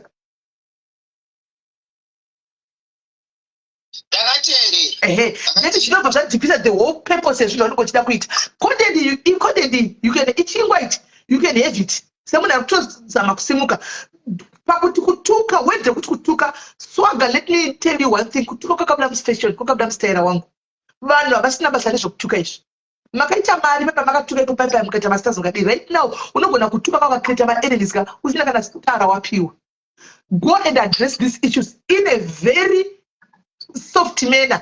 Pasina kutuka, pasina chinyadzi, pasina chii. Wotsaka kuti ndauya nenyaya yako ake kuda kukulera mafacts 1 2 3 uchinyatsotaura nyaya yako sezvairi uchiona kuti vanhu vanenge vari pakateerera,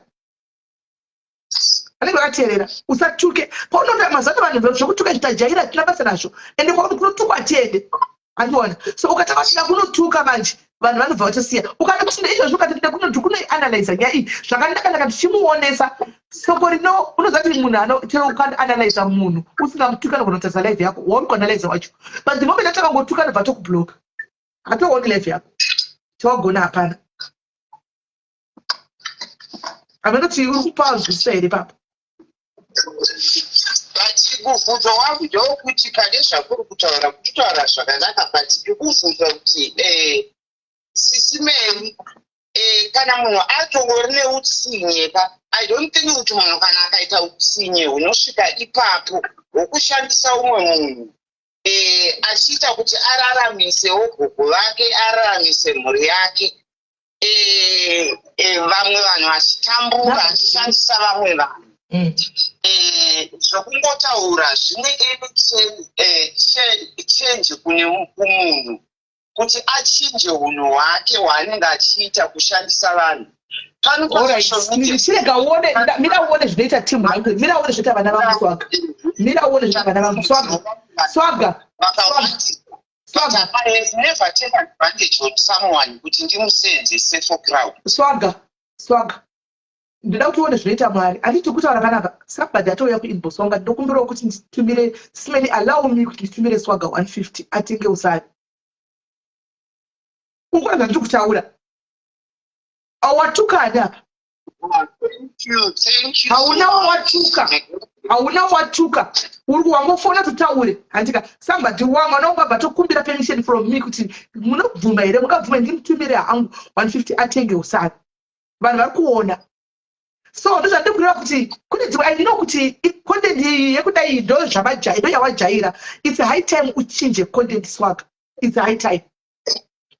Kutuka mira, chimbomira, ukafunga kutuka ikufunga nzwi rangu ndichikuudza kuti chimbomira kutuka. Usatuke vanhu. Uya nenyaya, analyza nyaya yako. Pachakwira umwe achakwidza hasha, pachakwira umwe achiita sei, ramba contain yourself. Munoita arguments muchiseka. Imbomira kutuka. Zvokuti andinamboshandisa vanhu for clout. Aiwa, vanhu for clout wakashandisa. Tise takashandisa vanhu for clout. Hatidedi kureva nhema ipapo kushandisa vanhu for clout wakashandisa. Paya pawaindituka ipoketa mwedzi paya yainjori clout yayo. Because reason yekuti kuzosvika paya pasina zvapo haisi reason yekuti ndaikonzera kuita mwedzi. Asi yanga ya-clout. Saka ikoko ngatichadzoke zvakatopfuura takatokanga maudhara izvo zvakadarika. But ngatinzirei kutuka chete. We can use Facebook. We can use the Facebook for good things, for better things, to empower one another. And then munhu wanga uri mwana wekanu Swag. Zvokuti dei wakaramba ungori munhu aiita tunhu twake usina kupinda mugame rekutuka kutaura chokwadi pawakawirwa nelife Swaga waibatsirwa pano zvisina kuenda kumberi kana kuti chii kana kuti kudini waidzoka kumba kuti ndadzoka muzandiri mwana wepano zvinhu zvandikava zvadai ndopandiri apa ini ndaitoribaya bhatani waibatsigwa ipo pano toendesa kupa kana 30k rand kuchitanga life but wakabuda mulasaka because you thought you were now big wakura hauna kuziva social media kuti vanhu vanokukwidza vokusiya nokuseri kukoozvanduka waweka ngatigacho kuti sisiberi paipapo vafukiro vanhu havanotorondawo zvinhu which is okay. It is what it is. Hazvida hazvo kuipa but sometimes people take things in a wrong way. And inini to be where I am, it's not like it maybe ndakapane zvandakatadzira munhu ndakaita sei zvakandisvitsa pano zvokuti aiwa manje ndopausinganzwisisi ipapo manje Swaga ndopausinganzwisisi manje ipapo ndoda kuti unzwisise ipapo I don't believe in that. I believe in maiwe Swaga because hatingapinze Mwari kuti Mwari akapinda pane munhu kuti anokuitira utsinye. You don't doesn't make sense. I will understand it. Mashanda Mwari Swaga ndikukuona. You don't understand. One day when I have time I'll teach you how God works. Ndakuudza kuti Mwari vanokubvisa havakubvisi vari ivo Mwari vanokubvisa through vanhu paunenge uchingoti wakwira ipapo vanokubvisa vari tiri kuburikidza nevamwe vanhu Satani tochizomupa basa aiwa ona Swaga Mwari vanenge vasina kurasa vanenge vachida kugadzirisa handiwaona havana kurasa ndosaka kuti at least uchitomborineta kugara havana kurasa vari kugadzisa chete vanototumira munhu akaita sei ufunge zvimwe zvinotiwira kuti tizive Mwari Swaga zvinhu zvinotiwira asi zvinofisa zvinobva kuna Satani zvimwe zvinotiwira Mwari anozvitendera kuti zviitike Jobhu anga ari muranda waMwari anonzi one of my most trusted men but akawirwa nedambudziko rokufirwa nevana akadii handiona dei wanga uriwo kati havasi Mwari hakuna ndiSatani but God allowed it to happen. Iwewe kwandiri Swaga ungazvinetsa ungati kudii ungati kudika zvese zviri kuitika pauri svika izvi ndiMwari vanotozviita iwe kwauri ndiMwari Swaga vanhu vakanama saka nganoti pane zvawaita kune vanhu vaibhenga neminamato kune vanhu vaichema nezita rako kune vanhu vaidi Mwari havana kuda kurasa kuti vakukande mbiri no vari kungokugadzirisa nenzira inokurwadza iwewe but uchirarama chete ndikupa example yangu inini ndokuti unzwisise Mwari vakandigadzisa inini Swaga ndichifunga kuti ndapunyuka ndabuda ndatiza ndasiya mvenge but mvenge panguva yekuti vanhu vakachema nayo nenyaya dzavo dzaiburiswa kune vanhu vakanamata nayo andika years after ndichifunga kuti zvakatopera tasiya zvemvenge Mwari vakatumira magosti ekumafira kureva iwayo ndakutokuudza zvandotoziva inini tisozviti handina beef nemagosti aya hanoona because inini tiri munhu anodzika zviri deep vakatendera zve zvaitika zviitike zvakaitika zveshuwa zvikaitika zveshuwa kusvika ndati ya Mwari ndabvuma the moment I said Mwari ndabvuma ndabho everything just went back to normal. Ndaitouvhura Facebook makuseni kudai so ndini kona to kona murume wangu vana chii vasina chavanoziva kuti ndicharova vana nemhosva dzavadzibaba venyu vangu family yakarohwa nekuda kwemhosva dzavo vana bhubu ndirakuranga admin yangu yese vana bhubu ukabva pamasocial media vana atford ine fire andiwana and I said you know what Mwari I allow you kuti ndi zvamunoda kuita because muri kugadzisa inini wacho andiwana and zvechokwadi that's why ndaita magatse kuya ndoti guys sorry ndaitozviziva kuti ndiri cooking process and I was there zvesure because I wanted to start afresh but ndaisati kwanisa kusata afresh isina kuadressa maissues ekumashure. I think you understand where I'm coming from. I could not start afresh without addressing my issues ekumashure, so I was supposed to go through what I went through handiwana ipapo zvivachita sezvavaita izvozvo I knew kuti it has to happen kuti nditenge panyuwani. And I started afresh right now ndichandovhunduka handiniudzwe nezvemvenge handivhunisi because takadhila nayo Mwari takadhila nayo including me wacho, so I don't something that I accepted I did and I asked God for forgiveness. I said to my admin guys so kana pana Mwari munonamata vanodhila nesinzira dzavanoda and now we are free, you know, so it's happening to you my guy but zvinodarika time accept and move on. No, it's okay. Anyway, it's okay. All right, info. Saka number yako handisi kuiona ndikandire number apa yanoisa mari yacho. Yumpe. Handisi kuiona namba yako isi kubuda umenotokaisa masettings ekuviga namba handisi kuiona. Oh. Ikaiti story. Thank you kuneva uyakasiro. May God bless you. I really appreciate it. All right. Right, inzwai munzwe guys ka, inzwai munzwe tichinda kumberi. Pane mwana ndatuma kuti aende ku YouTube, aende ku YouTube. Inzwai munzwe guys. We don't preach hate here. And let's work together guys. We don't preach hate here. And as much as akaita zvakakubatai zvinokurwadzai. And who are we to cast the first stone? Who are we to keep on hating? Munhu kuti chinonzi kuvenga munhu chinodestroy isusu guys. Vakachitakura. Munhu we are not going to be close kuna swaga zvotanga tiri before, but let's accept him and let's munhu and ngatimtorewo semunhu. Ngatimtorewo semunhu chete. That's what I'm asking. We are not going to be close to him. We are not going to be but munhu, and we cannot keep on hating munhu. Anotongwa na mwari wake. Murikuona zvikuitika right now. Imi mwada kutonga sei kuramba kutonga amusikuona zvikuitika. Mwada kuramba muchitonga guys, come on. Mutoramba ndisina matombo tichiwedzera pamusoro pematombo. Munhu akatsikirwa udhara nematombo. Towedzera futi kutsikira pamusoro pematombo guys. Come on. See that his time will come. Achafunga ega. Mwari vachamupenyera vega. Vachamuonesa vega. Zvinonetsa kwadhafu kunaiza boom. Tulani. Musadaro guys. Ndikuudza ichokwadi musadaro. Andika musadaro guys. Don't do that. Ndikuudza andimbokuudza izvo zvinokuputsai. Andika musadaro. Tinobatikana yes. Tinorwadziwa yes, but the hate sometimes ukatasa the hate it will be too much. It will end up destroying us. Inopasa to destroy isusu hate yacho. So no hate, no amount of hate. No amount of hate, guys. Yekuti amount of anything chingata tutitsevo tirape takafamba takatakurana neruvengo. Regai vanovenga vavenge. We don't have time for that. This is what I do to people every time. Asiri egg. Munogara mchitaura kuti ningi anokudai momdai ningi makatomuona kuti vese, because this is who I am. This is who I am. Haasi swaga egg.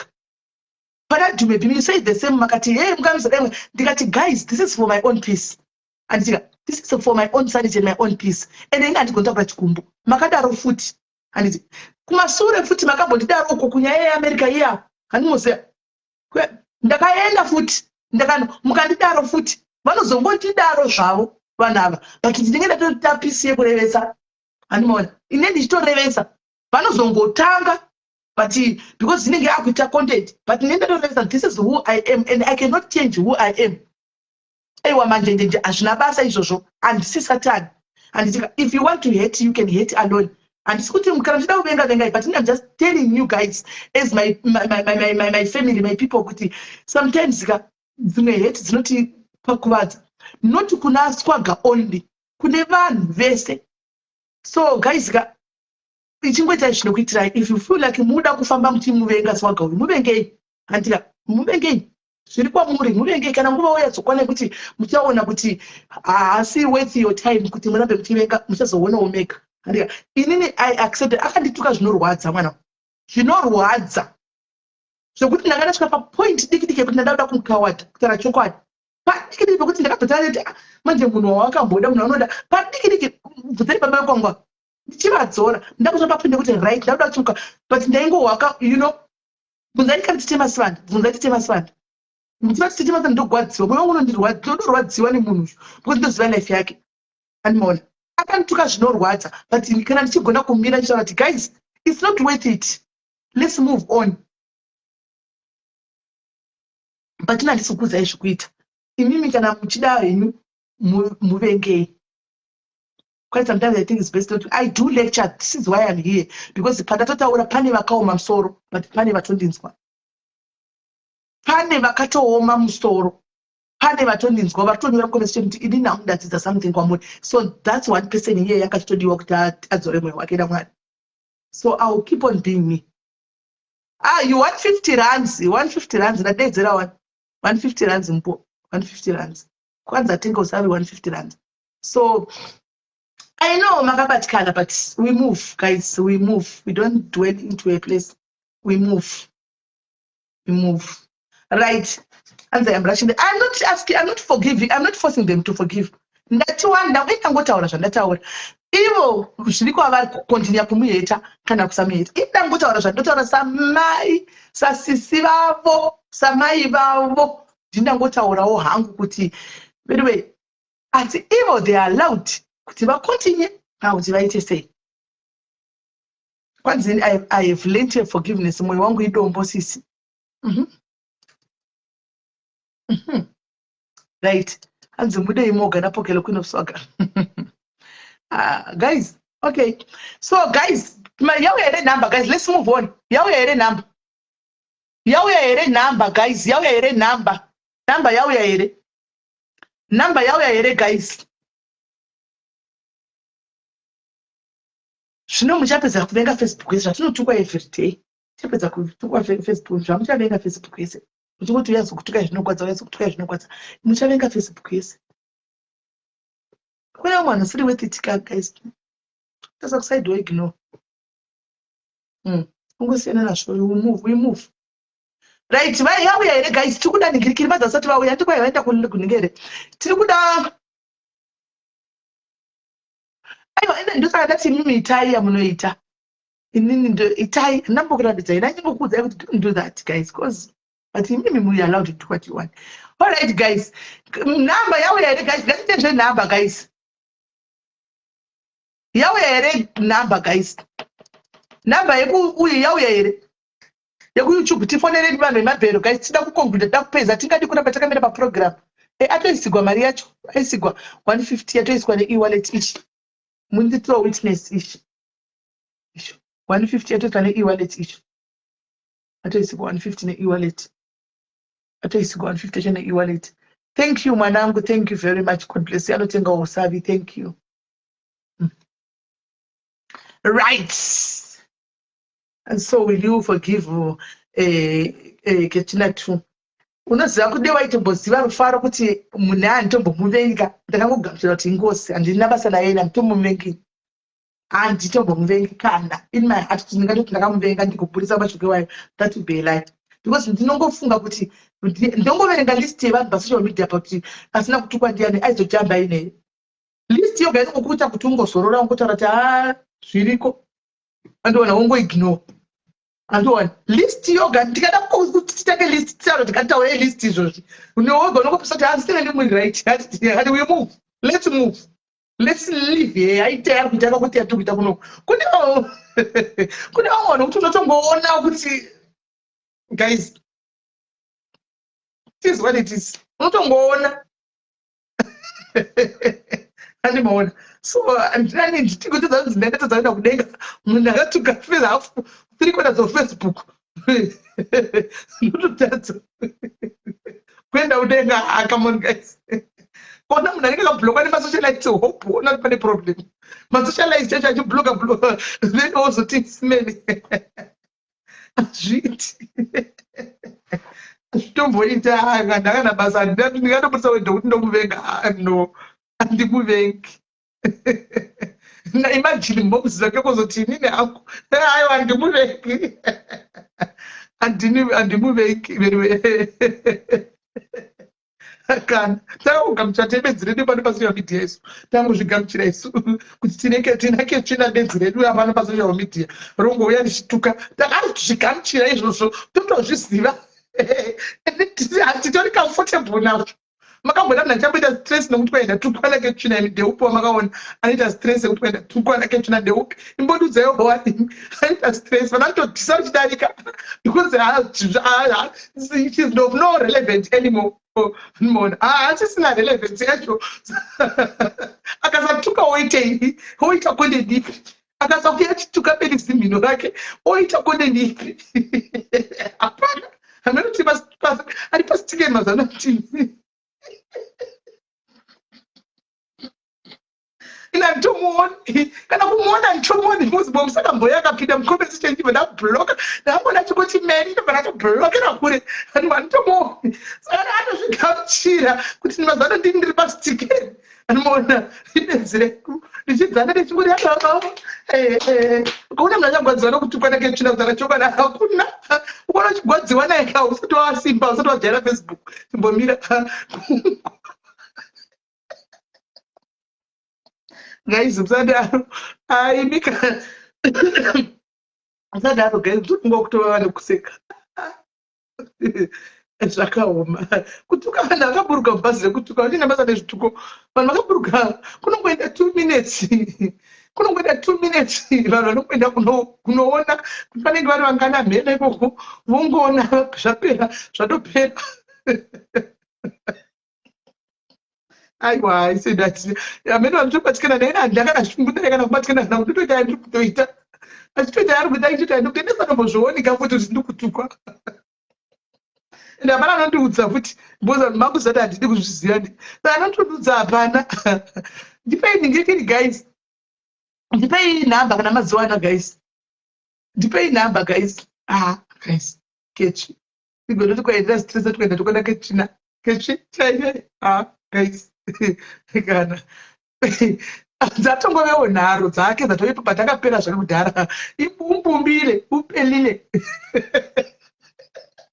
upelile kare upelile rangove zumbu rakasara zvinhiyo akapera kare dzangove nharo saka nharo dzozova uperera pandiri dzangove nharo zvakaoma zvacho vapenyu so tamboona zvakwana pasocial media takutoda vanyuwani vachauya vachimbotukawo vanyuwani zvanaketsviya bhini right tipei namba guys madziona here namba udzo uko guys maona here namba kuyoutube guys maona here namba ndipeiwo namba ka guys kana maona nombo naye ndinzwireiwo hanzi dzimai stofu ndipei nhamba akaunti ndikuisirei mari mutenge chikafu nhasi cheusiku yukwi naye jesu wangu inga yukwi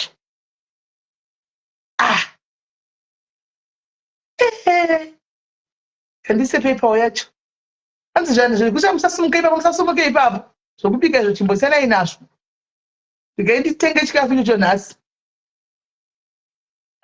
thank you my love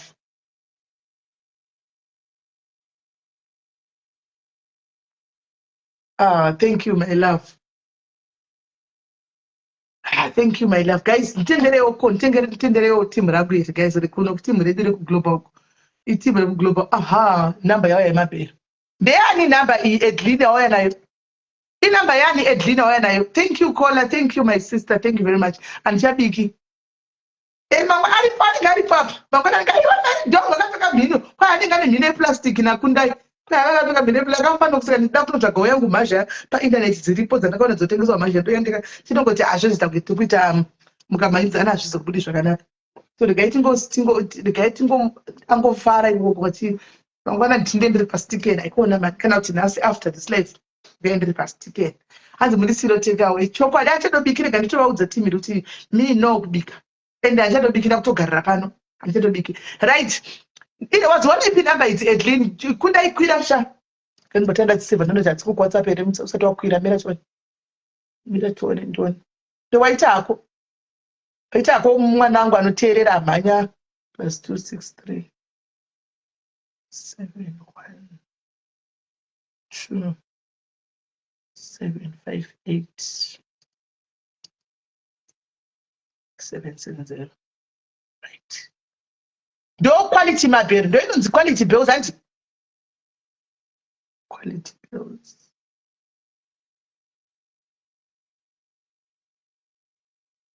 ndiyo handitika quality bills aize kunaizi hayo but muzoshaya you can buy ikoko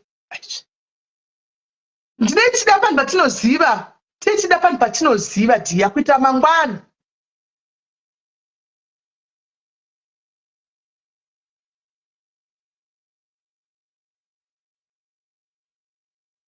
tichida vanhu patinoziva kuitira mangwana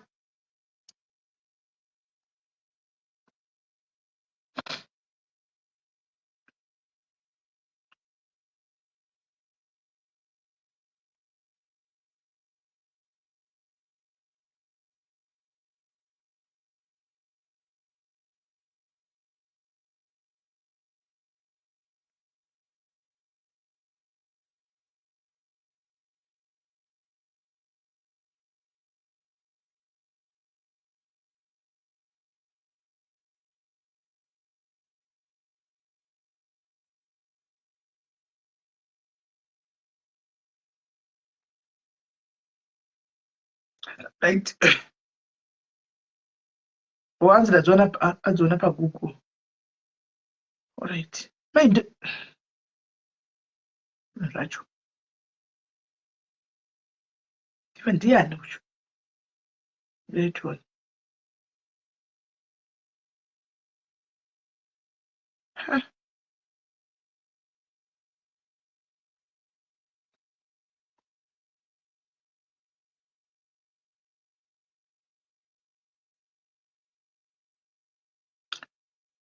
Todaona toziva kuitira mangwana ndozvandiri kuda ndozvandichida kuti tiite zvokunaiza bhumu because uko kunaiza bhumu zvinenge zviri easy kuitira mangwana guys matsotsi awanda uku hamuna here munhu wamunoziva nenani wekunaiza bhumu wamunoziva nenhamba dzake tifonere kunaiza tipe nhamba idzi because zvotyisa izvi kuzodzoka chitakabigwa mari pana patsinonzi makanhamba dzevanhu kendione iyi nhamba iyi yandapiwa neuyu matsotsi akawanda. Hello. Hello. Makadii? Tiripo. Munotengesawo mabhero? Okay, mabhero enyu akamira sei?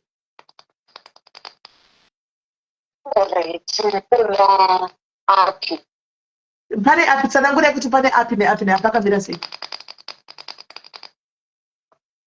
Kune zvana zvevakadzi zvarume kana kuti zvana kune zviro zvakasiyana from 0 to 5 years then from 2 years to 10 years zviri zviro zvakasiyana kuita majeans ebest magibdress ndopavana then pavarume vaniko masheds majeans mapamjots mapens echirume mapens trousers then kuchadzi kune mablouse asiya matisheti kuvarume then kuchadzi kune mablouse maskets maskets madresses akawanda kune cotton masilki maple mashifon dresses then skirts kune machine nemafomo network yenyu haisi kuita chigabhagabha network yenyu kuita chibreaka alright ndinokona network iri maperera kwakati muri kutaura henyu muri kunzwai but muri kuita kugabhagabha so imimi alright mabhero enyu anotangira pamari achisvika pamari alright rinongotengeseka zvakanaka rinotangira pa200 but from 150 you can get them. Saka kune bhere here rinenge rakasangana zvinhu zvevana nezvevanhu vakuru iroro hariti rinowanika hariiti why nditi hariiti hariwani stuff yakanaka hariwani stuff yakanaka alright saka rinenge ramunenge muchiti imi rinyatsoita nderipi pandiri majuzi akanaka majuzi maladies dresses okay iroro rinoita mari maladies dress munoda ku 180 chapa2 180 kusvika pa250 manje ringazoita bhero rega rinenge rine hembe dzevakadzi risina zvinhu zvevana here kana zvevarume kune vamwe vanongospecialize no munhu wandiri kuda kutsvagira munhu anyway muri kutaura nevanonzi Sisimeni Diaries anditi ndo wamuri kutaura navo hello ndati muri kutaura nevanonzi Sisimeni Diaries naSisimeli Diaries Sisimeli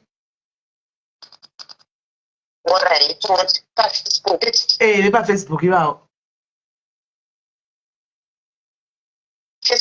ivavo vepafacebook saka munhu watiri kuda kutengera asati ambotengesa kutotanga kuti atange kuti 1 handisi maona kutotanga kuti 1 kuti munhu atoda kuti atengese kutotanga kuti 1 kuti titengere munhu iye atange kuita business asati amboita saka iye ndiyangotaura kuti andikona zvinhu zvevana izvona kuru zvakasangana so ndisingazozivi manje kuti panomira sei zvevana zvakasangana zviri right ada kutengesera saidi ripi anogara kuGlenora alright zvevana zvakasangana zvinoita ada kutengesera pamberi kana kuti pamashops fair handizozivi kuti plan yakachatengesera pamba here kana pamba is the best I think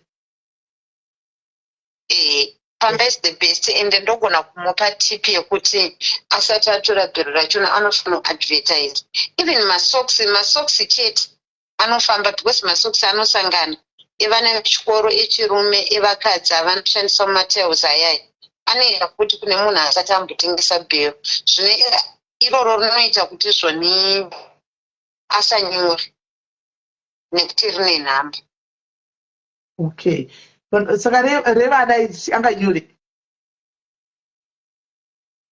revana anogona zvake kusanyora but rinoda kuti munhu agone kuchaja sekuti munenge mune tunhu twakasiyana siyana hauchaje chinhu chemwana ane 2 months ka uchichienzanisa nechemwana ane 5 years because chemwana ane 5 years chinotora space sechihombe as compared kune chemwana ane 2 months ispace diki saka anofanirwa kuona kuti ichi ndinochiita mari akaita price 1 anogona kunyora asi kana akangovhura chitauro kuti zvinhu zvake $3 that's fine otengesa nema$3 iye oona kuti abata mari something like $80 kana $100 akudzika kupinda pa$2 pa$2 ipapa akutengesa ofti something like $100 zvichidaro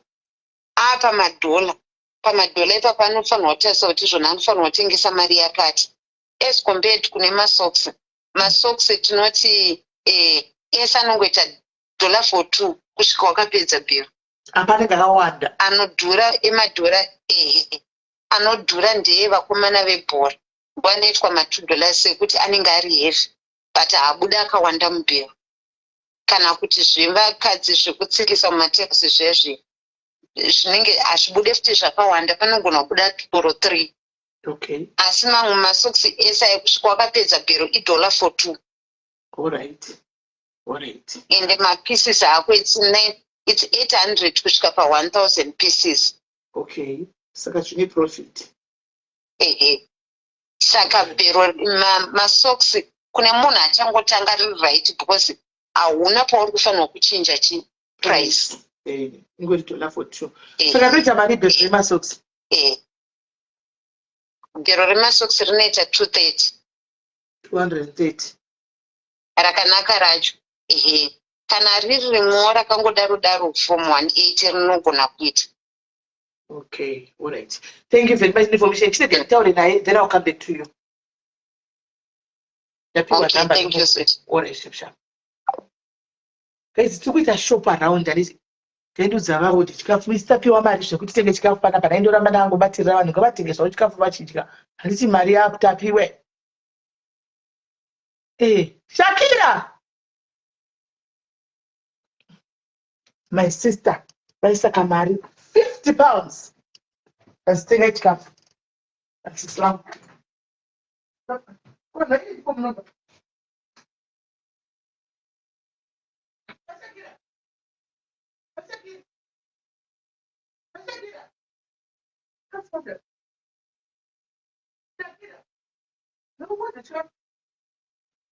Uyaode chikafu kuno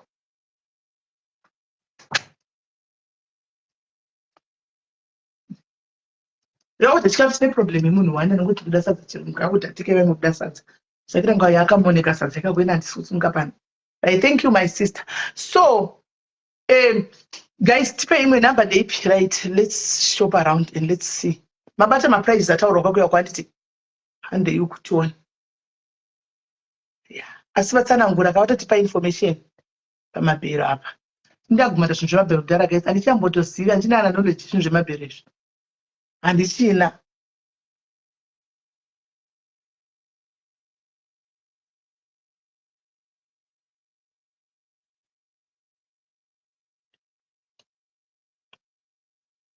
Mati ndio mabreak unaweza bombs pero. Naweza bombs.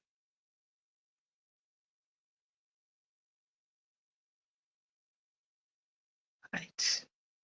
It ndio WhatsApp tu.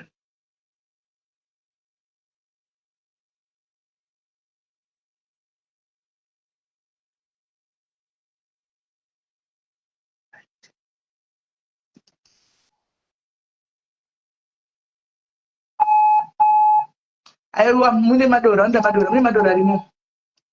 Shanza iwayo. Ojene iwayo. Madora jaro machiro madye kuti vana. Hello. Hello. Makati sei? Masimbe. Tiripo. Munotengesa mabhero? Yes. All right. Ndokufuna kuzati zvakamira sei? Anosiyana siyana zvienda muda bhero rechi. Revana rakamira sei? Panoita ma 200, panoita ma 230. Revana, all right. Kore masocks? Socks 180 ne 240. 180 ne 240. Okay. Revana vakuru? Revana vakuru. No, ngokusendera price list mongoona price list. Yeah, ndisendera price list ntione. Zvingafamba sei? All right, thanks. Right. Idzo namba dzavandipa idzi. Idzo namba dzavandipa idzi. Dzatibisa idzi. Yaitwa. Saka ramai vaya vari kutanga riri nani. Ani mazvinzo. Ramai vaya vari kutanga riri nani. Ramai vaya vari kutanga riri nani. Pamasocks apa. Because rangu achitiri manga ndora vati 170. Rimwe racho vakati 220. Uye ari kuti 240. Saka mai vaya vari nani. Judy remember munhu atumwe timbomufonera Precious wacho. Munhu atiri kutaura naye panapa asati amboita zvinhu zvemabhero izvi. Asati amboita zvemabhero. Haazvizivi. Haazvizivi. Regai titonzwa.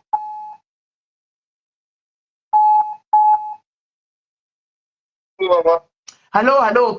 Right, ndandira kutaura naPrecious ka. Padachimboita inquire around nyaya dzemabhero. Iye ati anoda bhero revana rakasangana nevana vakuru. Hakuna bhero rakadaro. It's either unotenga bhero revana but nebhero revana vakuru. But aripo here? Gauye, right. Precious, hakuna bhero rakasangana zvinhu zvevana nevana vakuru. Kune bhero revana vakuru nebhero revana, but pamabhero pani tricky wangu. Because kwatachita shop around chibvunza vanototsanangura kuti unogona kuinyora nebhero if you don't know what you are doing. So kwavari vanga vachisuggesta kuti munhu ari kutanga zvakaita iwe wakambotengesa mabhero? Musati. Right. Vanga vachiti kune munhu ari kutanga akafanana newe masocks haunyori because ane one price ingori $4 for 2 ende munenge mune mapieces akawanda imomo. So ukavhura masocks nokuti munenge mune vana vechikoro, mune vanhu vekubasa, mune manzi mune masocks type netype. Saka unongoti $4 for 2 haunyuri zvachose kana uchitanga nokuti ukatora ehemba anenge akuda kuti kana ukati $3 wotsima womira uri pa$3 ipapo andiwana kusvikira waunganidza mari yako inoita kana kuti $80 maybe uzochinja hanzi nokuti mapisi zvinhu zvakafanana nehembe mubhero zvinenge zvakati kurei saka zvinotora space other masocks anopinda akawanda because anenge ari kana ma-1000 pieces unoita mari saka da kunzwa newe. Alright, saka tongoita zvemasocks zvacho. Anota nokuti kutengesera pamba anogona kutengwa handiti? Aiwa anonotenga. Kuri busy kune vanhu vakawanda vanopfuura kwenyoko. Nokuti iko zvino ndakutomhema ndakutopinda muchando saka vanhu vanotenga. Oh, all right. Saka toita zvemasocks handiti? All right. Saka iripo ndinyoreka address yekumba kwako kaka. So that vanouya naro kumba kwako. Handiti? So that vanouya naro kumba kwako bhero racho ikoko uya naro kumba kwako. Patogara panenge pasina address. Hakuna address? Tomuchabvunza nendodwa zvoti asakabona. Saka manje moita sei modini moenda kwavari kunotora? Iwona kwachisvikira kupi? Kumba kwachizvi? Vanouya panonzi pachitubu ndipo vanouya. Pachitubu? Kuginora A. Panonzi pachitubu.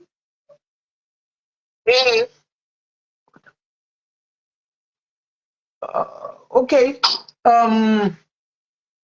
Ndinyorera apa. Ndinyorere kurumidza kuti ndinyorera apa. Ndivape tuone. Alright. Nyora zvese adresi yacho pamba kuti vanouya kupi kwacho wokuwana papi mufona papi kunyora apa. Ko kumusika unozvesa haunozvesa mavegetables pamusika. Unozvesa mavegetables. Alright, iri bho tokuudza. Right. Saka ngatishandei namai vaya nokuti munhu atipa mai vaya vanhu vatoza zvavakutaura mai vaya. Vanotoza zvavakutaura. Mirai nimbopedza ndashakira.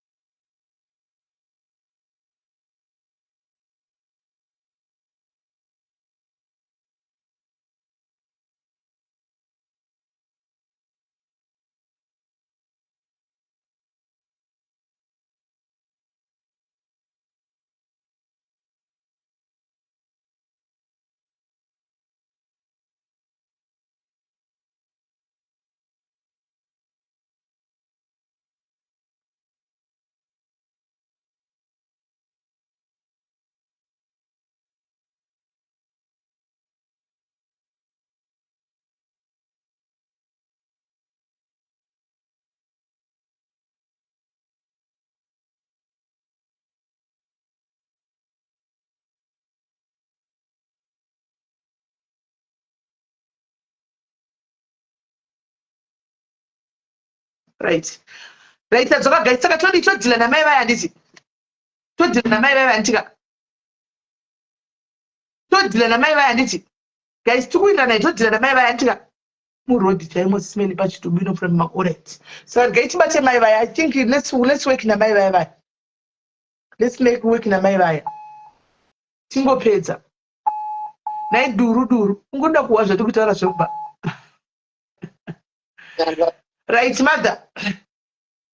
Imumuna dzani. Unodzima yani? Ma.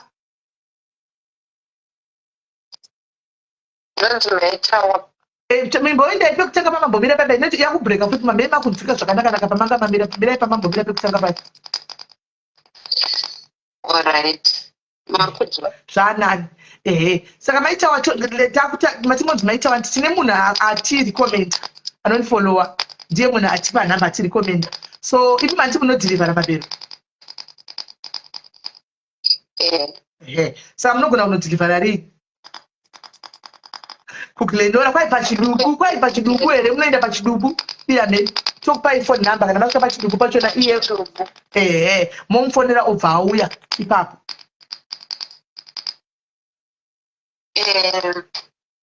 Pamari yacho hamuna transport. Transport inenge yega nangoda mari yebhero chirikuti vanhu handinyanyoresi kana matozonditendemire ndopa ndinoigera. Vanhu vanoteva saka ihivedwe mari chebhere mari komazo ine zvetcheriti zvaningongoza nezvekubatsira vanhu ndezvekubatsira munhu izvozvi. Kunoshandisa indrive. Mati? Kunoshandisa indrive. Kunoshandisa indrive. Kuchipera neindrive. $10. Alright. $10. Aiwa ngatite zveindrive yacho iyoyo. Tatatika ime mukaenda munosvika munomubatsirawo madha munosiya mamupawo zvina idea kuti woita sei. Ende imimi noti chandakumbira tumuende iwaika madha. Chandakumbira tumuendewo ini ndatokumaketai for free ka. I've marketed for free. Ndatori nevanhu vari kuti tipeiwo nhamba mafollowers angu because ndichagoza nai ndiakanipa nhamba nokuti ndiri palive zve makateregwa nevanhu 1400 papa. Naimi ndiakanipa nhamba zviya asi munhu wangu wepano everyday. Saka vanhu vakuti tichitipaiwo nhamba nokuti mateka saka ndakumaketaiwo for free madha. Mungagwanziwa kunda here kungotakurawo munomusira mubva mapost tipi madha. Ndokutakutawo now you're talking thanks. Ndokuti mangwana akateerera matiza tine munhu watitiza tichana naye. Like maita natwa ndichakupa namba yavo. I'll give you number yavo maita natwa ndibate ku WhatsApp ndikupe namba yavo. Ndibate ku WhatsApp ndikupe namba yavo. Ndibate ku WhatsApp ndikupe namba yavo. Maita natwa ndibate kuseri kuti ndikupe namba yavo. Antika right. Saka imi mochino deliver ipapo isusu to anzibere free delivery. Vakutaura dzano charger. handiti ivi makuda kuti tizive tipe vanhu tivapisire mapuraisi iva kuti vati vanochaja handiti vati ndimainini venyu vatipa nhamba vati ndimainini venyu saka nhamba ndichazoisa ipapa panhamba ndichaisa nhamba ipapapa yavataura handitika kana kuti mainini kana makateerera dzokorodzai kunyora nhamba handini muzati tipa live saka ndangobvunza inini bva mainini vabva vangomhanya ndikangoti asi mumwe wangu handi aiserekatori dzabva kuna edlin fadzai edlin ndokumbira unyore nhamba dzese mucomment section ndokumbira unyore nhamba mucomment section vanhu vakuda vabata vabva vabata isa nhamba mucomment section fana vanhu vakawanda kutoti tipeiwo nhamba tipei nhamba chibva waisa nhamba mucomment section edlin tipine nhamba saka mati munogona kunodhirivhara zvarii Even tomorrow. mangwana alright imi munogara kupi Ndogara muWestwood. okay right so isusu takutrasta edlin ndiwo takutrasta mondisendera madetails enyu apa tokusenderai mari iyoyo imi mangwana totokupai nhamba dzaprecious uyu motokomunicata naye izvozvi kuti ndapiwa ndingikiri ndapiwa vanhu vekudiaris simeni diaris vati ndikubate saka muisocialitewo tiri kutosimukawo mobva asi kwanzi ndikupe bhero ndichikupawo zvimatipu mobva mataura naye momusira bhero racho munenge mandigonera kuzama kuti mati imimi zvomoita chidisenderai nhingirikiri madetails enyu then tikwanise kuti tikuisirei mari yacho mari munogona kuitorera paecocash panotorera ecocash unogona kutorera kustuart bank unogona kutorera kuabc bank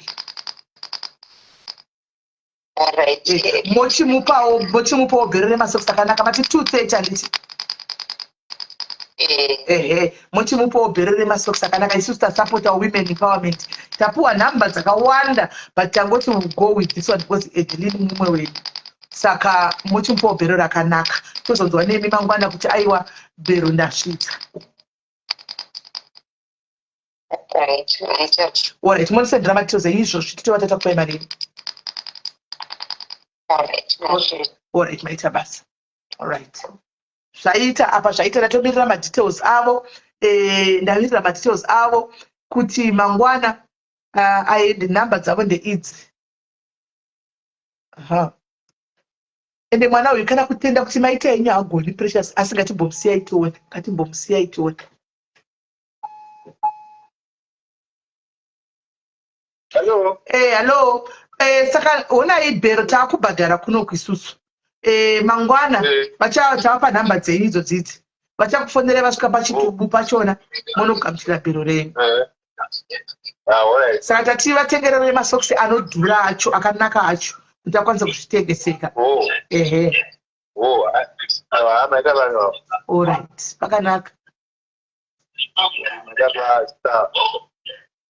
alright iripo anzisimere dhuke aiwa vanoindisa ndatovajaja kudhara vanoindisa vanosvitsa dondowari vanosvitsa precious kana kuti thank you murume ndiyo totendai ari pasaidi regai tione mangwana paanoreceiva bhero racho right satamirira matiozi amai avo kuti kundai abva atumira mari yacho anditika dheni yacho inenge yasara kuzotumirwa iye kuti aite musika wacho uye bondo but se anyway isusu hatidi kutendwa zvedu hatidi kutendwa murume ndiye atenda mukadzi ari padhuze ndirini mukadzi tobata foni ibhero remukadzi maita henyu maiwi kani mukadzi unotenda handitika murume ndiye atenda but bhero nderemukadzi totengera mukadzi kaisi bhero nderemukadzi murume tiri kumupa mabasa ekushanda dzidzai kutenda but anyway hatinei nazvezvo tatopedza pedu tapedza handitika right vai vanga tichi vanoda kuzoitirwa mabasa ekuvaka mondipa nhamba handitika mondipa nhamba vari kuda kuzoita mabasa ekuvaka mondipa nhamba handitika mondipa nhamba kuti tipe murume wacho munhu kwaine ndoda kutomushandisawo totomupawo hangu ongogara chimboita zvibasa imbomupawo kabasa mbonditira kabasa zvinenge zviri raita pandoni chakaipa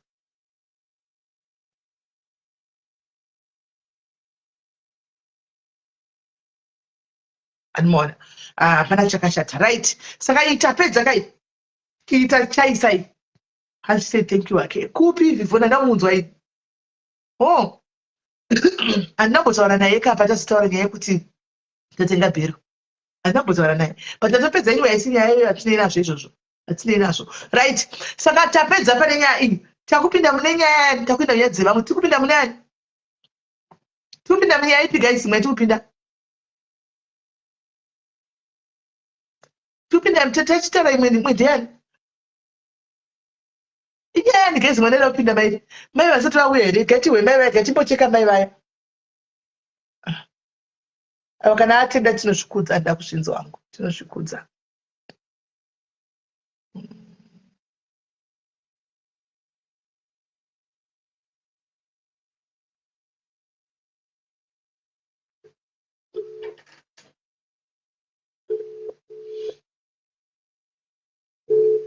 Hansi yatungi.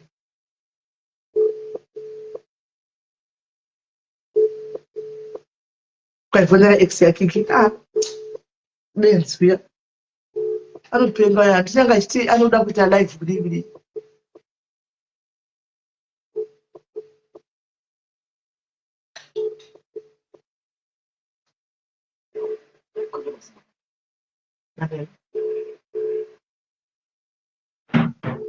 Nofune vachapindi mai vayo right. Kuda murungu vasati auya. Ndiko yaenda kudhina. Obvious vanaenda kudhina vambodzoka izvozvo. Right. Hande kune yamukoma Charles. Yamukoma Chale. Guys, zvakaoma zvamukoma Chale. Saka mukoma Chale vakandisira message. Vachiti simi mama, indadiko kuti vangozvitaurira nyaya. Mukoma Chale varipo here, vategei, vauye vakwire, vanodedzera nyaya yavo voga. Tichi, mukoma Chale uyai mukwire. The platform is yours. Uyai mukwire tinzwe. Mukoma Chale uyai mukwire tinzwe.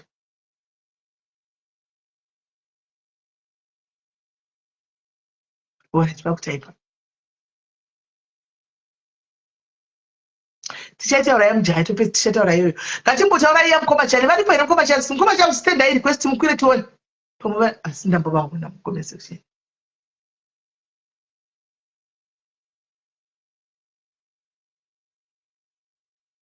Hanzi mulungu asati adzoka. Alright. Mukoma Chale. Oh yeah. Alright. Right. Ediva ed. Yes maka. What do you say? Madzimai vanombonesa nehati break yavo vari kupo. Vane hati break madzimai vanombonesa hati break. Maswera sei mukoma Charles? Mama maswera sei? Maswera sei? Maswera sei kufona kana kudini tinenge ndikubasa tikwanisa kubata foni pamwe pachona time difference time dzedu dzakasiyana time yatinofona pamwe takatorara kune kuri usiku kuno kuimime mamuka ikoko time difference but zvisinei hazvo anyway no problem tichaona tsamba dzamakasenda kuti madzingwa basa saka ndangosendawo tsamba ndichiti kune vanhu honaiwo matyiro akaita chimukoma Chale vakadzingwa basa kubasa kwavo kumusunu chii chakaitika wenye wakaita kuziva kuti chii chakaitika. Alright. Nyaya yakaitika kubasa ngekuti ndine basa randakapiwa rekugadzira keji. Saka basa rineri ndakaripuwa yanga iri Friday last week. Yanga iri Friday last week.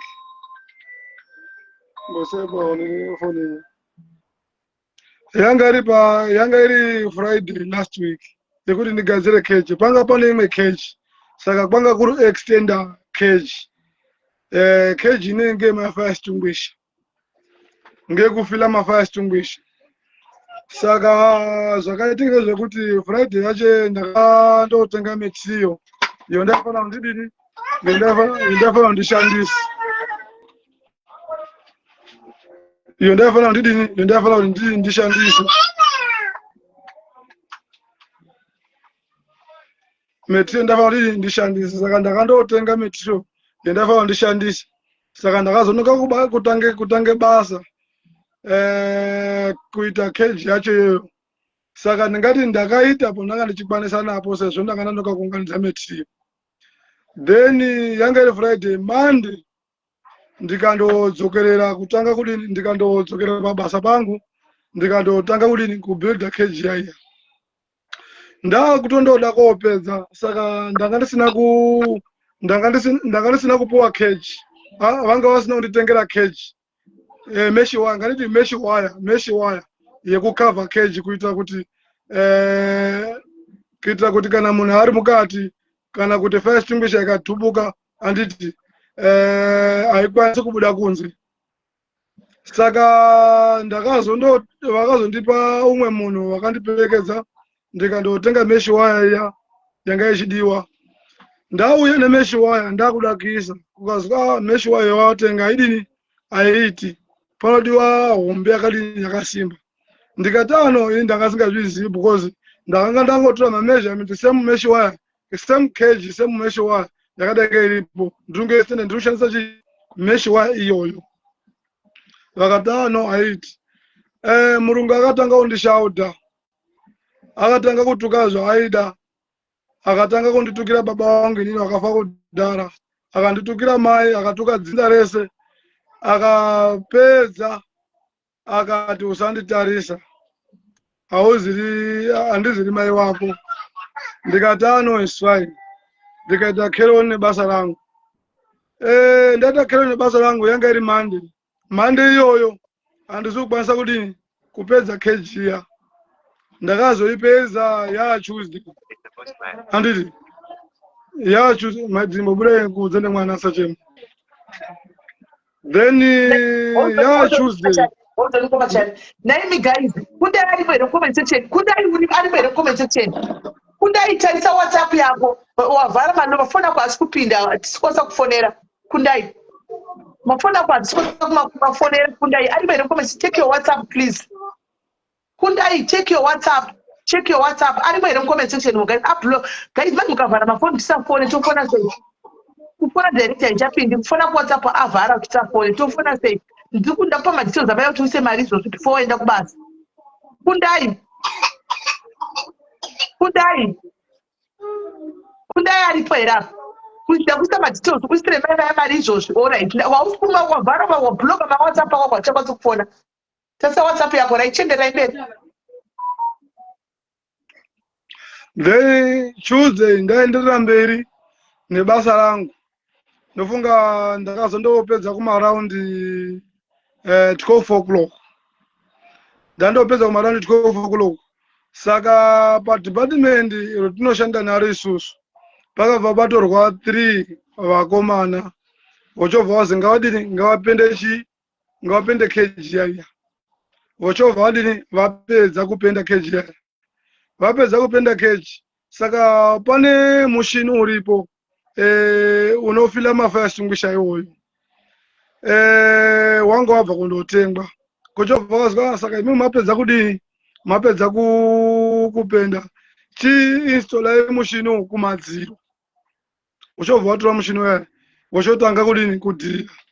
Amene mukudhirira mavakaita murungu paakauya vona vechiti vapedza ndakazozwa konzwi vauraya mushini. Murungu otanga kutopopota kuti mushini wangu uri kukoisa 180,000 handiti mandurayira mushini wangu. Ndataka kutoshedzwa ndanga ndiri kunze ndataka kutoita zvimweni. Ndikati chii chashata kazwi mamosha. Is fine. Chiri kuzwi kuti amosha handizi kumbochibata hangu. Ene mukatarira kamera handizi kumbochibata.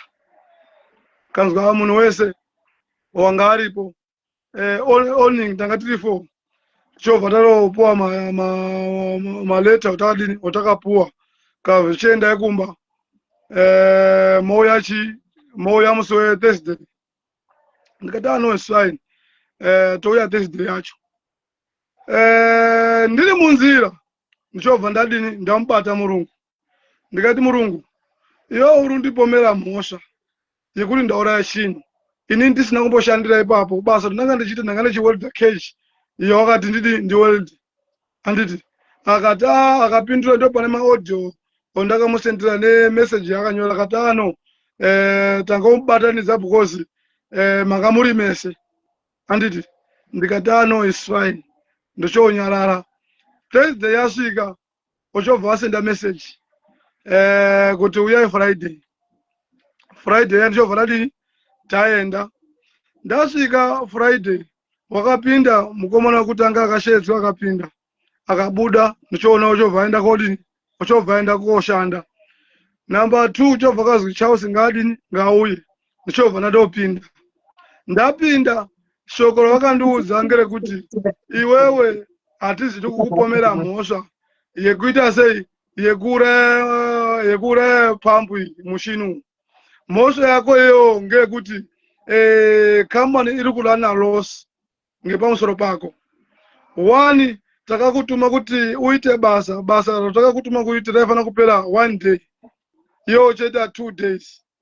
Almost 3 days. And which means kuti uri kuuraya nguva yekambani nemari yekambani. Tikakutuma kuti enda wotenga material. Anditi uri ndotenga wrong material. Which means urukudi nini kama rurana ross ngepamusoro pako. Anditi wakatora ma wrong measurement pane mesh wire nema square tube wakandotenga. Ndikabvunza ndikati ndepapi pari wrong. Okay, all right, pekuti ndakadelay. Ndinozwe ndakadelay because ndiri one hands makandipa assistance. Ndoda ku fabricate chino kuti ndoda kumisa chino. Ndapedza ndotera futi ndechichiwelda. Nge 1 day ndinokwanisa kuchipedza here. Havazokwanisa kunditeerera. Anditi ndikati all right, zvemuri kutaura zvose ndiri kuzvinzwa. Anditika chomunoti handisiri kuita like pane zvese zvandakatenga hapana chakadzokera. Anditi pama mesh wire yacho ndotaura kuti ndakatenga anga ari madiki nofana kutenga mahombe. Anga asati ashanda takandodzosera tikatora anoita acho. Zvese ndakazviita ende zvese zviripo. Anditi all right, cage nhasi ichapwanyiwa here kana ndakakanganisa. Haipwanyiwe zvese yakamira yakatopendwa yakuda kutanga kusenza. Saka ndikapedza ndikavaudza kuti no, hazvina mhosva, inini ndiri wrong. Anditi because hamu appreciate. Vakapedza vakataura zvese zvokuti unonyepa kuti haugoni kunyora haugoni kuverenga. Unogona isi uri kudini uri kutiitisa isusu. Vakatanga kundishaudha muofisi machi imomo. Ndikagashira ndikati no, it's fine, iproblem yangu. Anditika ndinogashira.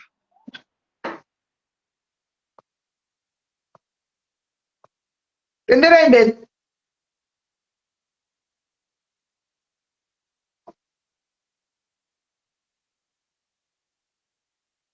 Hello. Hello. Mukoma chale. Kupanyarara sei?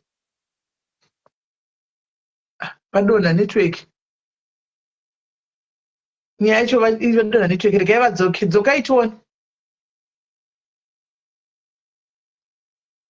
Dzokai tione. Network yakudonhedzai. Dzokai tione.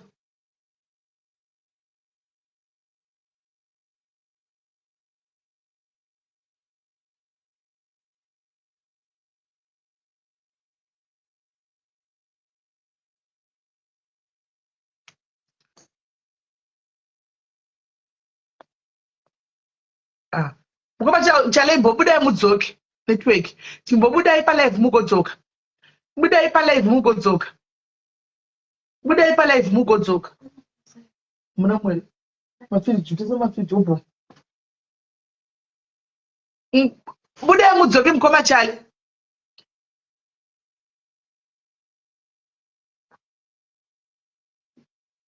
Handiri basa remaoko here guys. Basa remaoko rine basa nekuti rinogona kuverenga here. Basa remaoko guys.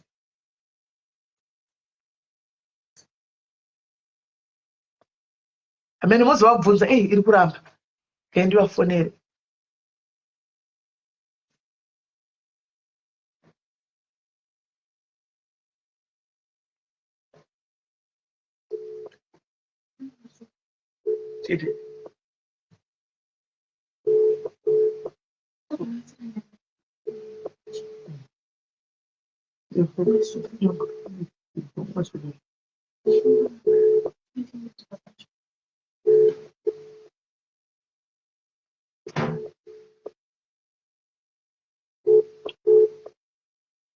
Mukoma chalidaira iphone WhatsApp. Hazura its comment pano. Andiziva nezvanonyorwa nemukadzi wavo.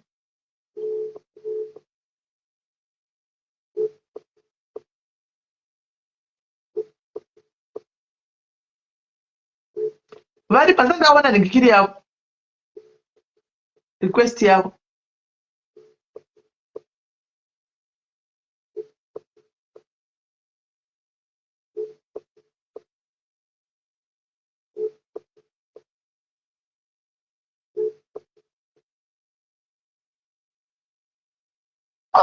Halo, ndaona kuti iri kunetsa kuti mukwire uku network yako neta right. Pedzisai kutsanangurira ipapo. Network yanga wifi yanga yatombokata. Saka ndobva ndazoti no obva azotanga kuzotanga kundishautira kuti hauna communication mukati mezvese zvaunenge uchiita. Ndikati communication yacho muri kutaura ndeipi? Because mukandipe basa ndinoita. Handiti ukandisendera message kubasa, ukandisendera message kana whatever kwanonga ndiri mugroup rekubasa ndinongopindwa nemaaudio. Handiti pane vanongori basa ndibasira vanondibasira then ndopindira nemaaudio ndikaita zvinoita ndotora picture ndobva radini ndobva ndavasendera. Ndavata busy kutanga kutondituka futi muoffice macho imomo. Ndikatava no it's fine. Uye futi since ndakashanda panapa ndaane 2 years. Pa 2 years hauna kana kumbotituka.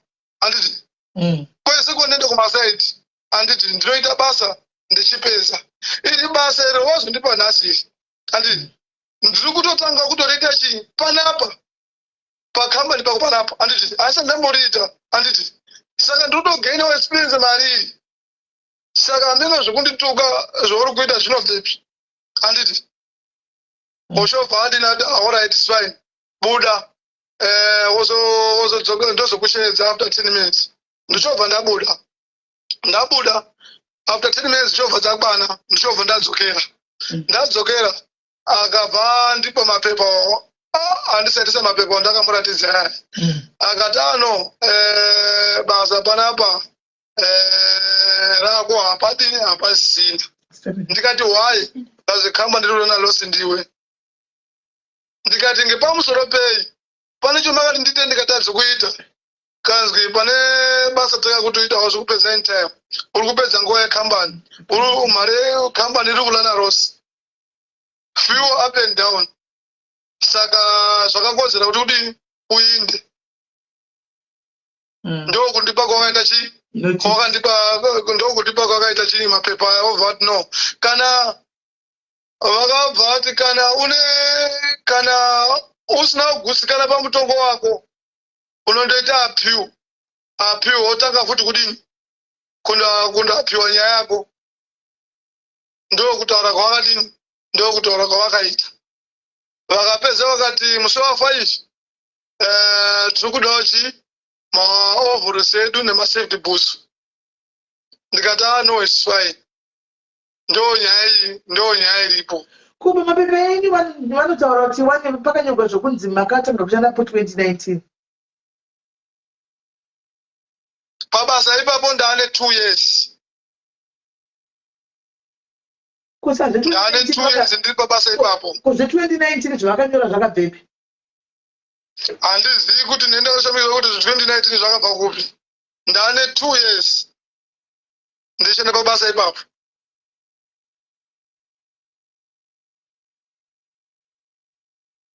Saka munokuziva here kunonzi kusiseme kuti munogona kuita nyaya yenyu? Kusiseme ndokuziva. Saka madii kuti kusiseme mama ndakamboendayo ndanyimwa mare yangu kune imwe kambani ndakanga ndichisenza mucorona paa pakangoti perepere corona baba. Ndakaperwa nebasa madhezi wayo zvisina notice ndikabva ndaendayo.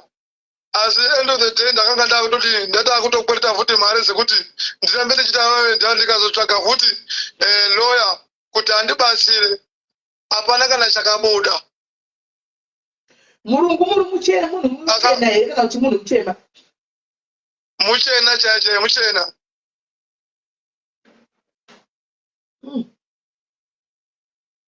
Muchena. Nofunga pa message yakanyora kana makaona pa message yakanyora ndakamuratidza timene ma audio ndakamubvunza nezvo akandidzingira zvacho. Zvinongorwadza because pane vese vandanga ndinawo pane vese vakangasa kuti basa racho havana kudzingwa ndindege ndakadzingwa vakadzoreka kwabasa. Ndimoga makadzingwa mangoti madzingwa makawanda makadzingwa imoga. Pakudzokera patakaenda Friday anditi wakapinda pekutanga wakapinda akatodzoka kutoshanda inini ndopo ndakapinda kwechipiri ndopo ndakabuda ndadzingwa. Vamwe 2 vakazotera kumashura vakatodoshanda saka kuronza kuti ndakadzinga ndega pakhala baba vano 3-4 ndangwa inini kuri kudzingwa inini chete. Zvinowanikwa. Hamuna kumupindura here pai kutuka yapo? Handisi kupindura. Maaudio ndinawo. Mirai ndione. Vanhu vari kuti maaudio mirai. Maaudio ndakaisa. Ndakamupa ndangu ndechimubvunza namurungu. Then ndokubva azodini azoreplya message ndikamusendera futi message yacho. Alright, mirai ndokudzosai. Mirai tinde kumaaudio. Avo avaitobvunza murungu. Message yemurungu yakatoforwardwa ndinayo.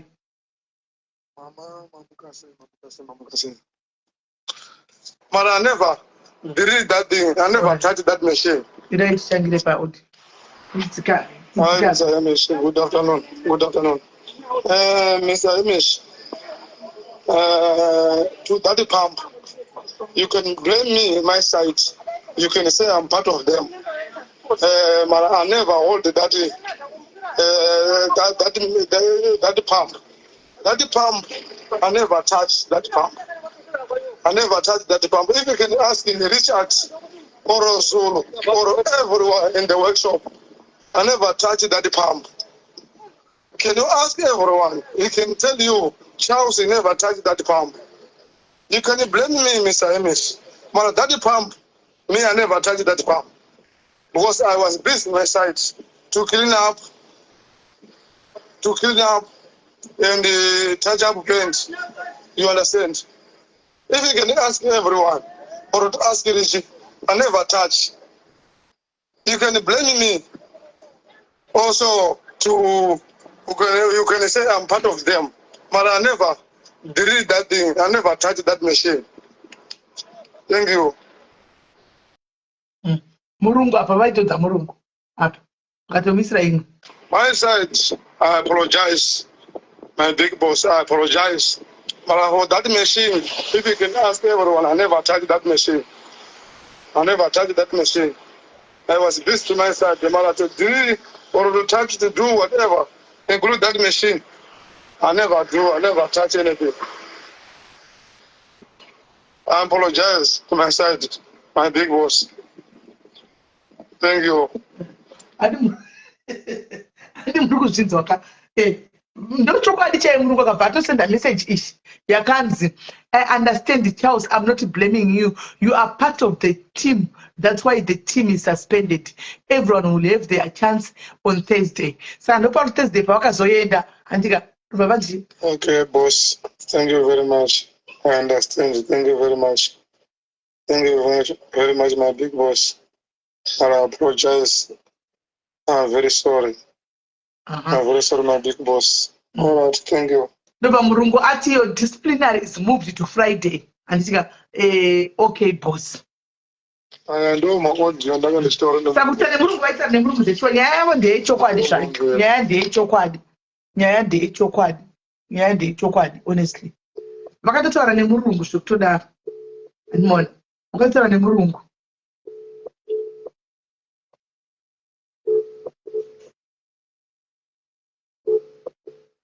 iro voice wanda muri kuzwa rutore iro voice iro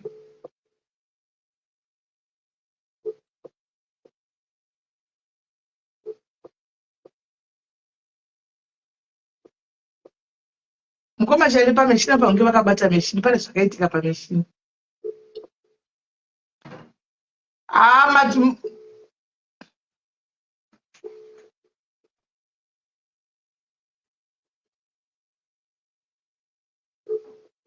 zvokusika zvamutaura mazvawanepi zvokuseka ini timi muri kutosika komensi munosikei chamunosika mukoma chari dai iphone murungu voice munoriwanepi hapana murungu voice pano hapana voice yemurungu tiita kuti uzofonera murungu mangwanana muchida tichibvunza kuti why did you choose this unfair dismissal tomubvundusira manje haisa ndemangwana taigona kumufonera murungu tomubvundusira guys but manje mangwana isandi murungu you're talking to his lawyer why is unfair dismissal zvino manje mangwana isandi murungu anobva kutonoti hapana methods saka mukoma chale saka kukwanzi nemurungu munobhadharwa hapana kana anything zvaakambotaura kwandiri zvaakangotaura ngekuti kana uchipikisana nezvedataura ndinokupa 5 days dzekuapia then nekuuya nemaovhorosi nemasafebus nofunga makamaone pamapepa maonino ndakasendawo mapepa ndo pane zvese. But now it's late tifanire murungu azvichaiti guys, we won't be looking professional. Murungu towanikwanisa tongobatwa on a Monday ndopanga tokwanisa kubatwa zvaizvozvi murungu akwanisa kubatwa guys kutaura chokwadi anomaona zvakatopakato zvakatooma nemurungu mamunokama wakaita semukoma chali ndichitanyadze izvozvi pamwe makatakurana nemhepo paya kumusha uko pamakaenda mukoma chali inini handozvika zvinhu zvevanhu izvi zvenganga zvimaprofita izvi zvechibhoyi izvi zvakaoma.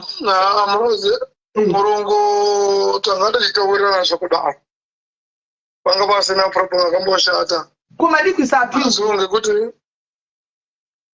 mate madikwisa apili yacho ndo ndichakomirira mande ndione mande kuti zvakamira sei. Ndichatsvaga kuona kuti ndiani uchakwanisa kunyorera pepa racho rakazi apili kuri kudiwa chiimba pepa racho iro ndo ndichatanga kutsvaga first then ndozoendesa pepa racho ndozvandichaita then ndomirira kusvika musi wa5 wacho ndione kuti zvinonga zvakamira sei ende pane chimwe chaanotaura here kana kuti hapana. Nai mukoma chali pamuno welda paya anditi munoita mameasurements anditi ndizvo munomeasure sei musingagoni kuverenga nekunyora? Mama munoziva kuti nyaya inonesa ngeyekuti nganiti measurement tape measure ndibona sezvaiti tape measure yayi tape measure yakanyorwa manamba handiti saka unongoitoziva kuti 1 meter 2 meters 500 200 yakareba sei saka ukazwe measure fridge kana measure cupboard handiti unotoziva kuti alright measure apa pakareba sei handiti unotoziva kuti ponda measure apa pakareba sei 1 meter yakamira so plus sebasa rononga uchigara uchiziva wakutoziva measurement inini hangu like kwandiri hangu mama handigoni kuvereka chinhu handitika kuchinzwa ndinochinzwa nekutaura apo nepapo noti deep handiti saka zvakaita semabasa ewelding munhu unogona kuuya nechinhu chakadhirowiwa nemameasurement handitika otoita chinhu chaari kuda ichocho chakadhirowa nemameasurement otoita.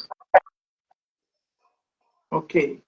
So Monday ngatiti Monday kamukwanisa kuti muite appeal mutashaya munakwanisa kunyakwasa kunyorerai pale pachinyogwa matsamba muchinda nawo chikosipostwa kumurungu.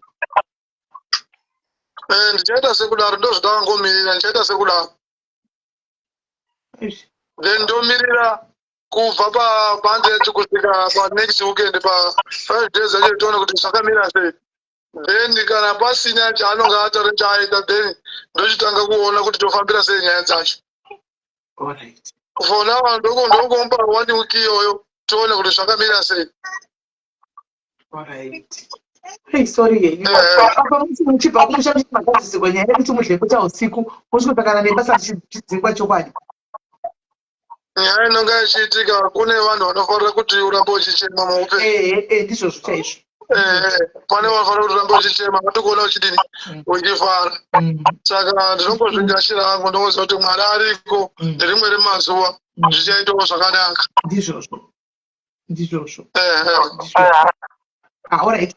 Regai tione kuti maisa tamatama tikono kuti zvinopera sei tongomba tinobva kunamata ipapa. Alright mama ndinotenda. Right. Zvakaoma ndo chitambudzo chakasangana nacho pakakomba charikora taura hei. Fodeni muchanaisi.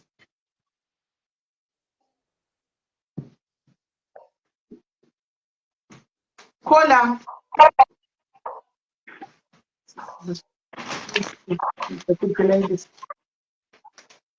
Kola.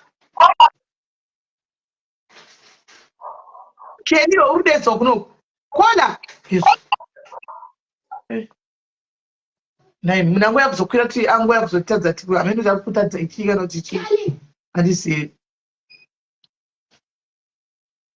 Right. So guys, kwendomboona kuti hati kuno kwaioni chinhu hationi chinhu isu tisingatombozivi zviri kufamba sei ikoko tisingatombozivi zviri kufamba sei tisingatombozivi zviri kufamba sei handitooni kana tiri kuno kurememba kuti mavhiews anokwira hationi.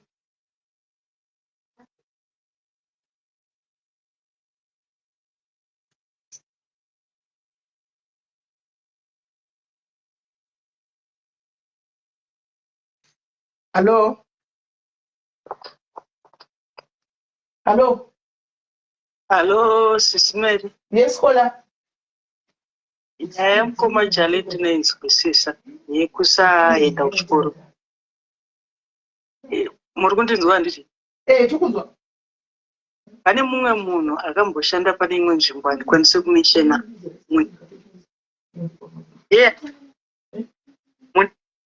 kuMalawi.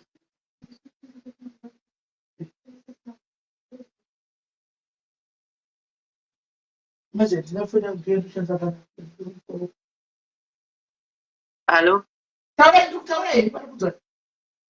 Munhu iyeye akanga abva kuMalawi aitove munhu wechibasa wona zvekudu but kunyora akanga asingagoni asi zvaakazoita akazoenda kunoromba kuti agone kunyora bhosi anga akutsvaga kudhimutwa saka akazenge akunyora nenhingirikini iyoyi pombi iyoyi ndo yaakanga akuzonyora naye zvemejiki zviya sure akatobasa ndi kutaurira ende nyaya yekusaenda kuchikoro yakaoma kungoti vanhu vamwe vanenge vasinganzwisisi mumwe munhu anokwanisa kutotaura chirungu but kunyora chaiko chaiko asingachigoni but nekuzichiita kuti mukoma Chale vainde kuchikoro vanotanga grade 4 kutaura chokwadi vagone kunyora chete nekuverenga voenda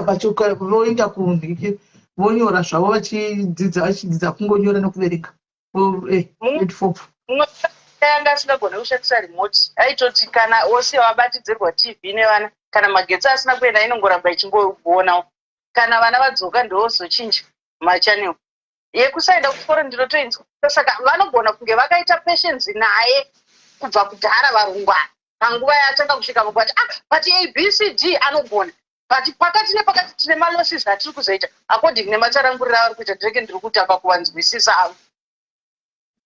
Alright, no problem. Kola mai wamaita basa. Saka ine hangu kufunga kwangu ndinongofunga this is spiritual guys. Kutara chokwadi make sense. Inyaya mudzosera kumasure takatopana address anatandaza kuti arapana iswedwe. Mura vazvikudzosera kumasure. Takutongodzokera kumasure. Ndipe foni yangu dzokunoita sei kana usvika kubasa. Kwa unogona bata foni tuzodarize.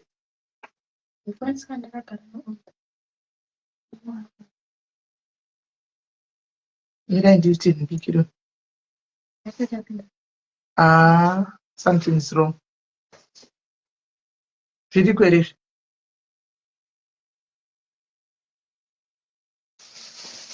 Did you quit it?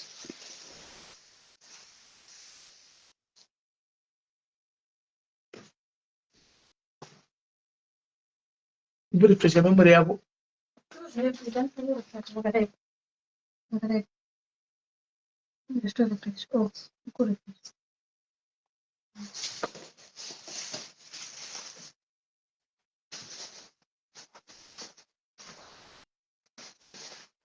Welcome, say.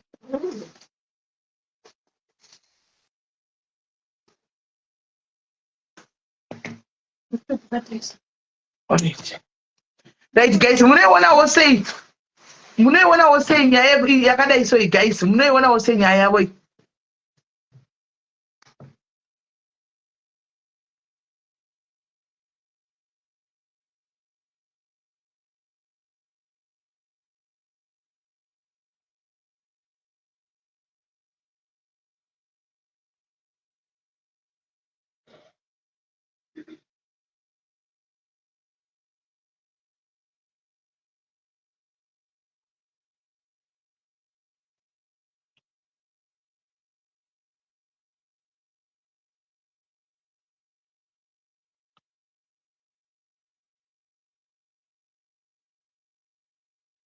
Right, munoiona wose guys nyaya iyi.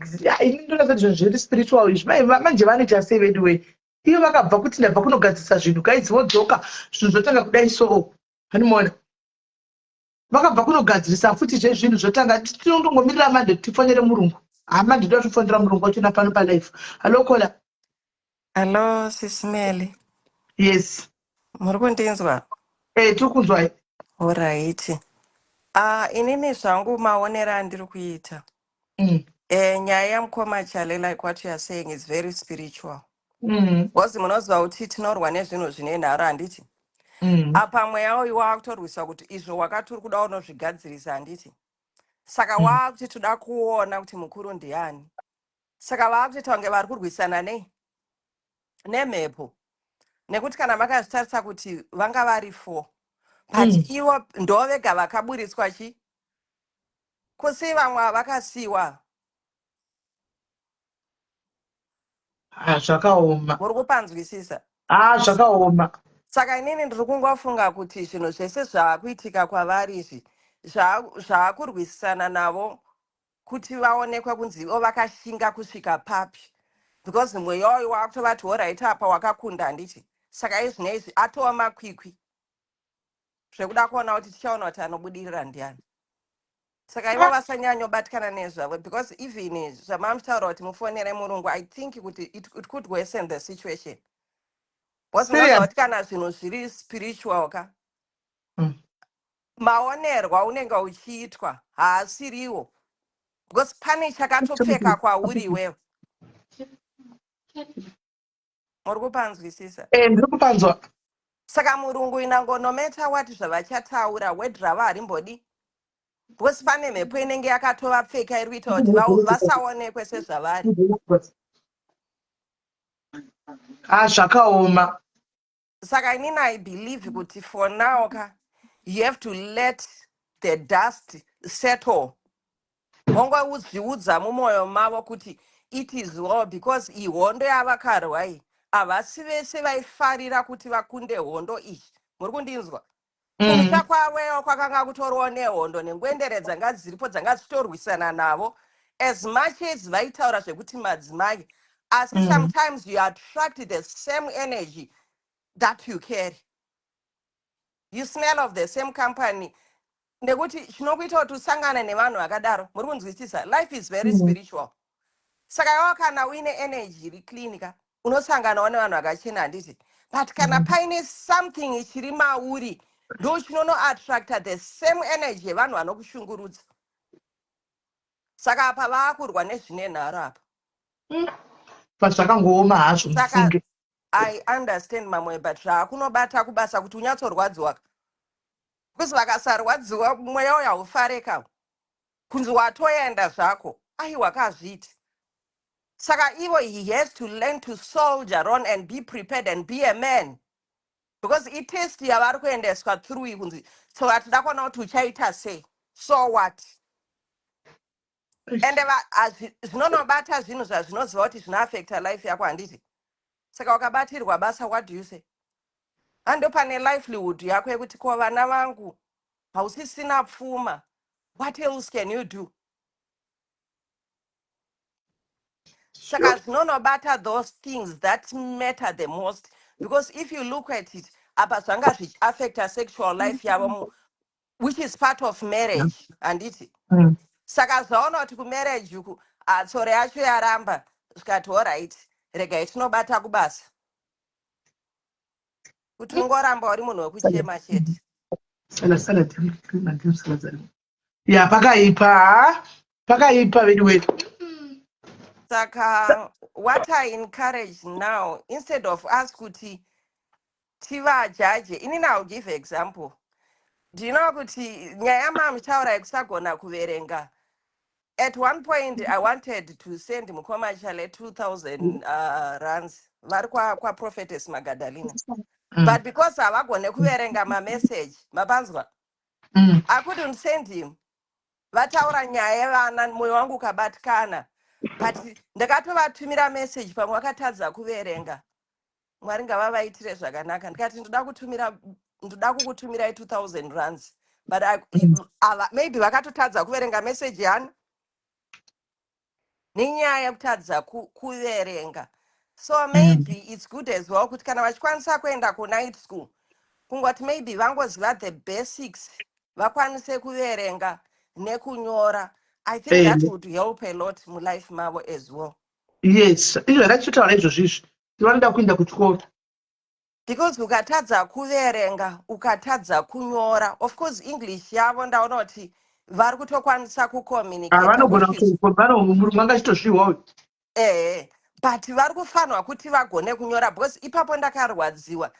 Vaisa message yavo ndikati I want to give him 2000 rands kuti vatengere vana chikafu. Ndikavatumira kumessenger, but havagone kuverenga. Saka message yangu pamwe havana kutoiona. It was last year, I think. Message yangu havana kutogona kutoiverenga.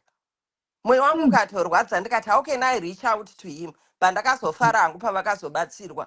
But it's very important kuti ngavaende at least night school. Kana mukadzi wavaine chida achikwanisa kuvabatsiridza kuti vangogona the basics yekuti vagone kunyora nekudi.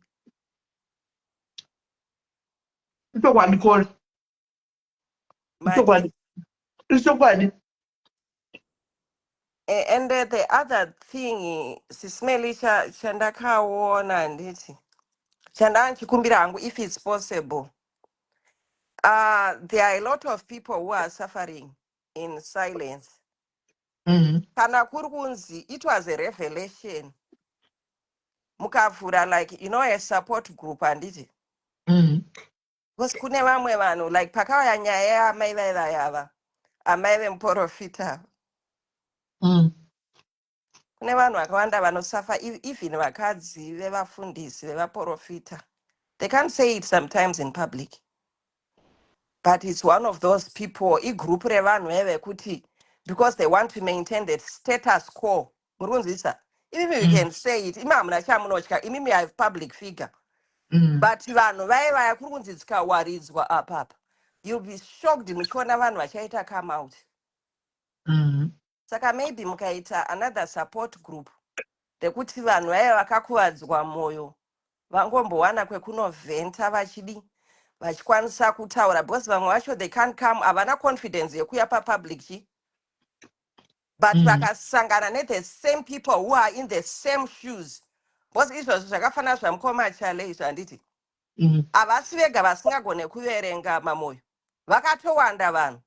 But vanenge vachihaida behind the scenes because ndikauya apa ndichatukwa. People are very judgmental. But there are a lot of people vane the same scenarios. But sometimes havagone kuti vazvitaura. Saka it's one of those things chandaida kutaura nemi ndikati sekutumwa kwamuri kuita maybe mukaopena masupport groups evanhu like ivavava vekuti vakabvumburudzwa nevarume vakakuvadzwa moyo, vakadzi vevafundisi, vakadzi vevaprofita. There are a lot out there, but they can't say it out. Munenge mabatsira mweya yakawanda mamoyo. Alright. Hey, hero basta. Muri kutumwa, rambai makadaro, don't. Hero basta. Yes. Kokuvere kuvhura zvemagrupu nokumanzana magrupu ndotsvagawo vanhu vanotibatsira. Tinenge tichitonamata, handiti mune group reprayer. nezvinge ichitoda ma-intercessors. Inini I wouldn't mind to join in that group re, because ndiri wamwe inini I was a mufundisi. Saka ndingatoda ikoko kwevanhu vanenge vachishuma ndoko vachidi.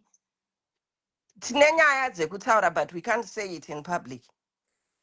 But we can easily relate to some of these stories. Because takakuvadzwa moyo tikadi. Because it's not everything that glitters which is gold. But ikoko we can relate because we will be speaking the same language. Kuti vanhu ava takaitwa so with these so-called men of God. But vanoya vakasimira nhewe why but dziri shumba dziri kuda kuzodi. But you have to have that discerning spirit yekuti uzive kuti uyu munhu waMwari here. Because vazhinji vari muZimbabwe, I'm sorry to say, havasisiri vaMwari. Vane zvavakatobata zvavakadi. But the time is coming yekuti vese they're going to be exposed up. Haungarambe wakawanda nemunwe. The time is now and it's coming. Yeah, tatenda vhura wanangu. Vhura ini wozongotisawo ini zvokuzora nazvemagrupu haiwa nguva yacho haipo.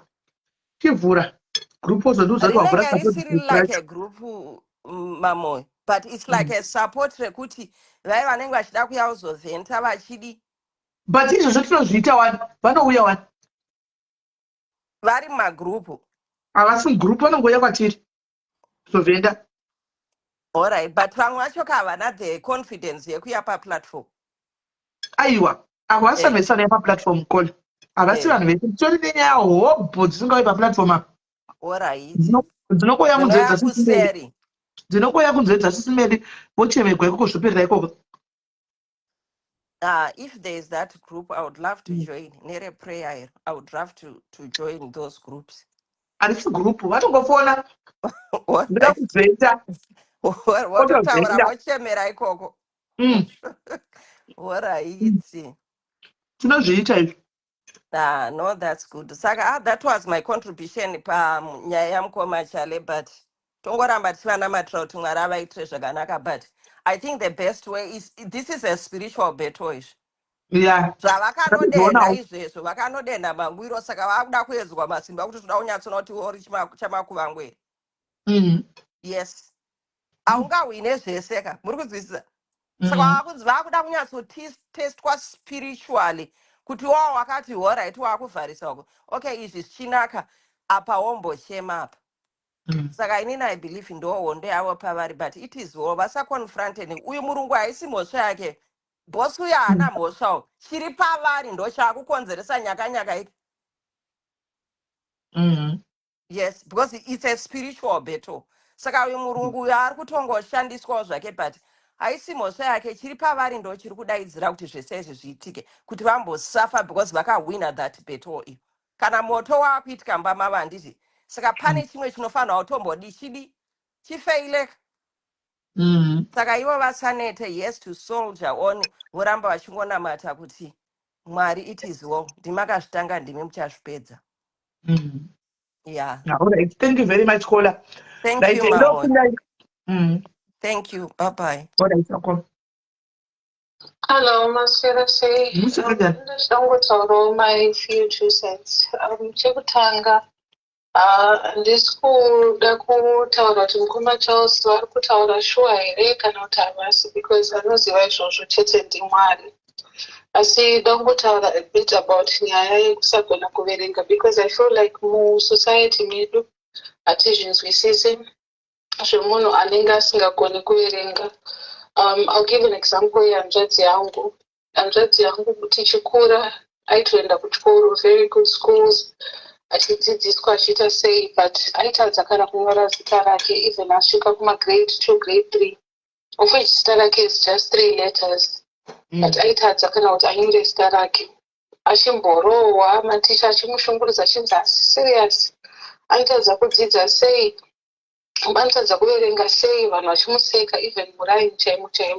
But kune condition iyoyo inonzi dyslexia, something like that. Dyslexia, yeah, dyslexic, munhu anenge ari dyslexic. Saka aitadza kana kuverenga.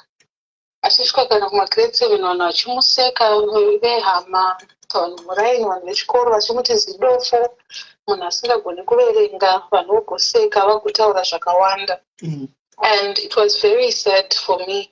Inyaya yekuti kwandiri inondiisa very emotional because ndaiziva kuti dzimwe nguva ari ega, so ari murume akawaizomuna abata bhuku achibata nechigumwe chake, pointing every letter out, trying to say just a letter, achistruggle.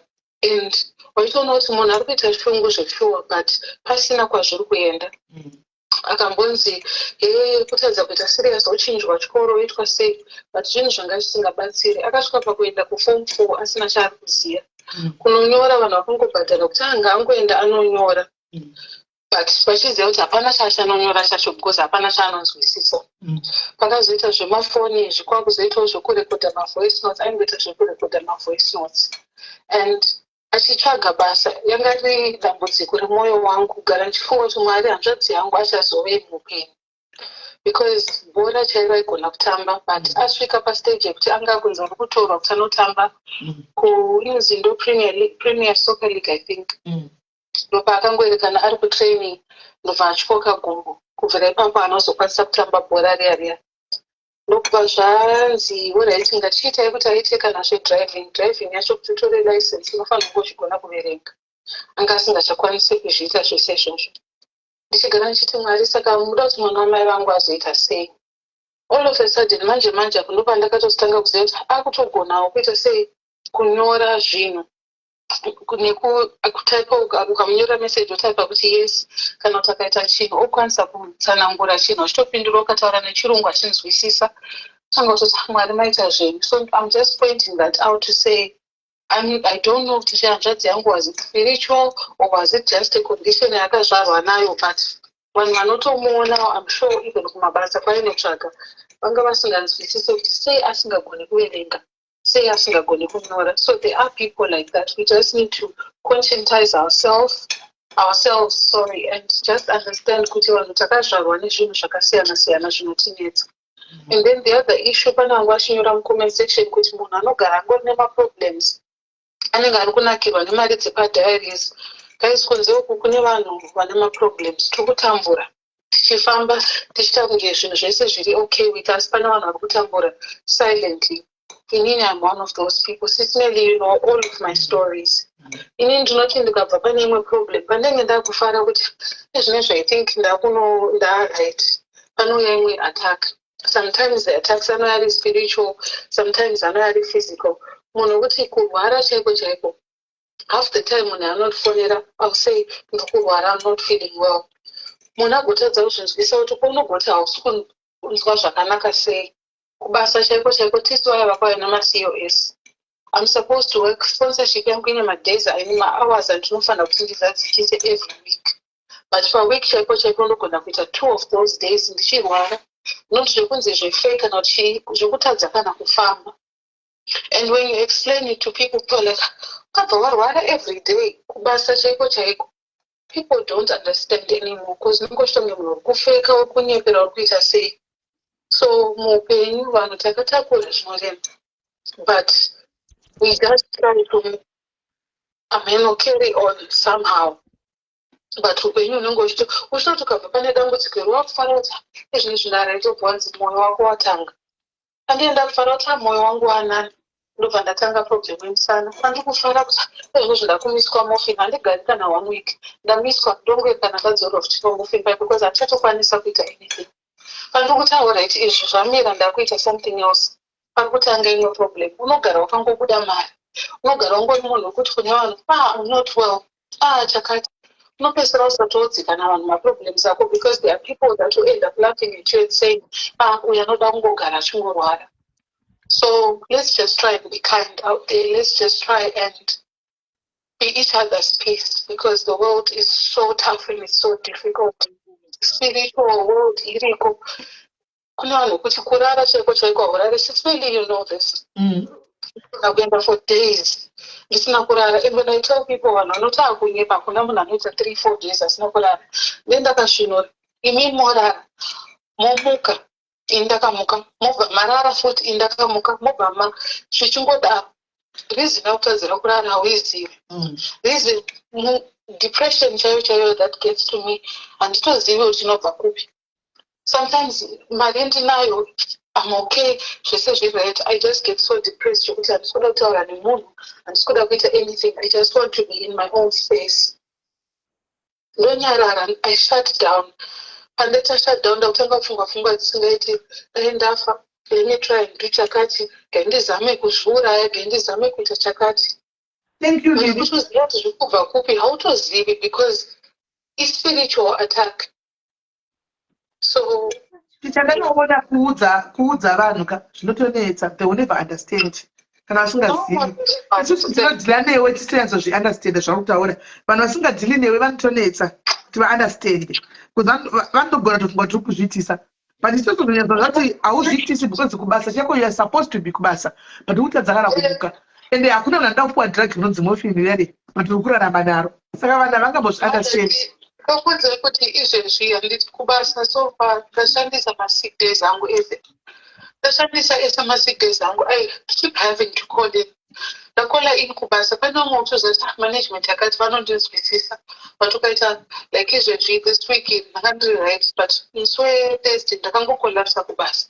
Handizivi ndakakolapsa nii ndakatanga ndichingodedera. Tadza kuita kana chiko. Ndikazvibvunza kuti ndikudedera nei, maybe shuga yangu yadzikirisa, maybe chii, ndakatanga kuita zvese. I took my insulin, ndakaita zvese, hapana chaichinja.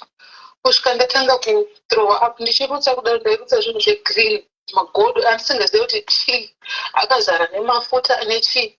Ndapedza izvozvo, ndopa ndakazongokolapsa ndiri mubathroom, ndakaita kupukutwa, imagine kupukutwa nemacoworkers. Because ndabvisa sheti yangu ndakaita uya mamwe akaenda pabrand ndikabviswa brand ndikatanga kupukutwa nemacoworkers. It's not something chokuti unoda kuti vamwe vanhu vaone the private part of you, but zvakaitika. Zvaitika kudaro mumwe manager akauya akati zvona iwewo chienda usauya ko Friday zorora. And then ndopa ndakazongoti chingokavha kana uchikwanisa. Ndikakavha a few hours. Nhasi ndopa ndaonoti handisikukwanisa kana kuita chii, izvo zviri kutodedera pesa muna chingodedera but I'm trying to manage. Kuti ndifone kubasa kwashona chose kwanzi hazviite kuti ukole in sick because hatichakwanisa kuwana cover for you. Ndikashaya kuti Mwari ndoita sei nongoenda kubasa. Ndachita macho zvitoti ndikasaenda vachanditsvagira nyaya yavondidzinga pabasa ipapo. My mom, my family is depending on me. My sister ari kuuniversity ndinoita zvese anodepend on me. I did not want to cry, so I'm going to. My sister not depend on me. Every time she tries to be strong, but she'll say, it's Kundi, I know you're not okay. Right now, be strong. I'm so worried about Chakati. Not try to be strong for her, for my mom. But unongozvinyaso zvikuru harasika ndatanga kuzvikwesitiona nhasi ndikadzingwa basa mwana mai vangu achatadza kupedza chikoro Smith. Ndikadzingwa basa mai vangu vachatambura. For years we've been trying kuti tipedze imba yamai vangu. I'm going back panyaya yespirituality kuti mai vangu takatanga kuita imba yavo. It's been years. Sismedi tichivaka stage by stage tikaita ichi. Togomira togara gore zvinhu zvakapabatana tomira togara rimwe gore kufamily house kwavanogara dzinenge dziri nyaya after nyaya. There is a cousin of mine ari comment section ndamuona anga achikomenta kuti she's well mom, she knows kuti pambo patogara it's a family house. Pamba ipapo vanenge vachitwa kunge mabenzi asi vakachengeta vanhu. Generations and generations of family were taken to school nevabereki vangu. Those are the same people. Vanouya vachishora mai vangu nababa vangu kuti vakatadza kuita imba vachipedza mari nezvo zvisina basa zvikanga kuti vana vavo vese vakachengetwa namai vangu nababa vangu. Zvapera izvozvo totira kuti ngavachiitawo imba yavamuvhe mai vangu nababa vangu vaite peace. Zvinenge zvichingoramba mukati izvo zvitaunganidza mari kana kuti tiipedzese roofing yasara. Unozongoona mari yamaunganidza something else has come up kana kuti ine ndarwara hatichakwanisa kuzviita.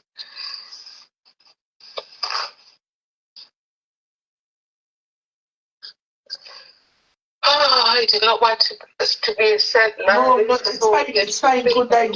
You can cry. It's okay. It's a therapy. You can cry. It's fine. Crying is okay. So when you guys were spiritual, anyone to they try in life, ungo try left, right, and center. Ungo to open uyendeke. But nungo chiti chese cha unaita nungo shita kungi muna nusemesa. Nungo shtuka shika ifit baba. Nungo shita kungi muna sina ukwana. Obereki wangu wano shura utarisiro basi. But I know for a fact kuti wano wano try, wano wano mira. Wano wano namata. Mai wangu mkabanzwa namata every night. She is a prayerful woman. She is a woman who believes in God, who says every time God is going to pull through for us. But the one thing she has been asking God for years, she has not been able to do. But it's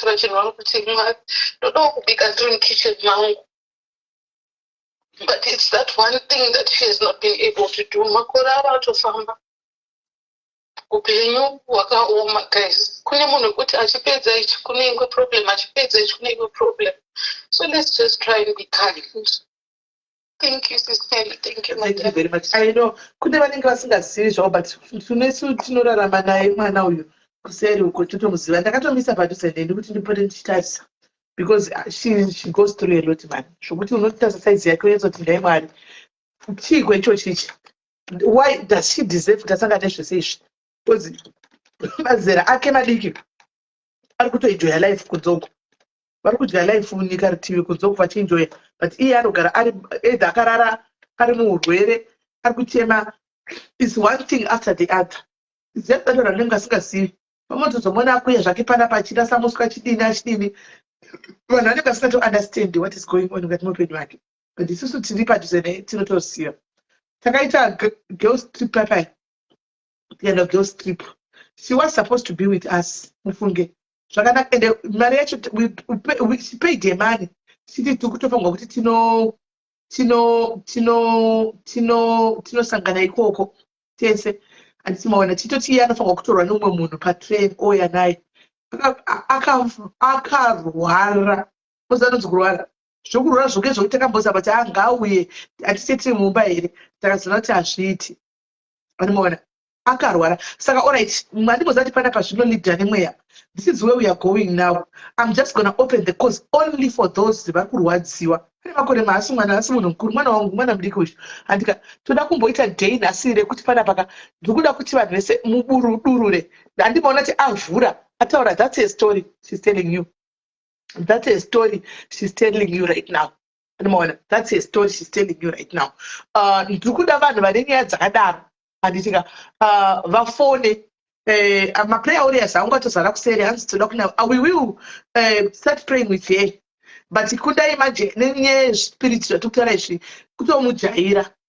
kutomujaira madzimai nokuti ndichake ndiripo zvangu nokuti kundai munoseka muchipedza kudai wapedza kuti rega tinotsvaga kundai atove mune imwe mudhi yake ega achatodi kana kutaura kana kutobvisa atobvisa WhatsApp ugotambura kumutsvaga ugofona direct haadaire anomaona ipapa muna ndatavharirwa WhatsApp saka anoda munhu anomuziva anoda munhu anomunzwisisa haade vanhu vai vari too judgmental. Isi totozviziva ini totozviziva kana ndikamuona asingabatiki ndongozati one of those days zvatanga kana akubatika ndichamungosiya message kana wavepo ndichamuona anoda munhu anotomunzwisisa handisi mashona. So ndiri kungoda vanhu vanofona taitopa kunge takaenda naye kwakabundashara nyataifa takaenda naye then kutaka kurwara zvokuti takapesa tatatipa kunge tiri 4 zvokuti ndakapesa ndati naye Mwari ngatigara kumba atitaka kurwara at your age. Hold on, call a little bit.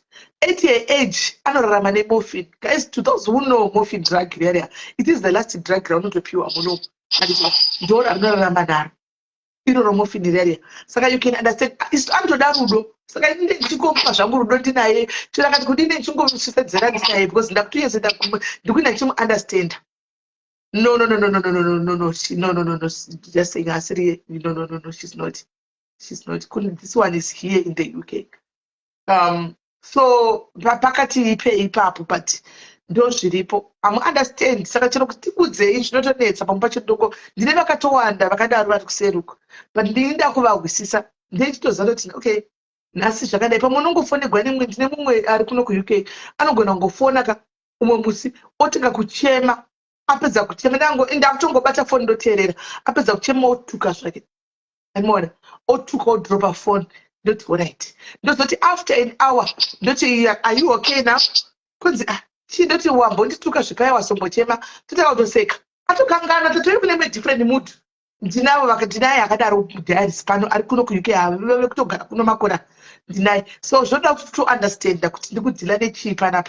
Life is spirit. Life is spiritual. Kola bafona yelo. So andruda banu anofona pana pakandruda banu bakaremerwa. Those who are going to come here, I'm opening a platform for you guys to cry. Antika, I'm opening a platform for you guys to cry. Taseka taboita naro, taseka tafara ta in and see. But kunde ato we any topic ya we nayo. Kana if she's going through this and she could be able kufona akakamira ngoya kariba baya chitaura paka aripupa kola. That means kuri vakaita sai vakatoremero vari kuda kuchema but vakwanisa vachiti tingakwanisa kuti tikwire because vari kutaurwa nyaya dzana ato handi mazviona. So I'm giving you the platform now. Chikafunda zvainanoachidla ndinogona sisi vangu so I'm giving a platform to those vari kuda kuuya nemaproblems avo handitika panapa we are sisters, we are a family and pakupedzisira tozonamata tese handitika tozonamata tese and then Let's make group dzokuita tinetsa tichakuita ma conference call anytime dzinenge dzichinamatwa kuseri sisikiri ndaona message yeyu tichangodaro na iye aripo then tona titingazvifambisa sei anditika right kona hello muche muri sei Right hangu ndakwirira hangu kuti ndikumbira kuti one of these days ndokumbira kuti mumboita live nenyaya yemadrugs. Okay. Ndatambura nevana kumusha vari kuita zvemadrugs. Mumwe atosvika afanira kunge ari last year yake kuyunivhesiti atodzingwa nenyaya dzemadrugs.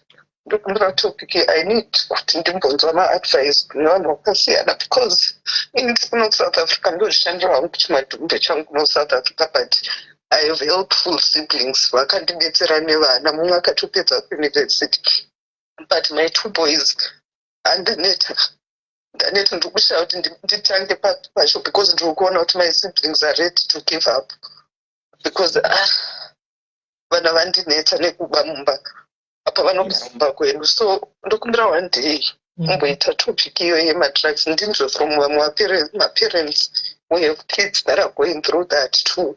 Okay. Kuti vanozvibata sei ndiri kure navo so vanogara nababa vangu apa baba vangu vakura so kana vachiita zvavanoita obvious masiblings angu havafari so ameno kuti ndashaya kuti ndiite sei ndikarega basa ndoti ndonovatarisa kumusha then what because masiblings anga achibatsira paschool fees kuuniversity and then chibatsira pamagroceries but pasvika nguva yekuti uyu seuyu last one is disappointed everyone because adzingwa university apanga achifanira kugraduate at this year. So we have WhatsApp. If you want to connect with you, come to WhatsApp. Right. Okay, I will probably gonna kuita kana mangwana because right now ndatochadza power bank rangona kutopera battery. Tingaita continue but we could do it tomorrow. Okay, sis, maybe I'll show you about live mangwana. Right. Okay. Right. Ndo vanhu vandiri kuda vari kuda kuchema sezviri kuita vari kufona ivava ndimoona kuti vakaremerwa ava vane problem yevana vari into drugs handimoona ndo vanhu vandiri kuda vakadai soo handi vari kuchema ndoda vanhu vanouya kuzochema uyai mucheme ndoda kuti mungoya mucheme mudururi uyai hello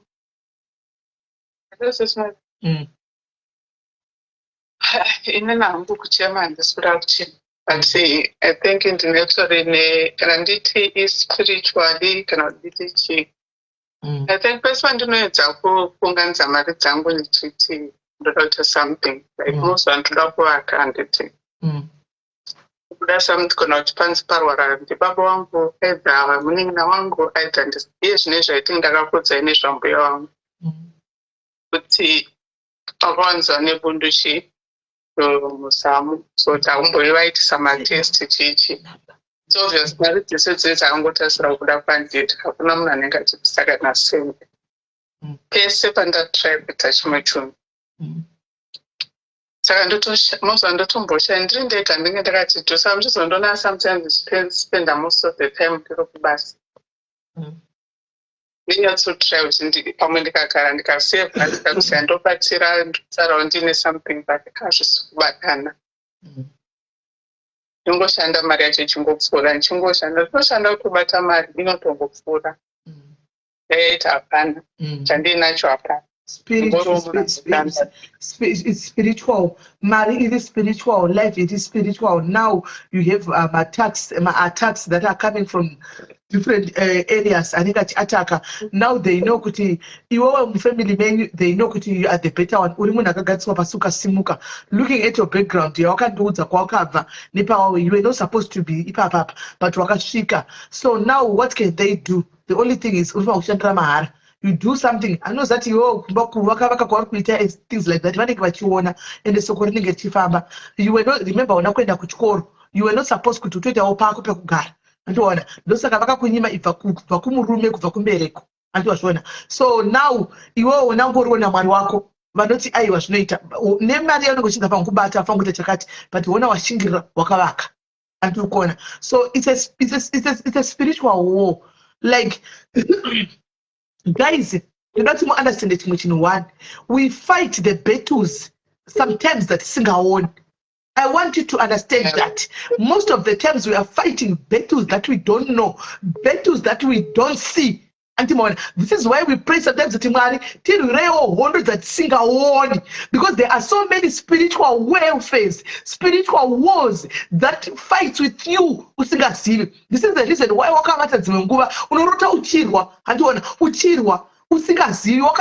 you're supposed to be sleeping peacefully. Sometimes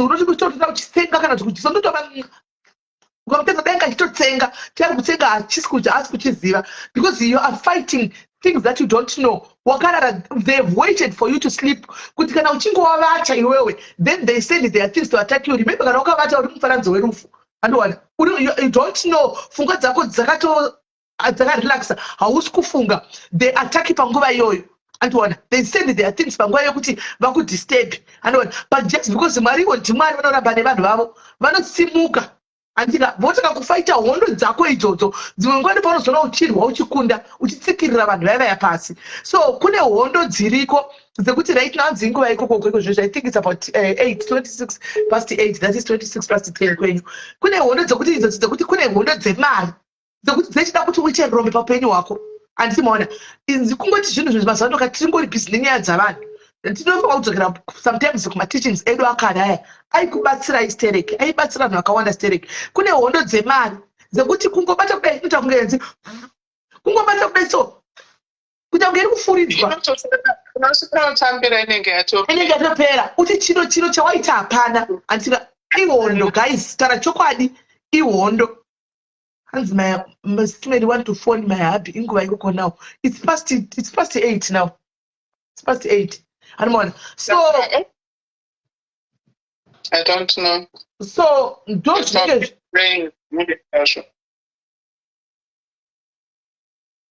Share on it. Saka ndo zvinoitika panyaya dzemandikiri dzisuicide, but ini chandinodira paurika wakatombozvitaridza kuti you can do it is mhepo dzinotouya unotozviziva but unotodzikunda. Ingoramba une fighting spirit iyoyo. You fight and fight kunge Daniel ari mugomba reshumba.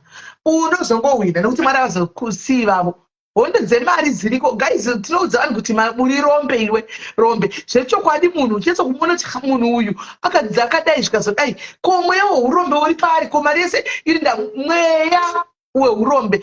Munofunga kuti izviri normal here guys. Munhu andikati akabata mari kudai so anotanga kufunga doro kunotenga doro black label. Munofunga kuti zviri normal here kuti munhu akatanga kufunga mari kudai anotanga kufunga kunospenda mari kugambling. It's not normal. It's not normal. The devil is fighting people, guys, left, right, and center. Ndosoka kuti dzanzi ndo mazuva atinorarama ngatigare tiri pamabvi nokuti hatizivi musine nguva. Yeah, okay. So if Susanna here kuvhundukira, keep on having that fighting spirit because rikida gora noramba. Zvinodaro but ramba chako ramba. And kune vamwe ma problems anomuka paunenge wakuti zvinhu zvokuti zotambira mari yapera ma problems anomuka in between. andisimaona achiti kuti ukwanise kuti panozosara wadai so wobuditsa mari wodai handiti kune mamaproblems anobva kumusha. Now it's high time you guys where maproblems ekubatsira noti ese nokuti unonga tikatasawa mavanhu vamuri kubatsira right now vanhu vaiva kuti vanga sina basa neuchikura vanga satombokuvhaliwi vamwe vanhu vekutoti vavaitotaura kuti havachaita paupenyu right now vari kudependa newe because une something handiona. Sometimes learn to say no. There's nothing wrong in saying no because you are now wamunhu mukuru and you are 51 wamunhu mukuru, you want to build pako, you want to have chinhu iko nati taitaura kuti nekuti aiwande kuAfrica takuzofa kudzokera kuAfrica tinoenjoya tiri kuAfrica mari dzedu. It's time for you kuti upedze pateni pako papaya wochengeta mari kunotanga kuita business rako uchinje. It's time for you. It's okay to say I don't have. It's okay my sister. It's okay. Ndichataura newe kuseri but it's okay. Tora sharp. Fona yonda kufona vari kufona makoza chawandisa but andingazoregi kana ndikawa mweya wangu chititaura andingazoregi handisi kutaura.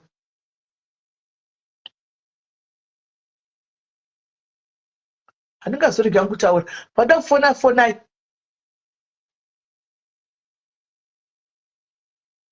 Ungachifona charo kupindura fona repike. Fonai. But life guys, tiri kuita karate ye life. Hello, Smith. Hello, Kola. Hello? Yes, Kola. Hello? Yes, Kola. Hello, Sismele. Zviri kutaura nevamwe vakazvakaoma Sismele. Handidi kunyepa. Indagara panext door penyu pamunogara nyika ndogara ndoto rangu stara for 25 years. Handina kana chinobatika Sismele. Yes. And 25 years. Sure.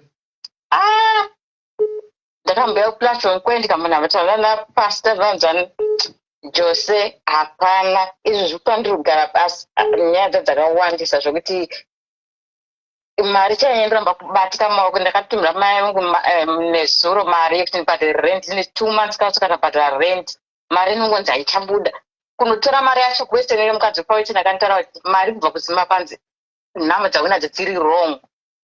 Ndikaendeka 3 pechi 3 passion pakazara same number dzekunotora mari dzadzitori idzodzo dzandikamupa for the first akanguti bva panapo une wrong number. Ndikafonera mai vangu ndikati number dzamandipa handzadzirisa nzi ndo dziripo idzi ndikamupa mukadziyo akutondituka kuti bva panapo asi ndo dzakazotora mari iyo at the end of the day ndatoti mwari ndakutanga tonamata ndiripa kuti chii zvakawandisa mwana wangu chaandika zvara handotaura ndikuteerere iwewe kamwana kadii kane 6 years kanotaka ndikuteerere iwewe ndototeerera shamwari yangu ine 6 years kandiuza kuti chienda kumba ndepandoteera kwete iwewe kana shamwari ndakatopedzisira kuti kufambidza neshamwari ukangotamba neshamwari unobva chingokudzikisira kana hazvitombonzwisisike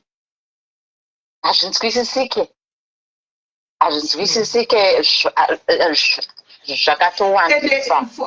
These people vari kuAfrica vachinzwa 26 years uri kuno vanenge vachiti zvinhu zvake zviri kufambira iwe uchistrugula kudai handiti vakabata life yemunhu kudara vanobata life zvakati tichitaura pakutanga nema26 years vari munomo vari kustrugula tambotozvitaura pakutanga tatombozvitaura kuti 26 varimo muno vanenge vachitostrugula kudaro uyu kola abva tobuda ega pachina kuenda kuchikoro chaicho ndakaita kuti struggle ndida kutanga kuenda kuchikoro zvichiramba ndikazoshinga kuenda kuchikoro kwacho muklasi macho vanhu vaita kuti hatiri kuita group work newe ndakutadzira ichi hatingodi ndashinga ndakatoita kuta secret ndikudwa kutenda kuchikoro ndatoshinga ndaenda kuchikoro kuye kupedza chikoro chiye zvakazongozika mamwe chete kwandaenda ndikuenda kuchikoro pastor vakati musikana ari kushinga anoenda kuchikoro kubva ipapo dheroro maiwe kana sendi ropinda maakaunti mangu kana basa racho rakazombobuda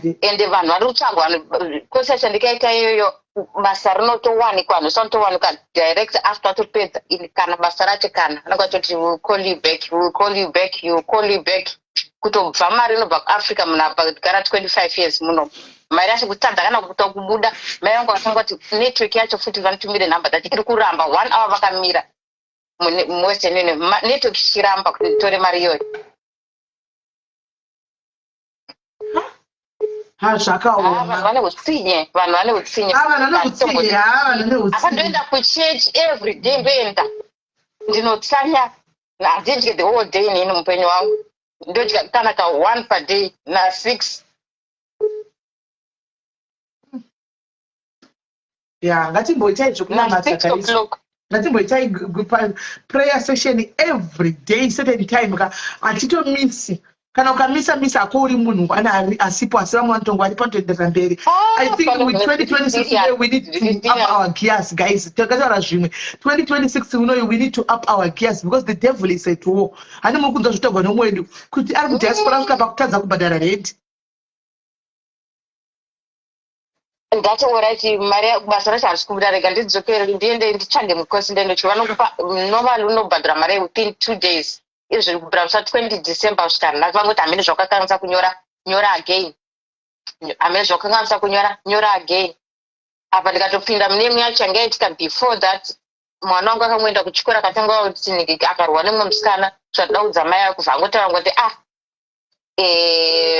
nigiki ndochwa kudza mai ako kanzi vonotyire kudza mai ako anokurova here kanzi hameno kwakutodedzwa kumapurisa kwakutounganirwa nemapurisa achivatiti huya wega kupolice station tiri kunzwa kuti nyaya yako kuti usvika pamapurisa 6 vakatotipe maki yako tinotsvaga kumba kwako vanhu vese ndikonzi nyaya varungu chaicho vakati vana vedu takambovadonedza hatitatambotya zvirafu yakadaro pasina mwana wakatodzoka kumba nhasi after 3 months achigara kune muimba isikatombosiyiwe mwana yefuti ndakata kutorepwa nemanextdo aitsvagira shamwari yamapepa vakashamwari dirikuya kumba kwako asi neitori prayer group vasikana vaitotsvaga varume tichita mati tiri kuchechi vasikana vese vakapira kuroorwa kweprayer group yekusara kwakuti ndakata kutorepeswa nemanextdo makizi ndapisa kurepwa ndikataura kuti handikwanisi kubvisa nhumbi yacho ndikaita sei ndichengete mwana wangu mwana yakuda kumuzvara kuita nge ndichafa madhokita akasitambona zvakadaro kuest yangu yakaita kutsemuka ndapaka ndikatopedza kubva mose ndatomwilchair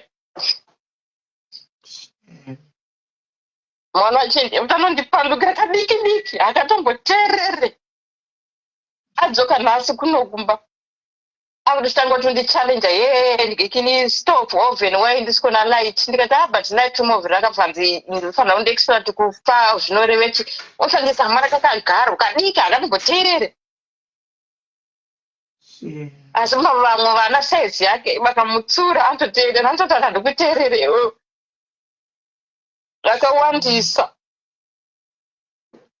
zvakawandisa danzi pane problem one unongoti hauraima vanhu sanoka maproblem ndombozviaccepta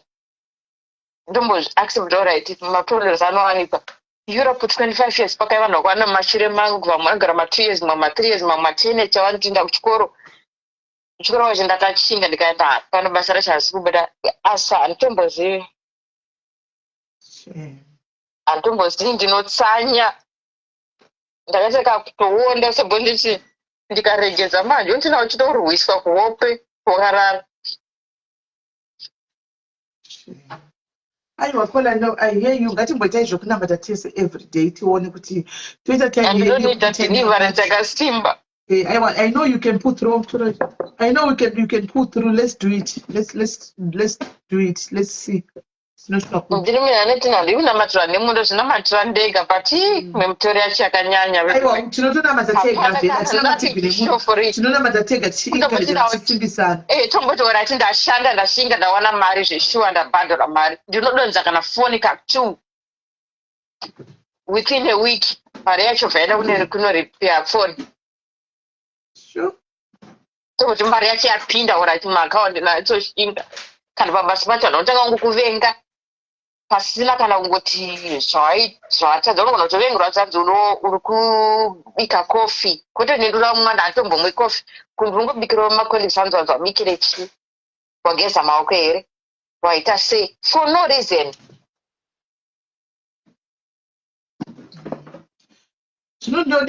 ndimbodedzerawo zveblessing chigondora guys pastor chigondora vambomudeliver anoda deliverance uchu yakasimba she needs deliverance yakasimba chaichai yakasimba under deliverance under deliverance iri strong under deliverance guys Another deliverance. Cheche, it is strong. Shame. Can you do grey something to fake a jacket or something? Under deliverance, guys. Zvakanyanyisa. Yeah, I call another tongue about deliverance. 26. Mushakara chekudya changu. Mu UK.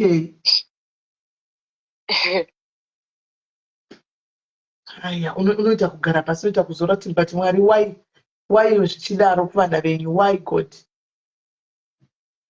Zvese unoenda kuteta handite zvekuhura, handite zvechii, ndotraya zvese kuti handisiri pamberi pangu, asi hazvitombobuda. Zvakaoma. Zvakaoma. Mafrenzi andakatoregedza ndotoita kutoti thank you handisi kuuya, ukasvika iko unotanga kungodzikisirwa, so ubva wangoshata zvinhu zvacho ungotaura ndozvigarira. But hazvinakidzi life yero unenge uri lonely like munyika dzisiri dzako.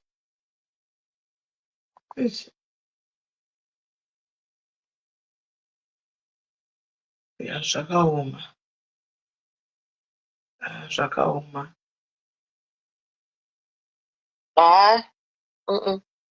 Ndomboti alright vanhu vane maprogress but zvimwe zvacho zvakanyanyisa. Kuda kutraya kutora driving license since ndakapinda muno hamene zvazvinongoita, zvinongoramba zvese. Ari country next to UK. I know. Ari country next to UK.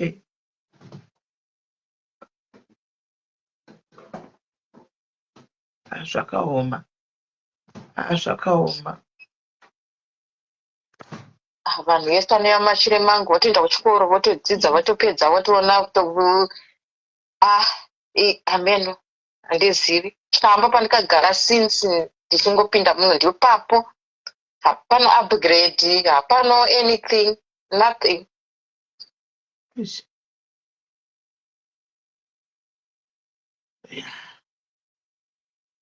Zvakaoma. Zvakaoma. Yeah. Unoshaya kungofamba semunhu, kungofamba. Sora kukola. I'll try to aid you ukatechita kuti awo maprayers ukuthi gaiti timbotsvaga men of God vari powerful vamboya vadile nemi one by one kuseri uku madeliverance waya tionewo kuti zvinotangira papi. Rufaro unoziva kuti kudii, unoziva kuti zviri very easy zvatinotaura izvi kuti kuwadii kudai utsimo mazviri maimwana ari mazviri kana zvatinotaura zvise chero achida panonetsa hazvikudi hauzvinzwisisa usomazviri hauzvinzwisisi wangu hauzvinzwisisa kuti vanopinda basa watangwa nzeye mupapa makangasa chakati but nyaya yako inenge ingoripota hausichadiwa ipapo. Yeah, pakaipa. No, let's ameno anditombozinzwisisi. Handizvinzwisisi. No, let's keep on tizotaura tichakubata ndaona nhamba then we'll talk after this kuseri. Yeah, ndabatikana. All right, machabata. Zvakaoma ndabatikana. It's easy kuti it has so because hausi pinda musituation ndopandoti ndikatasa upenyu hwangu so ndikatasa nyaya dzinenge dzine vamwe ndobva ndati Mwari ndakakuitirai ndakaita chii chekuti ndinodeserva kuti handisi kupinda zvakafanana nezvezvezvi.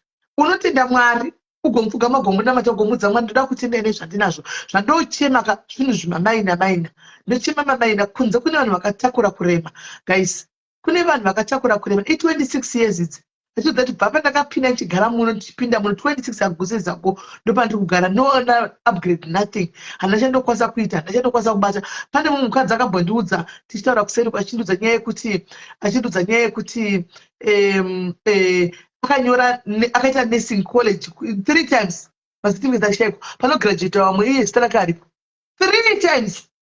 Muti zviri normal guys kuita makore ose achingoenda kuchikoro vamwe vachiita vachiopedza panograduatwa zita rake aripo otangazve zita rake hariwani. Unonyatsotoona kuti zviri spiritual right. Fonai vari kuda kudurura vokuchema please fonai mukana ndiwoyo vakaremerwa vari kuti toda kutaura fonai.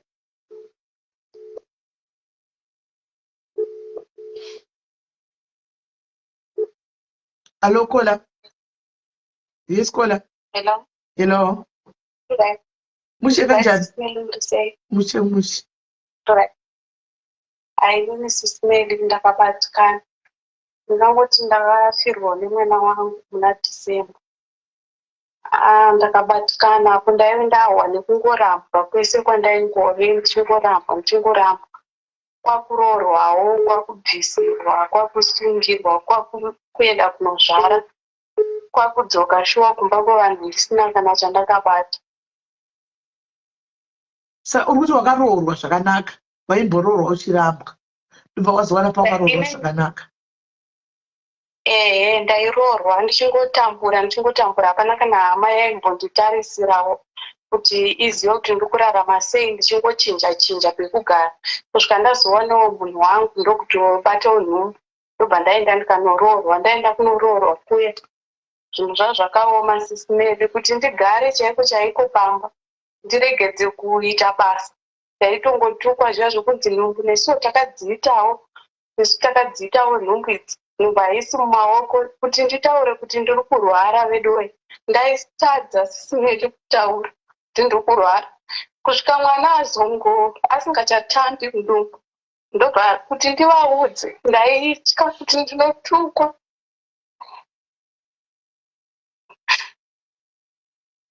Shame. Saka ndobva waenda unobatsirwa mwana ndobva mwana achiakira kuchipatara. Pandakazoenda kuchipatara ndakaenda kuchipatara iri Friday. Ndaenda iri Friday ndobva. Sorry ndobva. Kola. Hello, sisimeri. Mirai. Waita mistake apa. Mirai. Kola hello. Hello Kola. Sorry, poyambokata. But wakaenda kuchipatara wakadii? Ndainonoka kuenda kusikera kunomukigwa. Inini basa raindiwanzira pamba. Saka ndaitoenda kuchipatara pamwe kumateini ndatononoka. Manesi ngonondibhurauza bvunzo dzesikero dzinenge dzadarika. Ndodzokera kumba. Saka pandakaenda iri Friday ndandaa 41 weeks 6 days zvikanzi haiko zvino masikero ako ndinotira kugoma. But mwana anga asingachatombomunzwi kutamba yaSaturday.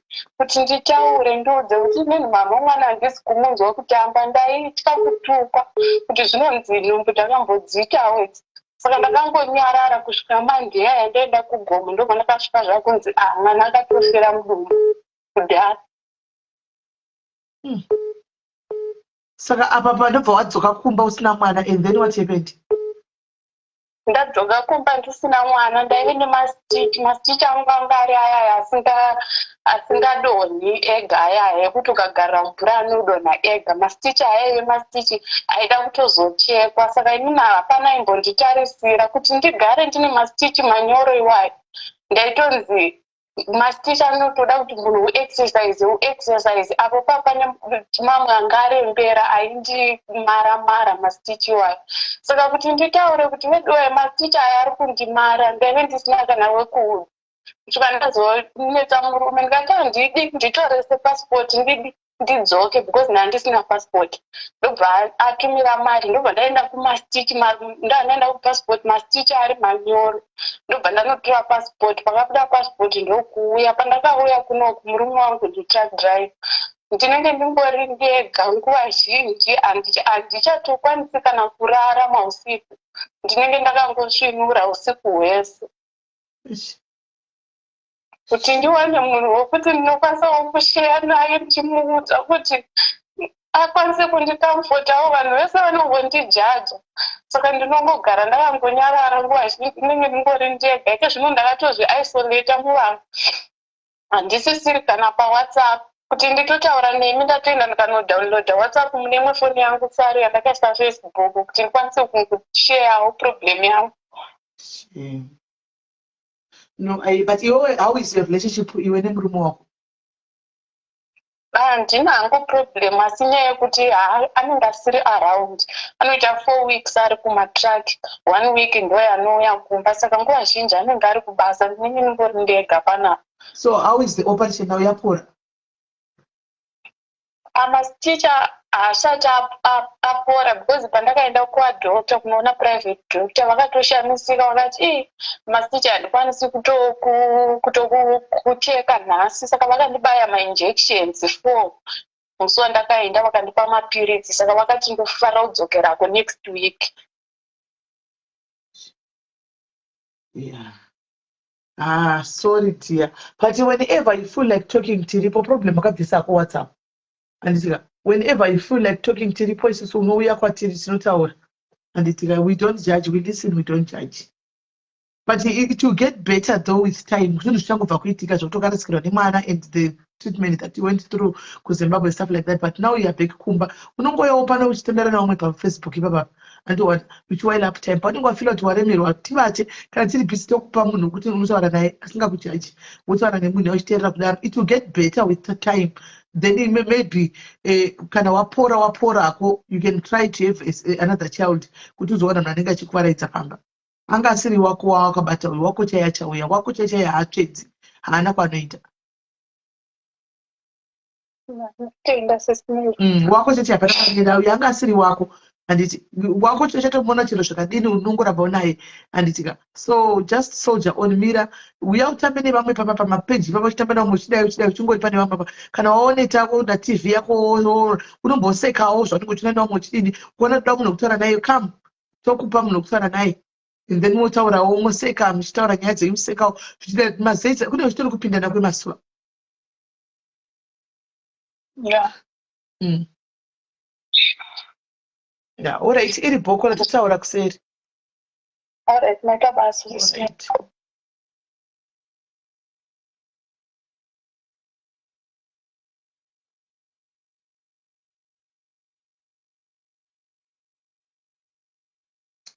Oh.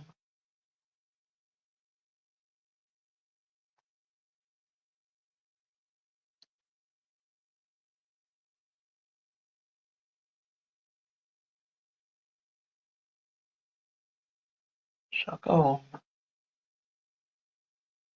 Right, handi muri kuona zvatinosangana nazvo izvi varipo here vamada kufona kurema sisimede yavataura idrivers license ini ndaka. Hello Kola. Hello sisimele. Yes, kuri sei? Ndabatikana nyaya yamai vapa kutaura. And then I went to university. Degree in nursing, it is 3 years. I did 8 years. I see medicine. Danci zvitaura vanhu vachiramba vati hazvipo ndazvitaura vanhu vakati hazvipo. It's there. Takanyora ma-assignments achishaikwa. Unonzwisisa? Assignment disappear. Murunzwa? You are very intelligent. Wakapasa zvese ma-dissertation. Do you know what happened in the end? 6 weeks. Ndapasa zvese ndakuda kuti ndichinopedza. Ndakabva ndangokuvara gumbo iki. Ndakabva ndanzi it's done.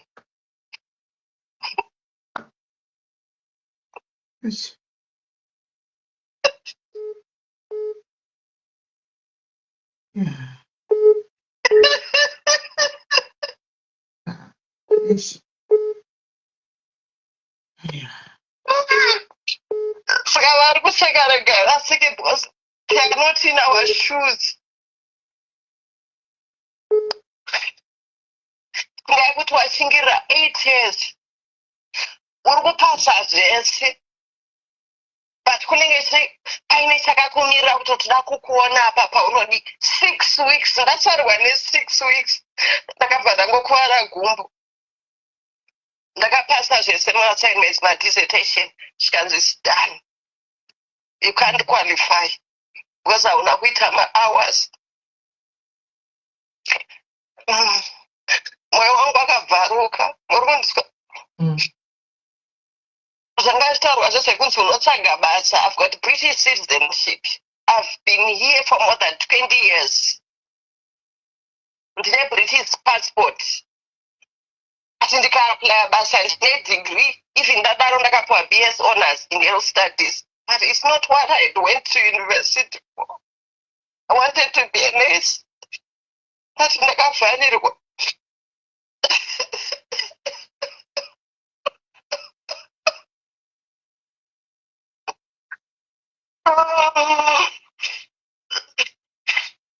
Apply mabasa izvezvi, even when I apply for jobs, ndoti Mwari, is this really worth it?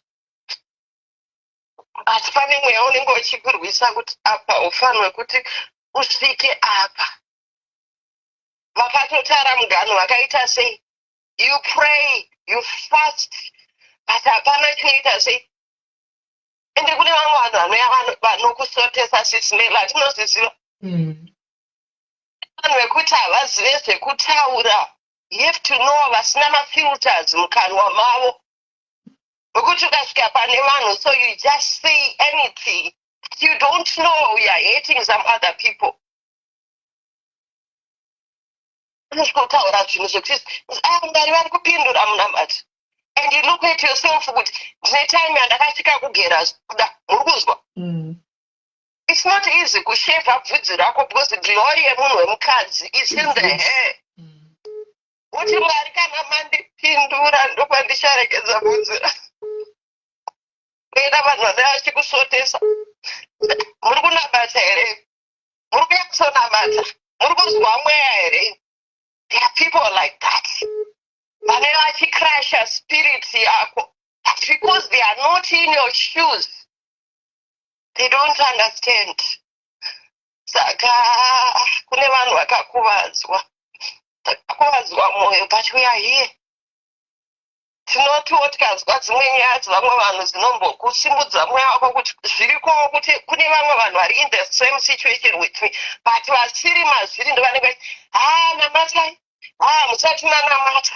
If you would have tried left, right and center, but pasina breakthrough iri kuya. Because pane munhu ari kuenda every day achinoti hazviite apa asvike, uchivhura makomba vachifutsira, uchivhura vachifutsira.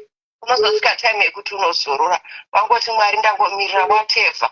You get to a point yekuti nenguva wakoti whatever it is. Ndopa ndasvika ini ngati ndakanyora ma-assignments achidisappear. And I soldiered on ndikaita 8 years padegree re3 years. 6 weeks down the line, ndikakuvara gumbo. Zvikanzi we can't take you anywhere else, it's done. Zvinorwadza sei? Zvakaoma. Vaudzei vana vari kuseka vana. Vachiti zviko, because they are not in the situation, they haven't experienced it. Havazive kuti life is very spiritual. Vasiri kusangana nazvo, they have to thank God kuti Mwari makaita henyu. Maybe mudzinza mava hamuna vanhu vakabata-bata. Saka vanofunga kuti vanhu vese havasi kuda. Mukadzi uya ataura akati sometimes I lose myself kufunga kuti chese chandinoda kuita chinongonoblokwa kudai. Do you think that woman, she's not trying? She said when she's even fasting and she's in prayer. And sometimes hapana man of God anogona kukubatsira in those times of need. And samari nguva yakadaro makambozoona kuti vese vanhu vanosuduka. Have you realized it? Yeah. Maitaura the other day, I follow you, I'm your follower. Itaura nyaya yavhekwa muchipopota mukati shamwari dzako chaidzo ndedzipi? Are they there now? No. But paiblinga they were there. But in his times of need, everyone disappeared. I know. Ndopa unopika your true and genuine friends. Vasina basa, if you are in that situation, delete them. You don't need those people. Because shamwari dzinokuda when everything is okay. Those are not genuine people. True.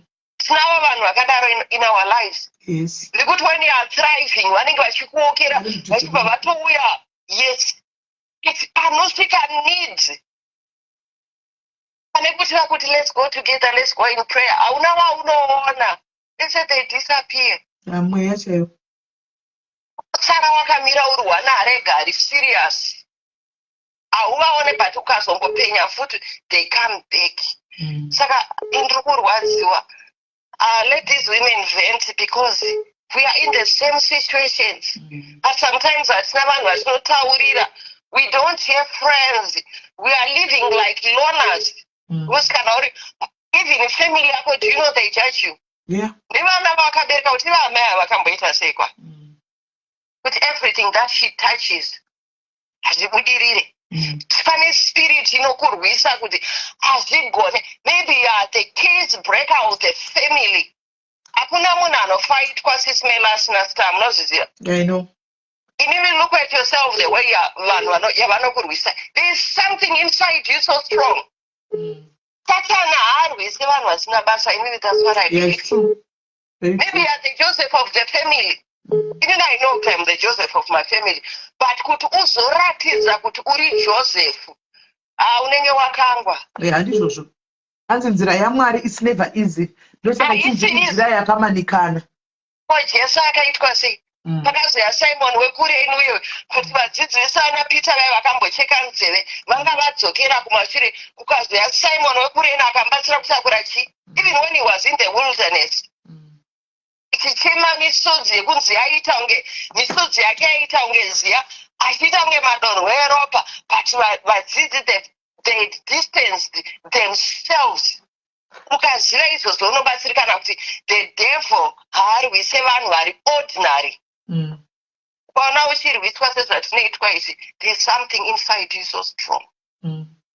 Saka it's so sad, but Mwari ngavaramba achikutungamirai endai mberi. It's not going to be easy because there's something inside you so strong. But keep soldiering on.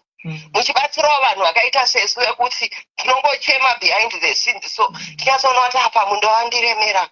But you don't have anyone wekuti you are alone. You are living a life yekuti hauziva kuti mangwana unofuma uri papi. You have tried it all. You have even initiated ini munoziva ndakaenda even kuna prophet Jose vai anti vakaimba platform iyi munoziva ndakangosvika turi kwava. I laugh about it. I sacrificed. I went to Zim here from UK because of him. Ndichiti pamwe achasvo ndidhiliva ndakadzoka ndakadaro. Zvinodaro indoga ichitaura vanhu kuti pese panonzi pari kuitwa vanhu kudai ndikangoenda inini ndotojagirwa kana kuti inini garai uko zvose zviri right. Andotojagirwa chitogona ndinosaidi vangu asi ndichida kuzozwa handisanyama nena handiprofitiwi. Chakadaro chinenge gosi ndotoudzwa kunzi muda kuprofitwa chiini ndinofanira kutoprofita vanhu inini ndichitonamatira vanhu muda kuprofitwa chiini kutondijamba but inini ndikukaura nenhamo yangu ndikutori neproblem yangu. Thank you. We are in the same shit. That's why I'm going to inini ndisai kuti mundijoinise group renyu revanhu vanonamata. At least we don't go to group because group like we need to do a group call. Tinofana kuita group call inachingotanga ka1 anouya anoedwa ipapa group call zvoti vanhu vanongojoina group call vanhu vachinamata ipapo. Because inini kwese kwatinoenda muno muUK andipurofitwenresai vanhu profita toti Jesus ko nhamo yangu they don't see it. There's something. Zviti andiprofitwa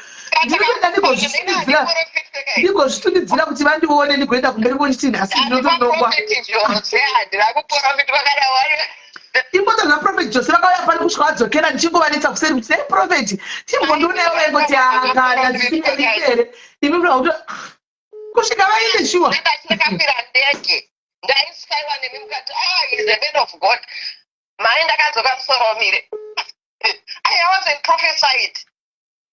Ndikasaka ndibhori mufananidzo wei, that's what I asked myself. Ndikati ndibhori si ndikaenda masowa ari muno muengland ndongonzi amai namatai nyambutsai hwai namadza yesu ndikati nhamo yangu havaione here. Munoziva kuti zvinorwadza. Saka vanhu vari mucomment section ava vasaseke vanhu because people are going through a loss.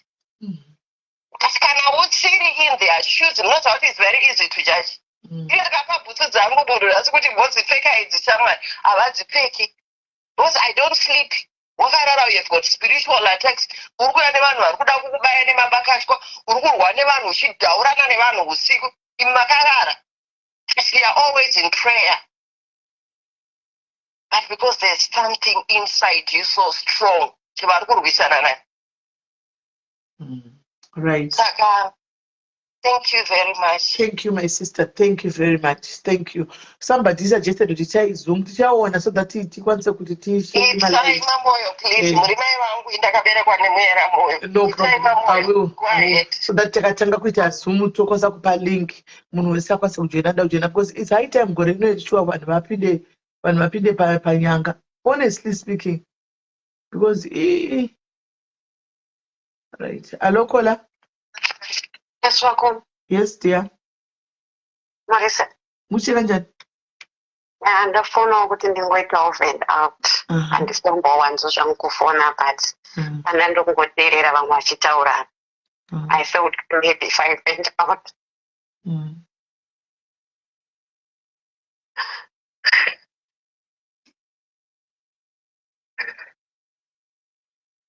Maybe someone will help me. Yeah. So inini also vanofana vakauya nemacourse kubva kuzimbabwe.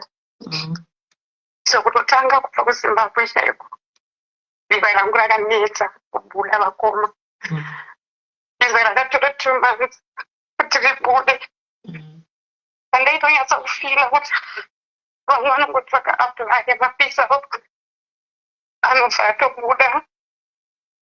But rakaramba kubuda rakabuda after 2 months after ndatoita almost ndaka-apply so ndakauya 2023 ndaka-apply visa rangu muna November ndichifanira kunge ndamu-UK musi wa15 kuti nditange basa. So rabuda kudaro visa rakazobuda muna February. Ndatoita zvoku-applya ndanyorera email kuembassy kumavisa kwekuti visa rangu harisi kubuda nei. Vakati we are so sorry hatisi kutombozochicha takamisa visa rako ranga ratoita kudhara. Unokunzwisisa. Ndabuda visa ndakubata munhu wekambani yandaifana kushandira. Handiti handisisina ma-hours ako, handisisina accommodation yako, ita zvawafunga.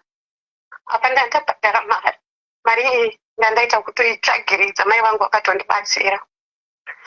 Ndakwira ndege, mama vangu vakati achingoenda.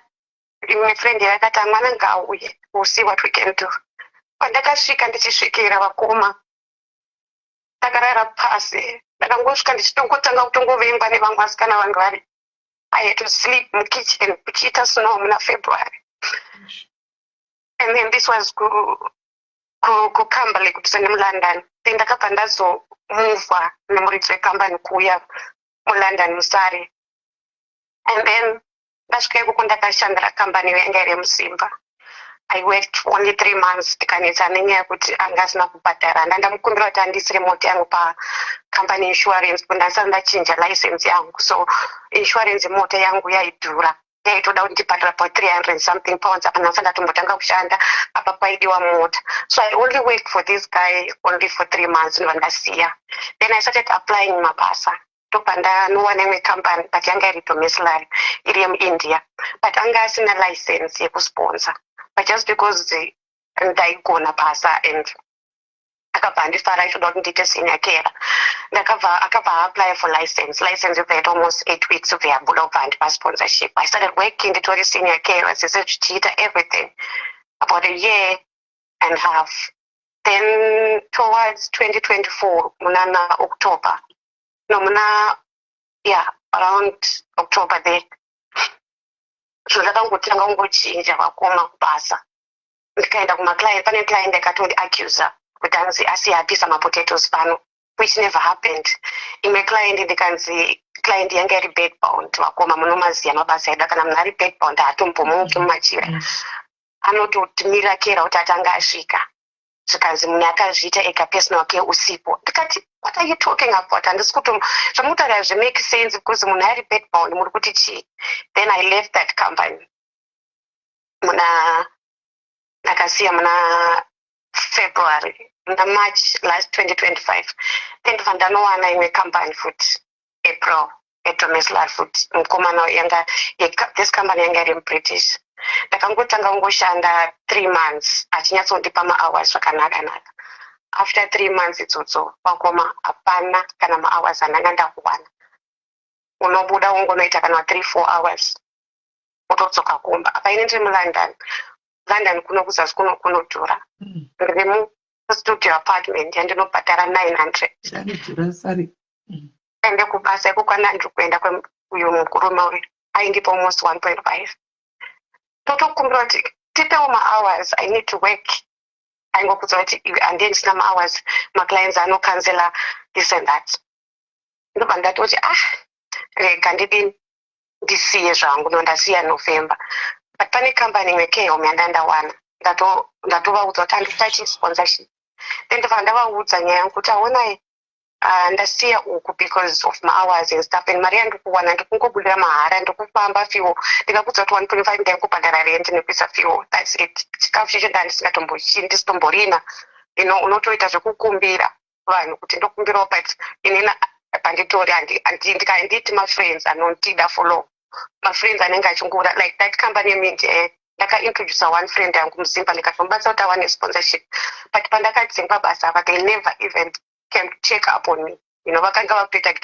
gang up on me kuzvona asi ndavabatsira kuti vawane mabasa and everything so I left this company yandakanga ndazowana after sponsorship last year naNovember ndakubata vekuK-Home kuti ona ndasiya uku saka ndoramba ichinoita ma20 hours kusvika sponsorship yaita ubva toti atakucancela contract yako yema20 hours kuma kundicancela futi sei ini mamu kutondida mazvona ndobva ndakachema vakoma ndakachema ndiri munhu yokuti ndizogara ndingorwani handina mafriends pablock andogara panotogarawo maelderly people vari kuma75 73 so we hardly talk to anyone muno muLondon uzasi kuno kusari vatongori varungu chete ine ndakutotya kana kuita mafriends so K-Home yabva wanditi tatocancela nona kuti angari ameno ubva wazonditi okay fine reapply then we'll sponsor you this was before Christmas ndaita reapply painendesa mapapers angu ese nanhasi ari kungoti ndakamira feedback from home office maybe home office ndoiri kunonotsawo zvayo but zvese zvangu vakoma chese chandoda kuti ndiite it takes time unongoti pawasvika even kubasa kwacho unonge uchiparwa nemaclients but all of a sudden something just happens chokuti unotadza kunzwisa kuti kuchiri kuitika at one point 2024 I had to go for therapy ndakakwanisa kuwana therapy with NHS ndakutosvika papoint kuti I just want to die. I'm the only child and there's no need for me to survive. Saka izvozvi ndikungoita ma20 hours ne-agents. I'm trying to look for sponsorship. Auiwani ukatowana pane sponsorship ukaapply. Unozongona email kuti unfortunately we have gone on another level. Hatichakwanisi kutora vanhu. Ushe kuti why is it all the time? Chandinoda kuti ndiite koma chinotora nguva ende ndinotochema. I pray every day. Ndiri mukamba kangu kana unenge usina kana munhu wekutaura naye unorara uchichema unoedza wakagara ukada kuti urare hana inenge ichida kurova uchinyatsoonzwa ndokutya kambani yandakashandira yemuindia chimwe chakazoti andakangoti meno mwari ndozvazvaita landisingaiti ofu wakoma ndakasvika pabasa ndikavaudza kuti handina kana mukomana kana mwana so they took advantage kuti handina zvese saka iti ukada kupiwa off ndaishanda Monday to Sunday pasina off ukada kutoite off ubva kuti kuda kuenda kupi wakati hauna murume hauna mwana so kuda kuenda kupi it's that hard. I'm turning 34 in April. Right. Paita waruda kupa sponsorship panapa. Ende maita ini mkoma wangu. Maita mkoma wangu. Mwari wakuitire zvakanaka. Maita mkoma wangu, my God. Thank you very much. I love you so much, my sister. I love you so much, my Gani, my sister. Can you please send a WhatsApp message, caller? I think mwari wanza kuchema kwako. Mkoma wangu will make things happen. Should make things happen. Munu boshe kuti tinexpect kuti kana vakugadzirirawo zvinhu zvako unogara zvakanaka tiri kuzonzwa mauya muchema kudai tozonzwa kuti ndima kunetsa kumakambani kana vakoma ine ndinoshanda pese pandaishanda ndinotobva ndine employee of the month, star of this. But ameno chinozokuitika, ameno kuti Right, let's break the case. Maigana namatara, let's break the case. Indaku kwa maigani timbotanga tano noti zviri kufamba sei. Anitika, assist ikoko. Thank you, my love. We descended a message to talk about my shoes. Muta conduct each other. All right, thank you very much. All right. Hani mapona patayarisi. Nezvitwa vanakushewa masponsorship. Vanakushewa masponsorship. Guys, kana Mwari vada zvavo. Kana Mwari vada kupindira. Mwari vanopindira sponsorship kwa maiganu. Ngadi. Right. So kwanza aisisimeli ndisewo nyaya yangu padiaries ipapo zvimwe ndingarerukirwe kutobva kurambana neboyfriend yangu nawo nenyaya yekuti ndaramba kumudya blambi. Blambi yake yanga ine tsvina mukati, hazvisi zvemushonga here. Ndabva ndamubloka, anga achingoti anoda kuroora naimi, ndizvo zvirimo here mumamarriages umu. Kola idambudziko herero rikola naichera. Idambudziko rokuti maramba kudya here kola madi kungosveta. Magona musangodle zvimwe zvinhu munoitiswa mushonga munoza musema magona asi wako murume anoda kudliwa kuti tanga wandidla kudla ichi chacho udlei usawe wagona iwe rega zviinde wako chaya chauya rega zviinde wako anouya wako anouya mabreakthrough andi muri kumaona mabreakthrough wacho kana Mwari vada zvavo ungadii.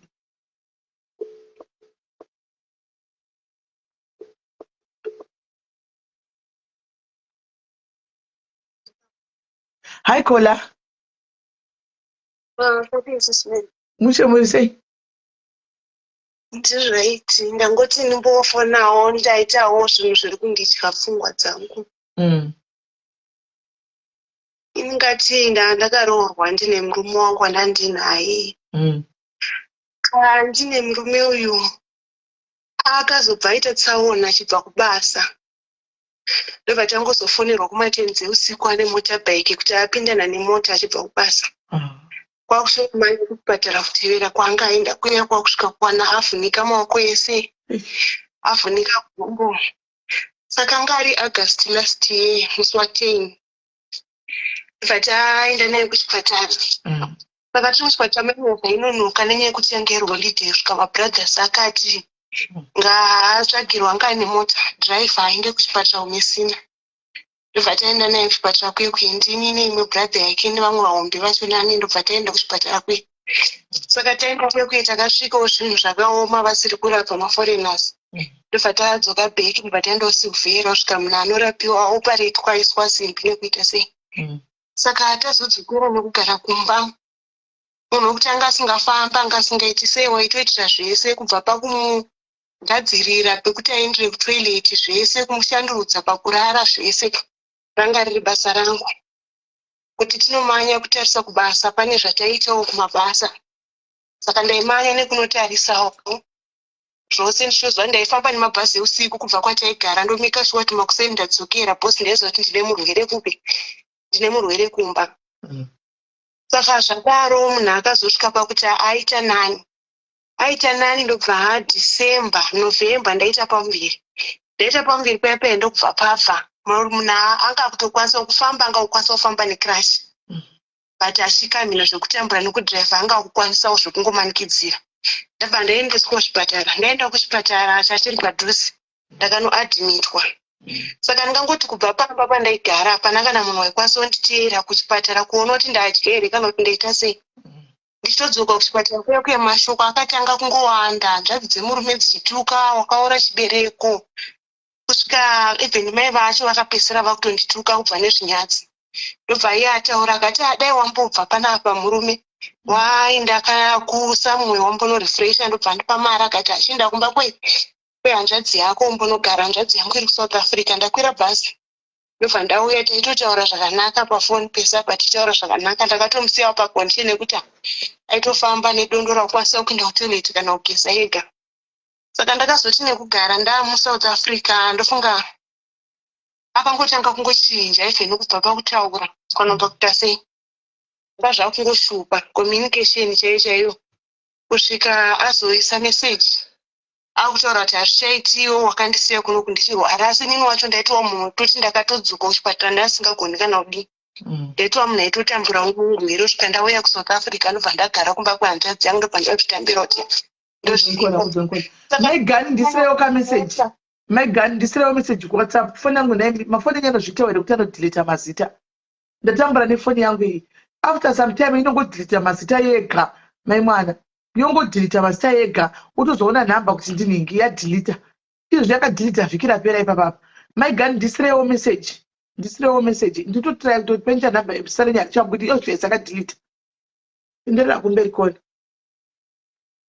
Saka ndachiti chinhu chiri kunyanyondinetsa nekunondidya mwoyo ndiri munhu wewe wekuti ndaishanda sisimeli ndine murume tichibatanidza ndofunga kuti ndakamuwana paanga ari anengatanga asina zvokuti anga ari munhu anga asina asi takasvika pakubatanidza kubva pakutanga chonje akatanga kutenga imotabheki abva pakutenga motabheki ndobva tabvapo ndobva tatenga mota takashanda mari sisimeli mari yanga yakawanda yatakashanda tichibatanidza tashanda mari yayo tichibatanidza tanogara kumba akati ipa mai mari vachengete ubvira vamwene ndobva vatora mari yayo taishanda tichichengeta tichisungirira ndobva vatora saka vamweni vakazosvika papoindi yayo kuti iwo panapo wakangoda mwana wangu nokuti anga aine mari saka zviri kundinetsa kuti munhu uyu akazongondisabhura kubva angondirasa handina kana chandakakwanisa kubuda nacho kana chandiri chokuti ndinganzi izvozvizvi ndarwara ndogona kutenga kana brufen rekuti ndimwe handina saka zvinhu zvokuti zviri kuramba zvichindidzosera kumashure kufungota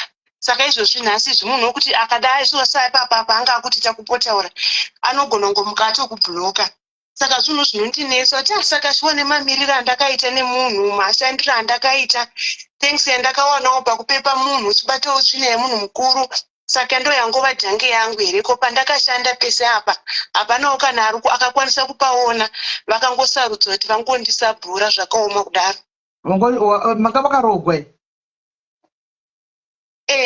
kubvisirwa mari chaiko kutobvisirwa mari saka muri mumaoko ari kuti kudi ari kungoti marriage ama musina vana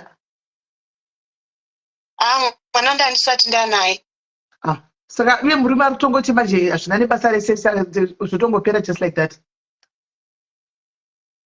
murume munhu wewe wokuti mukada kutaura akada kuti umwe musi munotaura muchirwisisana ati akada kutuka sisimeli kutotuka kwekuti unosvika pakuperegwa kutoti akonda tadzei panapa kana kuti ndaita sei saka iko zvina kufamba here akugona kufamba ega saka tamuseya kutogona kutofamba kutoita zvese kana kudi asi kana akada kutuka zvanogona kutaura saka siyana nembwa shamwari siyana nembwa yehukure siyana nembwa itori mbwa unoziva kuti chiita zvinoita manje sometimes mwana anokunzvengesa pane zvimwe zvinhu iwewo hauzvioni manje unosara wakabatirira pere heartbreak kuti munhu andiramba after ndakamugezesa matu zvake aizviitira chaizden stuff like that pamberi apo ozoita mumwe mukadzi ondochinzi akarova mukadzi akauraya waona so that means mukadzi could have been you mwari anokubvisa zviri smart pamunhu zvinorwadza asi saizvozvi unongosara chirodzo chidaiso but tingotenda mwari nezviripo we must learn to give glory and thanks in everything zvinorwadza nezvakanaka kuti mwari handizivi zvazviri kuitikira kuti nemhaka yezvadai because as far as I know handina kumukangasira munhu ndaita zvakanaka but ndo zvaadecida kundiitira wotenda mwari wonyarara purpose kana kuti chinango chazochiona kumberi kune mhaka iye wakabvisa pamunhu iyeyo munhu anditori nenarcissistic behavior handiri kuona kuti munhu anongoshaudha munhu anodini mwari wakubvisa unodei kumunhu akadaro kuti anongokutuka pasina zvawaita anongotukwa ndinotenda hangu sisimeli neadvice usazvinetsa zvorwadza I know dzimwe marriage dzatinoshingirira kana takambotaura musino ndikati do you know kuti guys tiri kugara nevanhu anogona kuti vanokucherera guva mangwana anokuisa muguva rako asi raitina uchiti murume wangu kudanana usingazoti njoo munhu achakuuraya iyeye andozviona so sometimes mwari anotira kuda kutibvisa but tinoramba takabatirira pazvinhu vanenge vachitibvisa mwari kubva kumachamwari chaiko sometimes mwari vanotira kukata uchamwari iwowo isi toramba takabatirira wozoti kumberi uko wapiswa uzoti but dei paya pazvakadai ndingazonangosiyana naye andoona so uyu anotone mared flags ekuti munhu wekuti anotuka anodai shamwari marriage dzenyu tichikudzai kudai siwana sisimeli vanatitemeli kudai marriage dzenyu ngadzive sweet and there should be sweet marriage dzenyu kwete marriage dzekuti makaudzwa kuti munofanira kuinda kutapota kuchitukanwa. So atakupa matraits iwaya, you deserve to be happy. Siyana naye, wako cheche hauna mwanapo, hauna chi, wako cheche yachauya wokuti chanofara chakurespecta saqueen wochirespectawo saking. Anti uyuyu akubloka aiwa woda kunonyengerera munhu akubloka. Saka uchanoti wachitoizvi nokuti akubloka akateura ichiuya hakuna wakumbira regerero kainda anenge kunokuita ese ka because ndiwakumbira regerero akubloka iwe ibva wawedzera kubloka abloka isauya kublock view pachako anbloka anoona akablokwa iye andozviona panoda kudai muzati wangu we were not meant to be together, it was a mistake. Sha move on, let me move on. Wako chaichai achauya kokuti uchaenda zvakanaka uchifara haunombonobati matusvai. Ndinotenda ngusisine. Your husband should be your friend, your gossip mate. Yekuti ufa kunyeya unoda kuchitaura naye uchidini aufa kutuka murume wako kuti anzi anotuka chi chanotuka unotuka mukadzi wako uchitukirira nemashoko mukadzi wako murume anotuka mukadzi ngakutuke neblood zvatoziva isu anda kugwa newe ngaakurove neblood zvatoziva kuti zvakuda kuswera uchitukirira munhu nemashoko mukadzi wako mangwana motarisana sei hatisi kuti vanhu havachinjani mashoko mumba obvious mamarriage couples votombochinjana tumashoko momboita kakuramwirira kakudii handiona but zvine kakudanana zvazviya handiona zvokuti mechitombirirana neziso kudai kutasa kuti opesa umwe ati mumutasire ndoti wandiona sei opesera makutoseka ndo zvinoitwa mumba kwete zvokuti anoda kuti akasangokutuka anokutuka chi anokutuka izvi pamwe kamukono ketsambara futa kasingatogoni kana pambedroom kacho asikangada kutuka anogonai. Ndinotenda ngusisine asi chichemo changu kana pane akangonzwawo mudireceive nangonzwawo chero basa zvaro kuti ndive ndinowana pekutangira pamwe pacho ndofunga ndozvinoita kuti pamwe munhu waukashewa chekuti waita wapererwawo kufunga kumashure mararamiro wanga uchiita nematsvagiro wanga uchiita saka nenge angonzwawo hako even chero basa chero handisarudzi zvangu guys ane basa ari kuziva kurudiwa munhu webasa mutiudzi ari kurudiwa munhu webasa kezi mutiudze kuti kola vaindi kurudiwa munhu webasa mutiudzi ukasara chichiwa ingamukoneketsambara futa wakagara nako makore mangani kamunhu ndakagara naye ndofubva 2023 saka mava 3 years muchigara mese aito kunyatsa kusatisfyawe even bedroom acho kati ndezvimwe zvazvo zvinhu zvacho zvezvii zvekungomanikidzira une wakungotarisawo kuti ungonzwa munhu ari yakewo ndozvawaruda kuita kunonyengerera zvekungomanikidzira izvozvo izvo munhu anomanikidzira munhu kana wapinda kutora nemurume wako rohwa nayo saka mwoyo wamira zvekumanikidzira itosiya kola itosiya zvako haufanira kuenda kune zvinhu zvekumanikidzira. Pane munhu anzi ndu pane munhu atasa message anzi ndu kuda munhu uri kupi ndiri kuBloemfontein asi chero rikanzi rawanikwa kupi chero rikava restay ini ndoshanda zvangu akuda munhu kuJoburg. Alright sisimeli maita basa rega ndikupe nhamba anzi ndikuda stay akuda munhu westay in saka mbo varamba kwabatoka atoda nhamba dzako mira zvingadzitora iri nhamba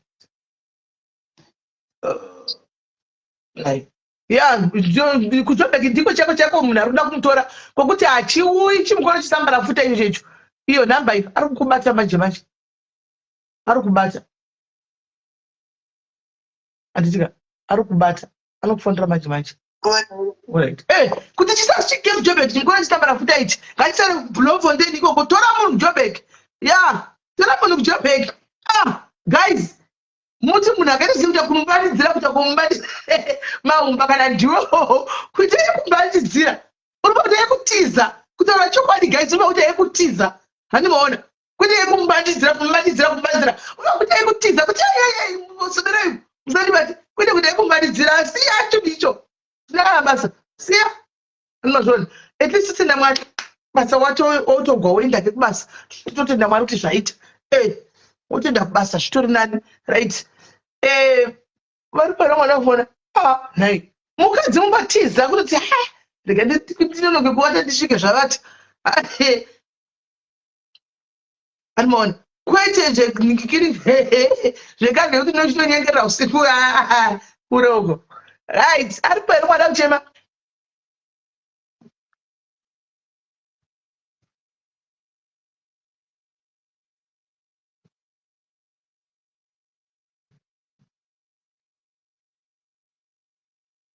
aripo here mwana kuchema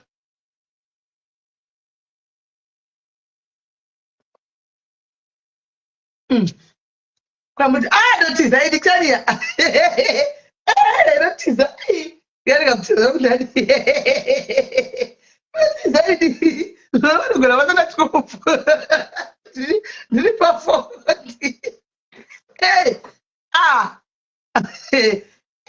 unoda kuti zvokutiza uye zvokuchengerera munhu ndezvokutiza right pano here mwana kufona aiwa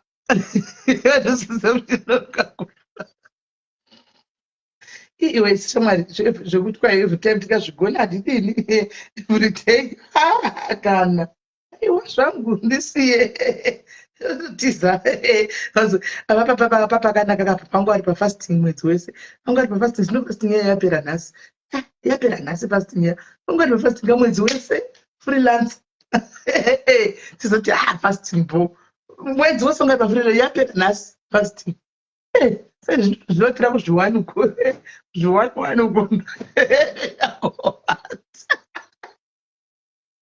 zviwani kunoenda kuwata. Right, guys. Your face looks smaller. Oh, thank you, it's not end. Right, guys. You guys, you got a life. You got a life to go to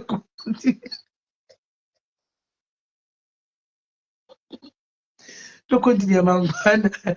To continue, mangwana.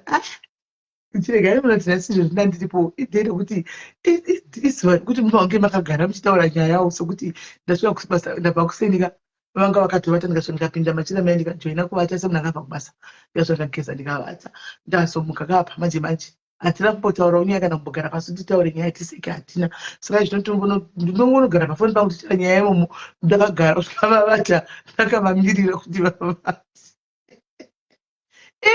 kana vachifasta ukanana vachifasta havaitodi kuita sezvozvo kana vachida kuchifasta havaiti kuita zvose izvozvo vanotongofasta keti aiwa zvokubereka fasti am not in the mood anakaisi vanofasta nezvizivi vanota stay away from zvese stay away from everything stay away naka serious ichoti mwari makanaka fasting yakanaka chose ndowedzera kuti hani muzati fasting chiro nokuvakadzi kunozisibirai kumirai fasting inototi mirai uko tichitovabetsera kuvabatsira fasting inototi mirai uko musabate kuti munyatsokutadza dedication yenyu mirai makachena muri piu uchitoti mwari makanaka mwedzi wese ndakazorora ndiri palipo Hello, guys. Regarding Tindi, do I have support and to what to put and I might not put it safe as and I may not put it back because should not touch your man. I may need to say, so it does show me.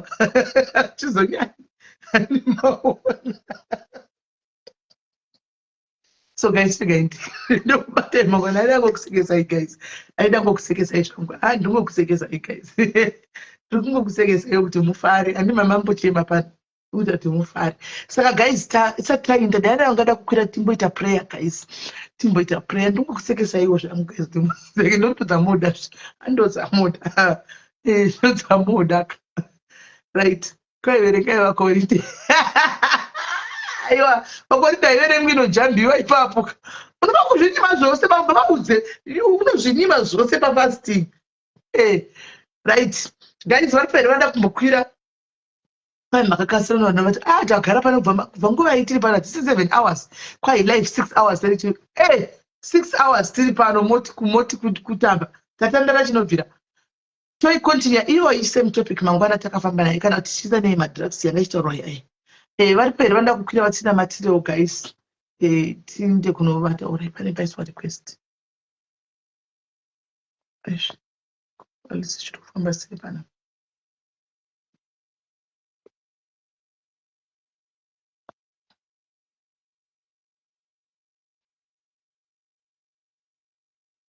aish kwai simbena zvitsoga 69 kundadii zvinafanadzana tsoga papi futi kwai ndane 6 wandi pafasting alokola musha kuti sei mushe ndongoitawo prayer Alright, pane mumwe akachiedera nda kuedha somebody chimete soon and then chovatango tezera kupinda fast ndokuta kuedha.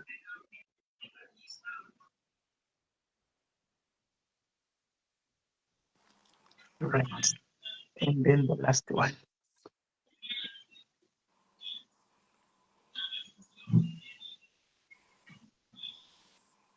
Varungu vatobuda weekend kudai havadzoke achati ndiye achatipa nyaya yamangwana iye ndiye anotipa nyaya iyoyo mangwana asati adzoka.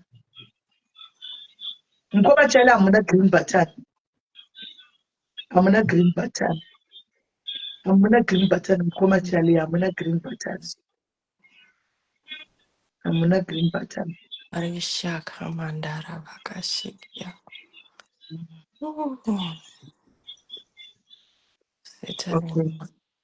If I try to add ikaramba, mukoma chale iri kuramba kuedha, iri kuramba kuedha, mukoma chale iri kuramba kuedha. Mandara vakashikiendere. Yeah, kuramba kuedha. Right. And they told, I think, guys, let's just pray. Prayers up. Then we cover everyone, including the let's just cover everyone. Maoko ajova kuti vagare pasi samwari. Mwari varangate pane zviro zvavari kusangana nazvo nezvavari kuenda so. Hakuna mumwe akachinja.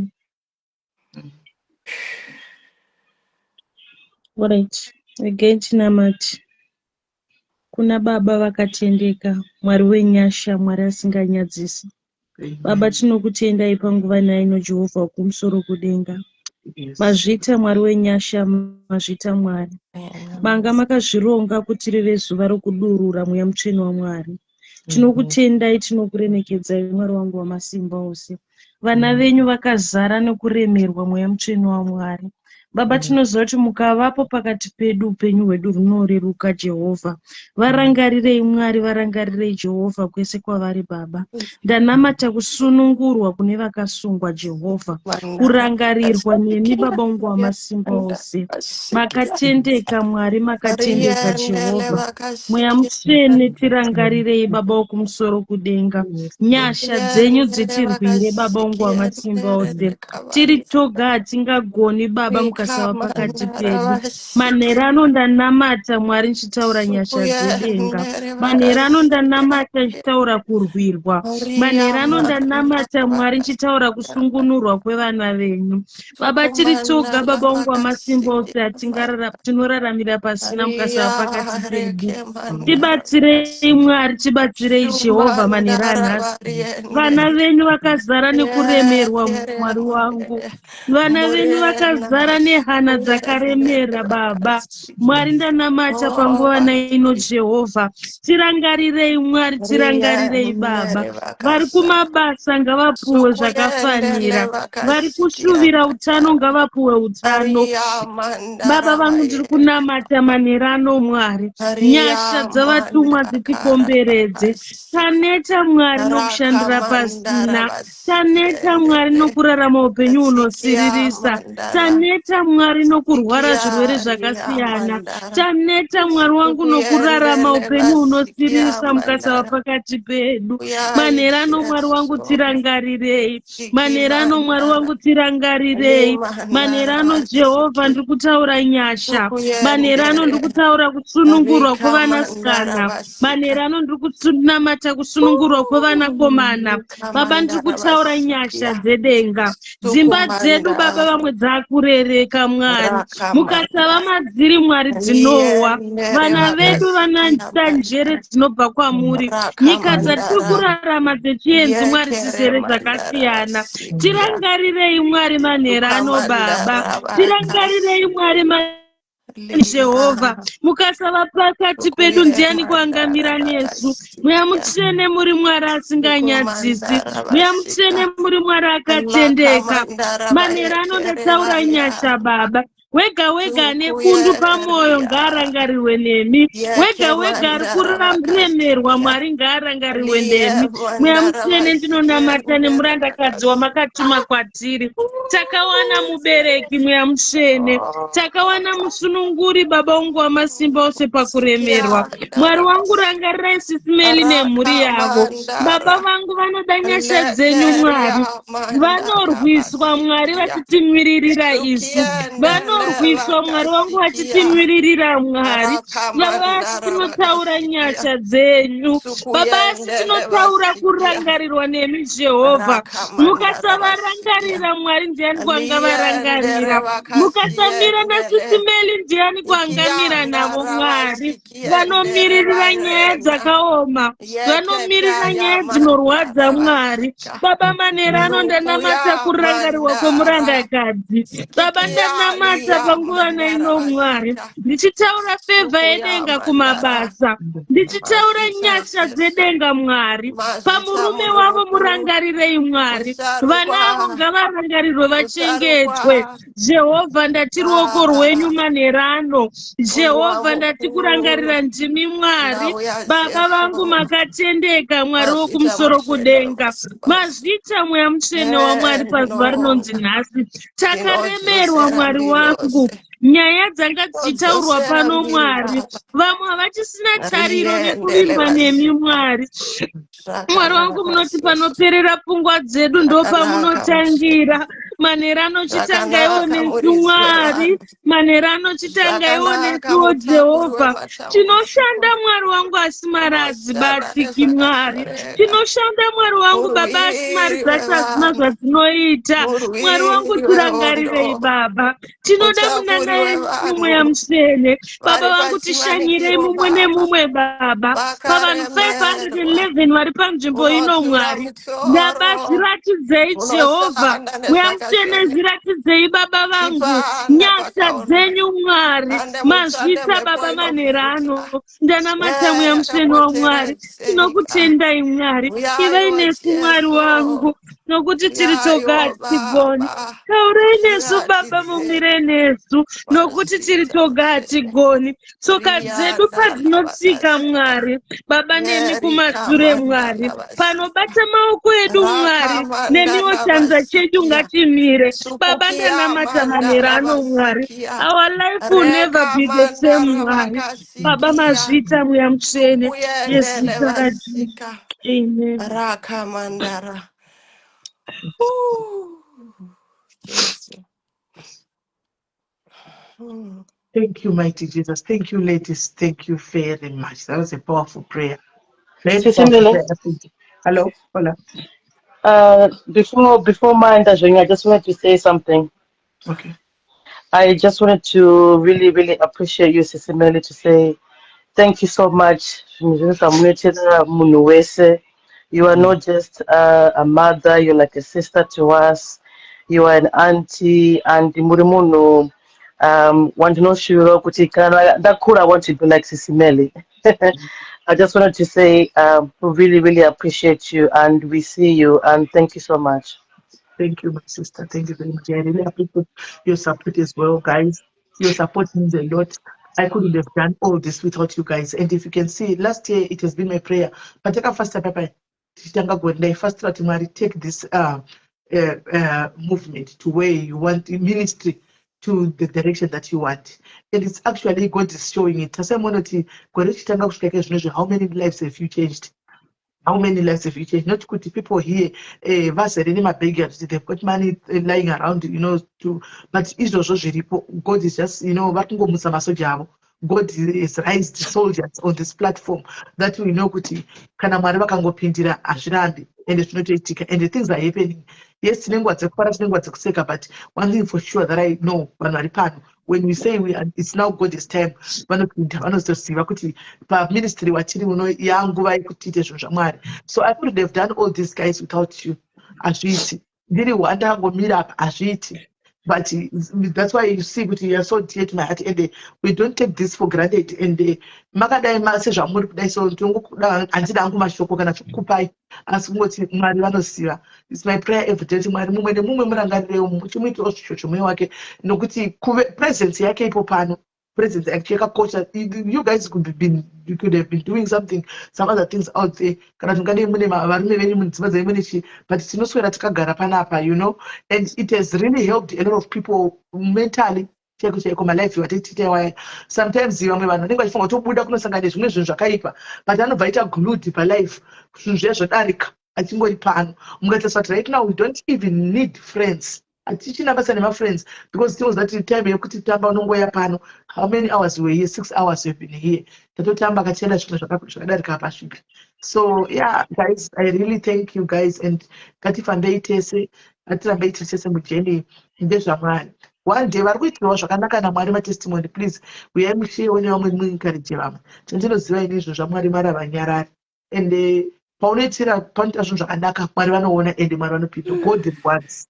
Hakuna munhu anokupa reward saMwari. Mwari anokupa reward for free, kungokupa mukureward.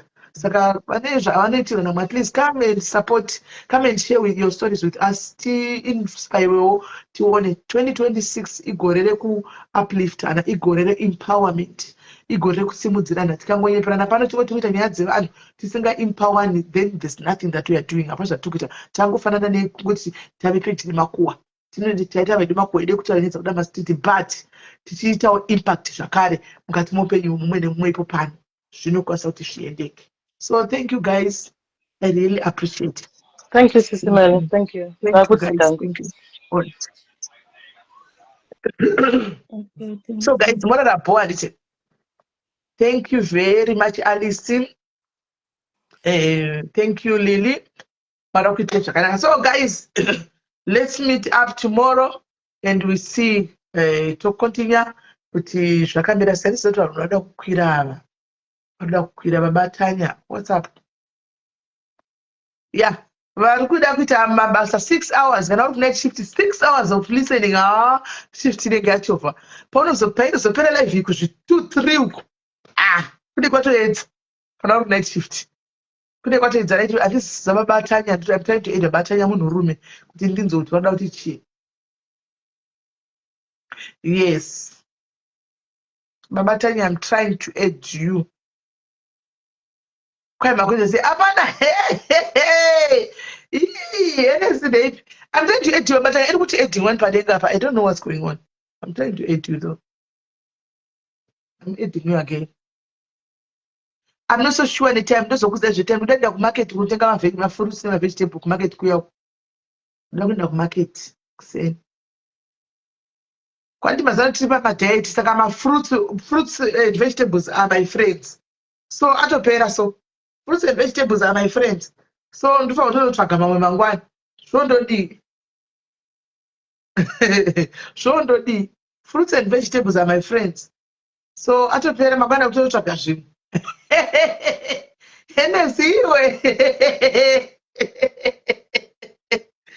Babatanya ndisikuza kuti make fonai. I can't aid you. I don't know why. Fonai ite kufona. Fonai ite kufona. Ite kufona. I can't aid you. Ite kufona. I can't aid you. Ndikuta kuaid. I squeeze foni yenyu kuti amusi kuaideka. Tida kudaida mafeji mangwani. Fonai. Munozvida nenyedza munotaura zvakagomera. Yeah. Ndoda kuita baba ndikikira baba uyu. Manje fone chiri kuramba. Paita futi mora itika nibvisa ise Willard. Munasi vari munoda kukwira pakanaka. Ndinokuza mukoma Willard. Ndikati mukutikuda kuti varume vajairire kuita active panapa. Right, ndikuta kuedha mukoma Willard. How are you, my brother? Hello. Masora sei. Ndasora kumanzvadzi masora sei. Ndasora ndipo batanya ndatozoya neprofile. Oh right, page rakaitoramba. Yatoramba kula page.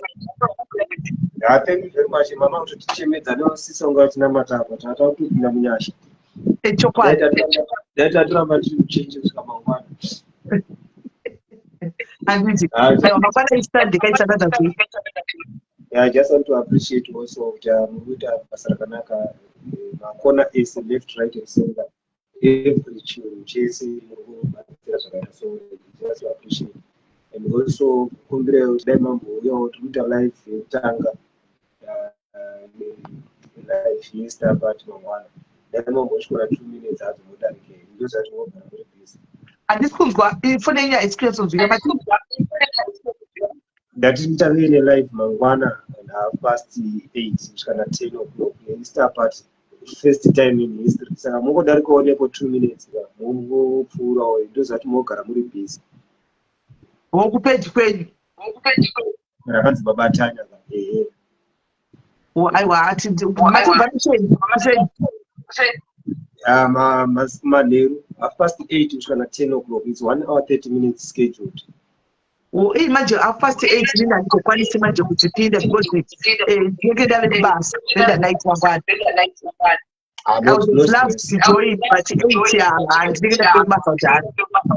Alright, aiwa small page randakavhura ihombe racho iri handisukuru ishandisa ndoda kushanda akadiki kavo. Aiwa no, 8 dzenyu aiwa ndizvo 8 dzenyu 6 aiwa ndosvika 8 ndosvika.